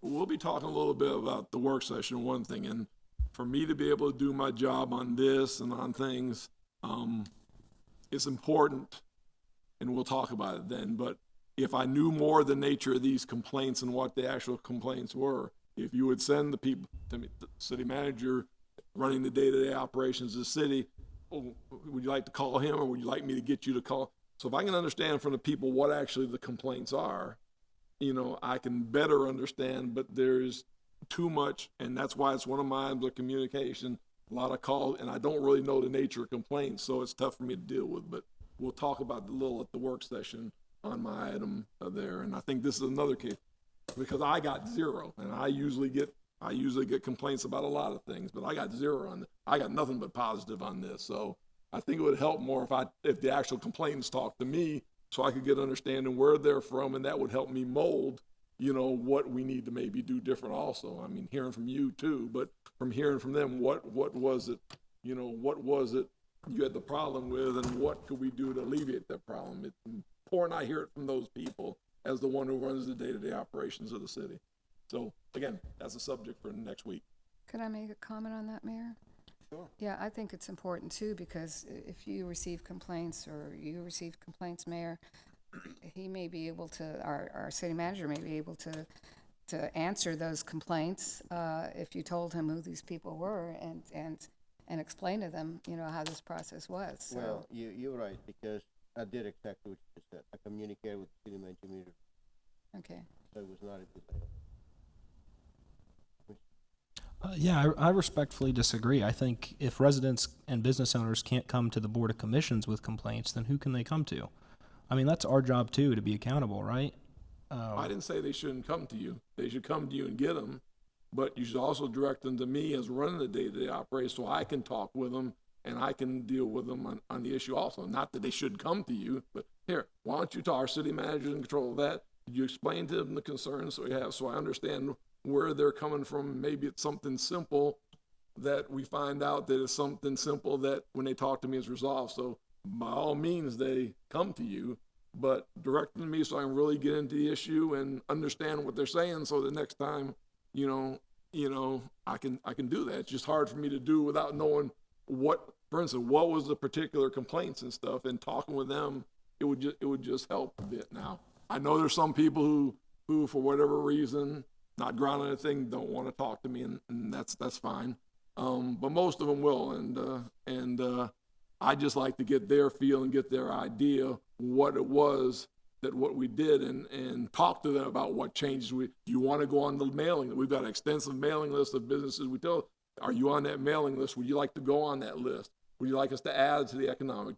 I mean, some things like, oh, I'm not on that list. I don't know about this list. Oh, yeah, anything we do economic development wise and stuff, it goes in an email. Let me get I don't have an email. Well, do you want us to get? No, we mail notices and get the people, or deliver them to people, because there's still a lot. You'd be surprised how many people out there don't have the emails and can't get communicated by that. So we'll actually send the information or drop it by to those people. We've got a list of those people too. So that's where I say I can maybe help them and stuff if I deal with them. That's all I was saying. Not that, obviously, you're their commissioners. They should talk to you all the time about things. And I agree with Commissioner Donovan. The citizens, they feel that we represent them, so they want to communicate with us a lot. But, yeah, and you're right also. As soon as we get something like this, we need to relate it to you so you have the information. And that's exactly what I did with that. Yep. I think we had enough of that, right? I'm sorry, no. This is exactly what I'm doing though right now. I received a complaint from a citizen, and I'm bringing it to your attention, and I'm saying this was the complaint. There's no written criteria for the shooting locations or restaurants or businesses. That's the specific complaint, is that we lack either an application process or written criteria. So that's the exact complaint that I'm getting from business owners. So the process that, we just went over, that's what I'm trying to do right now, as I'm expressing to you that this was a complaint that I received from a citizen and we need to do something about it. And again, and you're right, and this is what I just said earlier, that this is something that it's over with. We'll learn from that. If we have another situation with another project just like that, Mr. Licorice will have established the criteria, what places that he's going to be looking for, and communicate it to all the business involved, including us, and that way you'll all be on the same page. Yes, but I will prevent some of those things we're facing today. I believe we're not learning from it, though. Huh? I believe we aren't learning from the mistakes. I think right now what we're doing is we're taking complaints from the citizens, we're acknowledging that they're complaints, we're acknowledging that they're upset about something, and we're just moving on. I think answering their complaints and really learning from our mistakes would be actively seeking a solution, and maybe putting a future agenda item on to have written qualifications or have written criteria about things. Because I think if we don't act and solve the complaint, that's all we're doing. I mean, I can sit here and acknowledge every complaint ever, but I'm the worst commissioner in the world if I don't do anything to fix them. Mr. Seaver. So, I've heard from a couple that you've received a lot of complaints. I haven't received any. I've received praise. I don't know if Vice Mayor has received any. So I'm just curious how many people have complained to you about Mayor, this can I process. weigh in on this a little bit when you're done? Yes. Commissioner? I mean, I'll just say this. Ultimately, Excuse me, I don't think Commissioner Seaver I'm finished. sorry. Did you finish? Well, no, I'm just curious how many business owners, how many citizens, because we do listen to our citizens and we try to help them and communicate with them and answer their questions. I don't mean to ignore this by any means. We should probably come up with some kind of criteria for the future.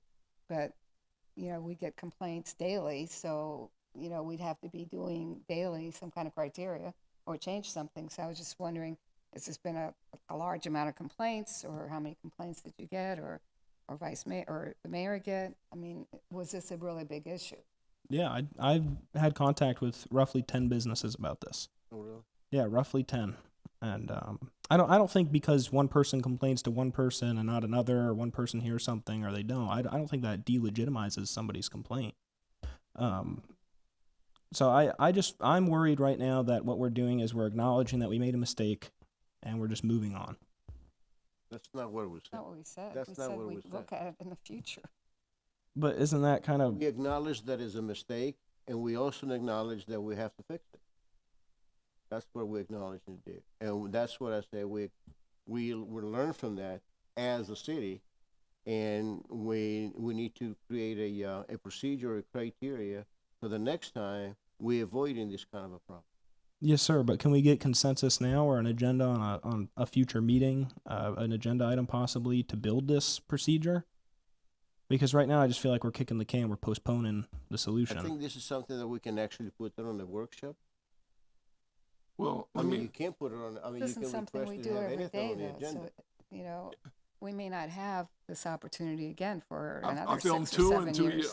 I promise you, if we do another video, that I'll come back to you and we'll talk about if we want criteria, what we'll want. We've only done 2 of these in 2 years. I don't think we'll be doing one for a while, but I mean, I don't know personally, and I've looked at a lot of things, and I'll ask around. I'll be at the city managers conference a couple weeks and ask around. I don't know any place who has criteria.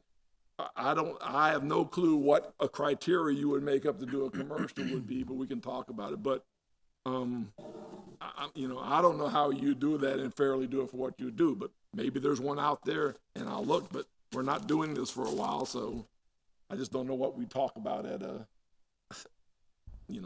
I just don't understand. Vice Mayor Terrapini, I don't mean to bypass you. that's all right. I just, I haven't said much. I was mainly listening. I mean, I would just say that, in retrospect, I think that we don't do a commercial every year. Obviously, we want to take advantage of it and produce the best possible commercial when we do one, right? And obviously, it's important to hear the concerns and field the calls and pass it on to the city manager and try and get better on a day-to-day basis. But ultimately, the individual businesses that are complaining about maybe not being in the commercial, it's not their commercial.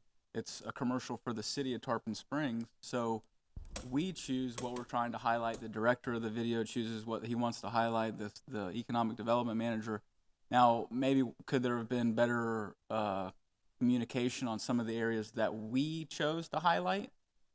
Sure, I would agree with that. But I mean, in terms of criteria for selecting where we're going to shoot videos for independent businesses, I don't think that's something that the city should set criteria about where we're going to set videos based on the individual businesses.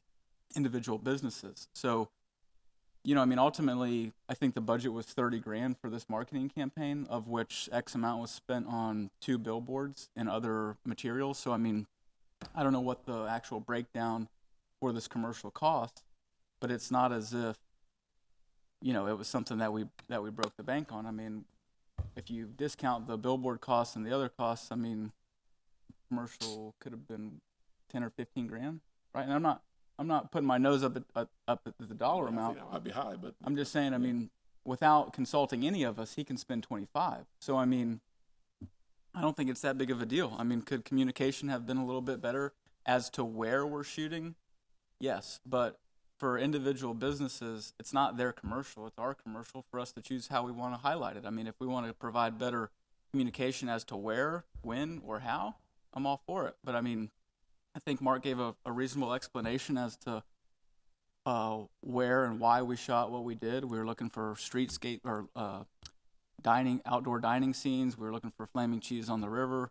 We have existing footage for beaches and waterfront. I mean, to me, those are all reasonable explanations.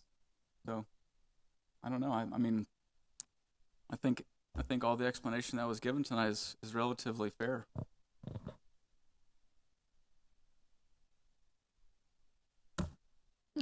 I just want to agree with you. and then I think the discussion should be over. But we haven't had a video or commercial in 6 years. I don't know when we'll be doing another one. And this video is for our purposes, for the city. Actually, a commercial will be made with a partnership with the Merchants Association and sometime in the future. But anyway, I agree with everything you just said. Yeah, I agree that it's the city's commercial, but back to my original point, you inherently select a business. You know, because it would be one thing if there was only one restaurant that did this, one business that did this, and then there's no selection to be made. But I don't care if we're just spending a penny on it. We still need to go about it the right way. And in my mind, when you're selecting businesses, which that's what you're doing, we can justify it with whatever motives we want to do, but at the end of the day, there's multiple restaurants that do the Flaming Saganaki. There's multiple restaurants in downtown Tarpon with outdoor cafes.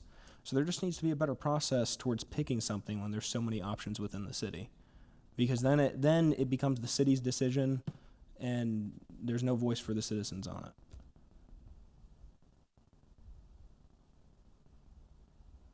Okay, so what's the conclusion on that? What are you expecting to see? I would like to get together with the board and try to develop a criteria for future video shoots.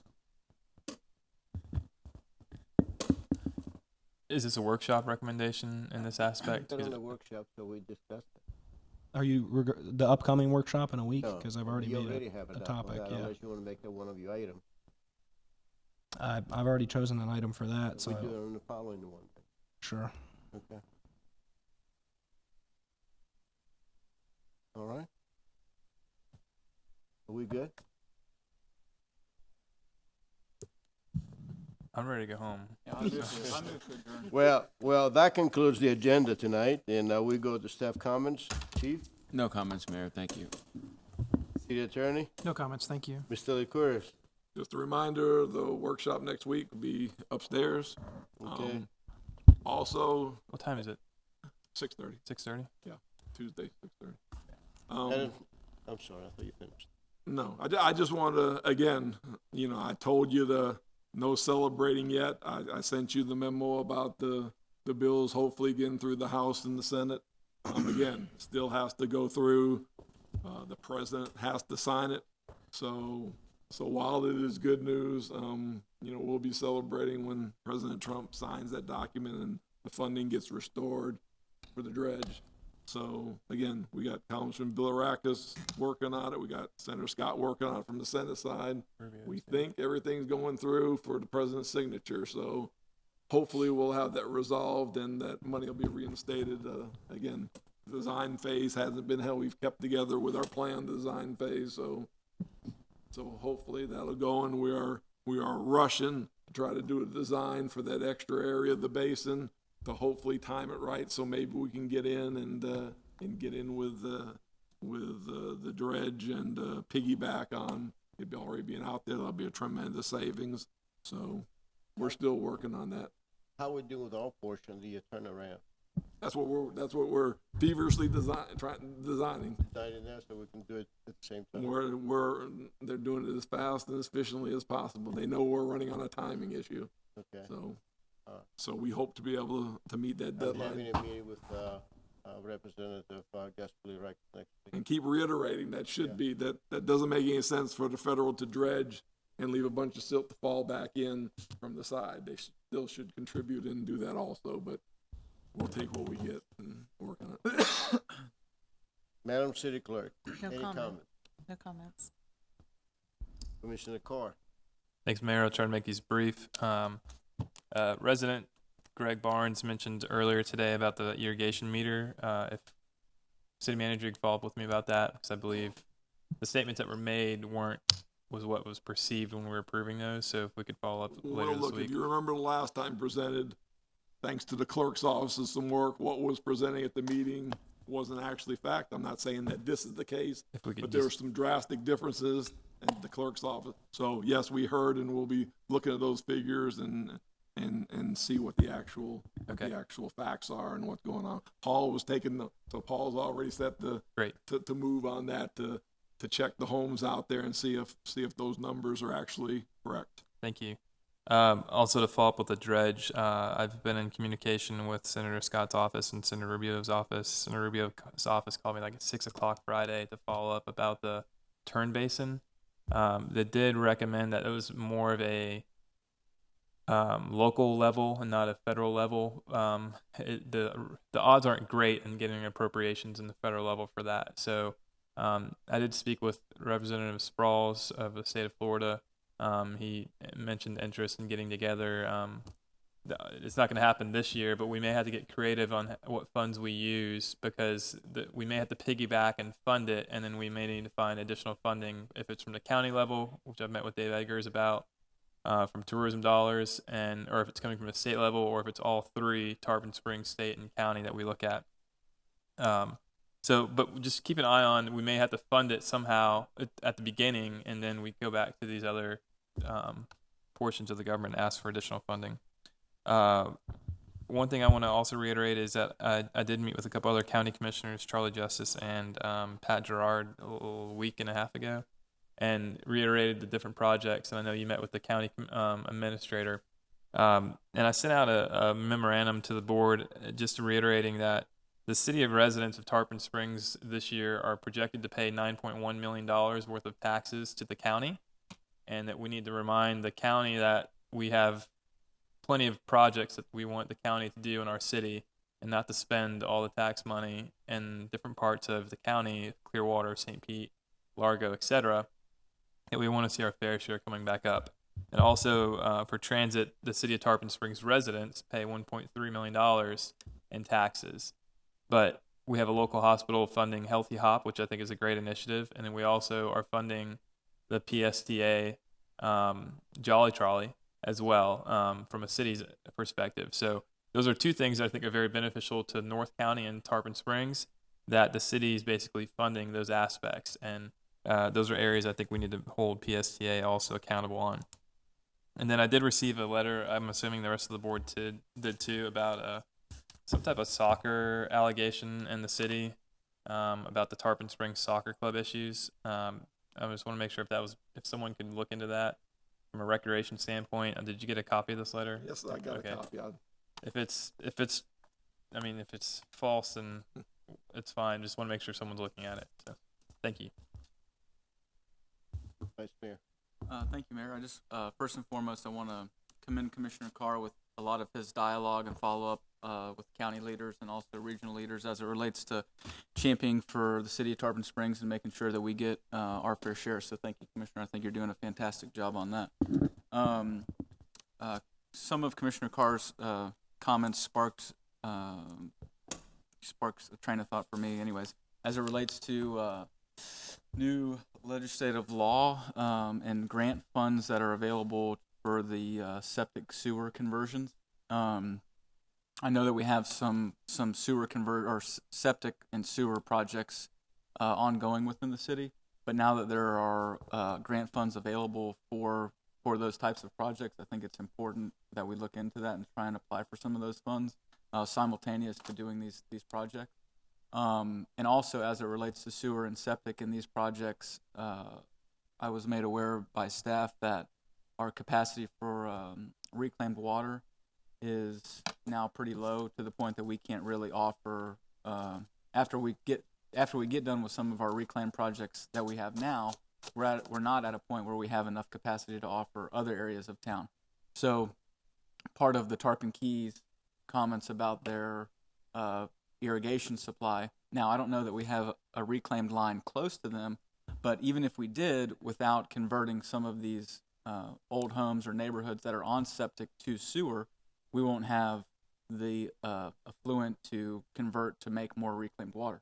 So it goes hand in hand, and I think it's important that we, convert as many places from septic to sewer as possible, and it's a multi-pronged approach as it relates to reclaimed water.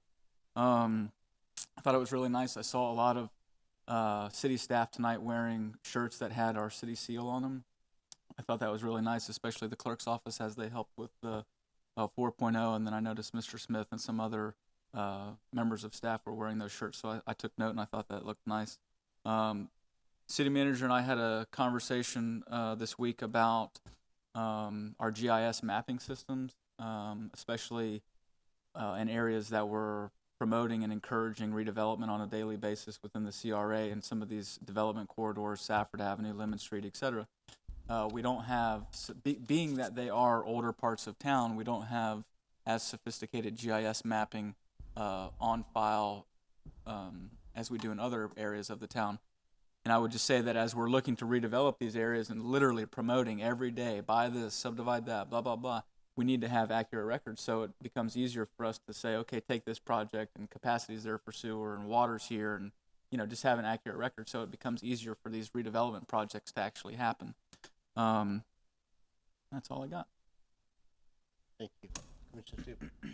Yes, I'm very encouraged about the dredge. I did meet with Congressman Bilirakis, I guess almost 3 weeks ago, and we discussed the dredge, and he said he wanted to go after the funding and get it done, so he was very positive about it. As far as our county commissioners, thank you for reaching out to them. When I have discussions with them, they encourage us to be more involved in their county meetings, and I know that you had discussed going to the county commission meetings because we have to be assertive and we have to be proactive and reach out to them. We can't just sit back and say, give us money. We need to communicate with them. And so I think communication is really important. So going to their meetings, asking for funds, telling them what we need is something that we have to continue to do. So thank you for talking to them. Septic and sewer funding, I agree with you, Commissioner Terrapini. I want to bring up that Night in the Islands is on the docks this weekend, Saturday, and the Merchants Association is now sponsoring it. And I want to congratulate them for taking that over because it would probably be extinct. And then my final words, I didn't plan on doing this tonight, but because Anita made her comments at the beginning of our meeting about the prerogative of the mayor recommending a vice mayor, I agree with that. I think that what I disagreed with was the reasons that were chosen for me not to be elected. I've been, and some of the words used were continuity, qualifications, visibility, experience, availability, to describe the reasons I was passed over for vice mayor. And I have to respectfully disagree with that. I've been a part of this community since I moved to Tarpon Springs 12 years ago, not only as a counselor at Tarpon High, but also as a president of the Merchants Association when I became a business owner. I've been on the BOC for 5 years on a continuous basis. I've not been gone for the last 2 years. I'm active in the community, in the Rotary, Tarpon Springs Rotary, the Chamber of Commerce, the Merchants Association, Women's Club, and several other organizations. So I am quite involved. I have good relationships with our county commissioners as well as state and federal representatives, and I'm proud of the accomplishments that I've made along with our last 2 boards with the city. Before becoming a commissioner, as I mentioned, I was involved and still am in the business community. I'm very aware of what's going on in our businesses. I have continuous conversations with business owners, and serving as president of the Merchants Association, I'm still very involved. I was also on the Budget Advisory Committee and president, as I said, of the Merchants Association. As far as my visibility, this is kind of something that I have to laugh at because I feel like I'm one of the most visible commissioners in our city. I don't think I was reelected unopposed because I'm not visible. I think that the residents spoke and reelected me, and I do not think that I'm not visible. I will continue to be visible. I will continue to do what I do and work towards what I want to accomplish. I have a good relationship with city staff. I think not only do we need to know our department heads, but all of our staff. And I have worked on becoming friends or knowing our staff and value their experience, their knowledge, and how many years they've been with the city. I'm also, I feel it's important to know our fire department and our police department, and I'm encouraged by what they do and applaud them. I've completed the Fire Ops 101. I did a ride along with our fireboat on our fireboat. I did a ride along with Sergeant Scott Brockue. So, as you can see, I just took. I guess I just was affected by the reasons given, not whether it's the prerogative or not, but as far as my visibility and my involvement in the community and my availability and my experience. Those are the reasons I felt, I guess, disrespected, not only as a commissioner, but as a woman. And I am not a pushover. I was the only woman when I was in my 50s to paddle from Bimini from Key Largo to Bimini. So I am a strong person, and I'm proud of that, and I'm proud of the accomplishments, and I plan on completing some of the accomplishments that I've been trying to work on for the last 5 years, and I'm looking forward to that. So there's your answer, Anita. I'm sorry you're not here. Thanks for your comment, Commissioner Donovan. Thank you, Mayor. Just want to give 2 quick updates on stuff that I've been working on. As far as my youth nonprofit involvement goes, that's well underway. We got our first checks last month, sent out all the checks and donated them. And I also want to try to start doing awards, more involved with the actual youth sports programs, Tarpon FC soccer, Little League baseball. Little League baseball is actually a good example. They have all-stars coming up where all the kids make all-star practice. I think it'd be really neat if, some of the commissioners could write letters to the kids just congratulating them, that sort of thing. Same thing like what we just did here tonight with the 4.0. I mean, that's really what this stuff is all about the future, about those kids. So that's some really great stuff that we can do. As far as the grant writing processes, I'm actually working on a couple applications to receive money for those groups. Everybody from the Tampa Bay Buccaneers to different individuals in the community to the county sheriff's office with their equipment. I'm working on trying to get more equipment or registration sponsorships for Little League soccer, baseball, and football. And then the budget presentation, I made you all aware, I think it was actually the first meeting we had together that I was trying to put together just a budget presentation that'll air once a month called, where are my taxpayer dollars going? And just kind of break down by department and by specific examples where the taxpayer dollars are going.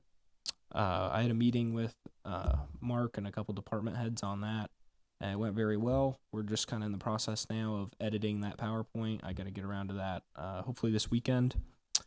And then lastly, I was at Fire Ops this past weekend, and it was a lot of fun. I got to escape smoked out buildings and do a whole bunch of firefighter stuff. It was a blast, so thank you very much to our fire chief, our fire union, and all our firefighters for the work that they do. I really appreciated the experience, and I learned a lot from it. Thanks. Thank you. Could I ask a question? You mentioned our budget and having a monthly report. How is that different from what's reported on our website and the reports that we get? Yeah, I'm in the editing process right now, but this report would be once a month, hopefully at a commission meeting, and of course you all would have to approve this. I'm just trying to work on an edit that I can respectably present to you guys and try to get it approved, but it's actually just going to be, identifying more specifically than our budget and our total revenues and our total expenditures. It's going to be taxpayer money. So this presentation would be at one commission meeting a month. We don't know whether or not it'll be the first one or the last one. And it'll just identify month by month. So, if we presented at tonight's commission meeting, it would be going over last month's taxpayer revenue. So basically we'll break it down in different graphs and different analysis super small PowerPoint too, just 6 to 7 slides of which departments are getting the most taxpayer money, and then specifically which projects, and whether it's paying somebody's salary or working on a project. We'll just identify each of those. So basically, instead of the regular reports that we're getting, they're going to be very straightforward, very simplistic, and it's going to be very easy for the common person to come in here and see or find online, where are my taxpayer dollars going? Here's the departments that they're going to. Here's some specific projects that they helped in the last month. Thank you. I have several announcements to make. Next week, I'm having my monthly meetings with County Commissioner Eggers and Congressman Gus Bilirakis. If anyone has any things that you want me to discuss with her, please let me know. Send me an email. Everybody will know, and I'll respond back to you. Also like to say that Wednesday, May 15, we have the police memorial ceremony. Chief already mentioned that, and it'd be nicer for all of us to go there as a team to represent the commission. Saturday, May 18, we have the Sweet Corn Festival from 10 a.m. to 6 p.m. at the Craig Park. I'd like to invite everyone to join Reverend Edwards with Mount Hermon Missionary Baptist Church. They have their 4th annual Sweet Corn Festival, and they're looking for everybody's support if you all go there. I went there last year. It was excellent. As Commissioner Sevier says that on May 18th we got the Night in the Islands. I'm looking forward to go to that. May 27th we have the Memorial Day ceremony at 11 a.m. at the Craig Park. We do that every year. Mr. Licouris, June 1st is the beginning of the hurricane season. If you please prepare a presentation on the hurricane preparedness and recovery. Yes, as you know, a lot of our department heads are at the governor's hurricane conference this week, so so that's why timing is usually after it'll be one of the June meetings. And I'd like to comment what Commissioner Sieber says, and I want that to be the last time, as I stated before. Okay. Huh? Me too. Okay. As I stated before, my recommendation to the board, to the BOC, was for the selection of vice mayor. It was based on qualifications and availability. We need to move forward, and we were elected to serve the people without anger, resentment, or disharmony. We, as the commissioners, we must work together. We have a lot to do. And again, we must work as a team for the betterment of Tarpon Springs. So don't want to discuss that again. And this is the last time that I'm bringing it up. So with that concludes the regular session meeting, the regular meeting, and it's adjourned at 10:46 p.m. Thank you. Have one more thing, Commissioner? Yeah. Starting a meeting earlier.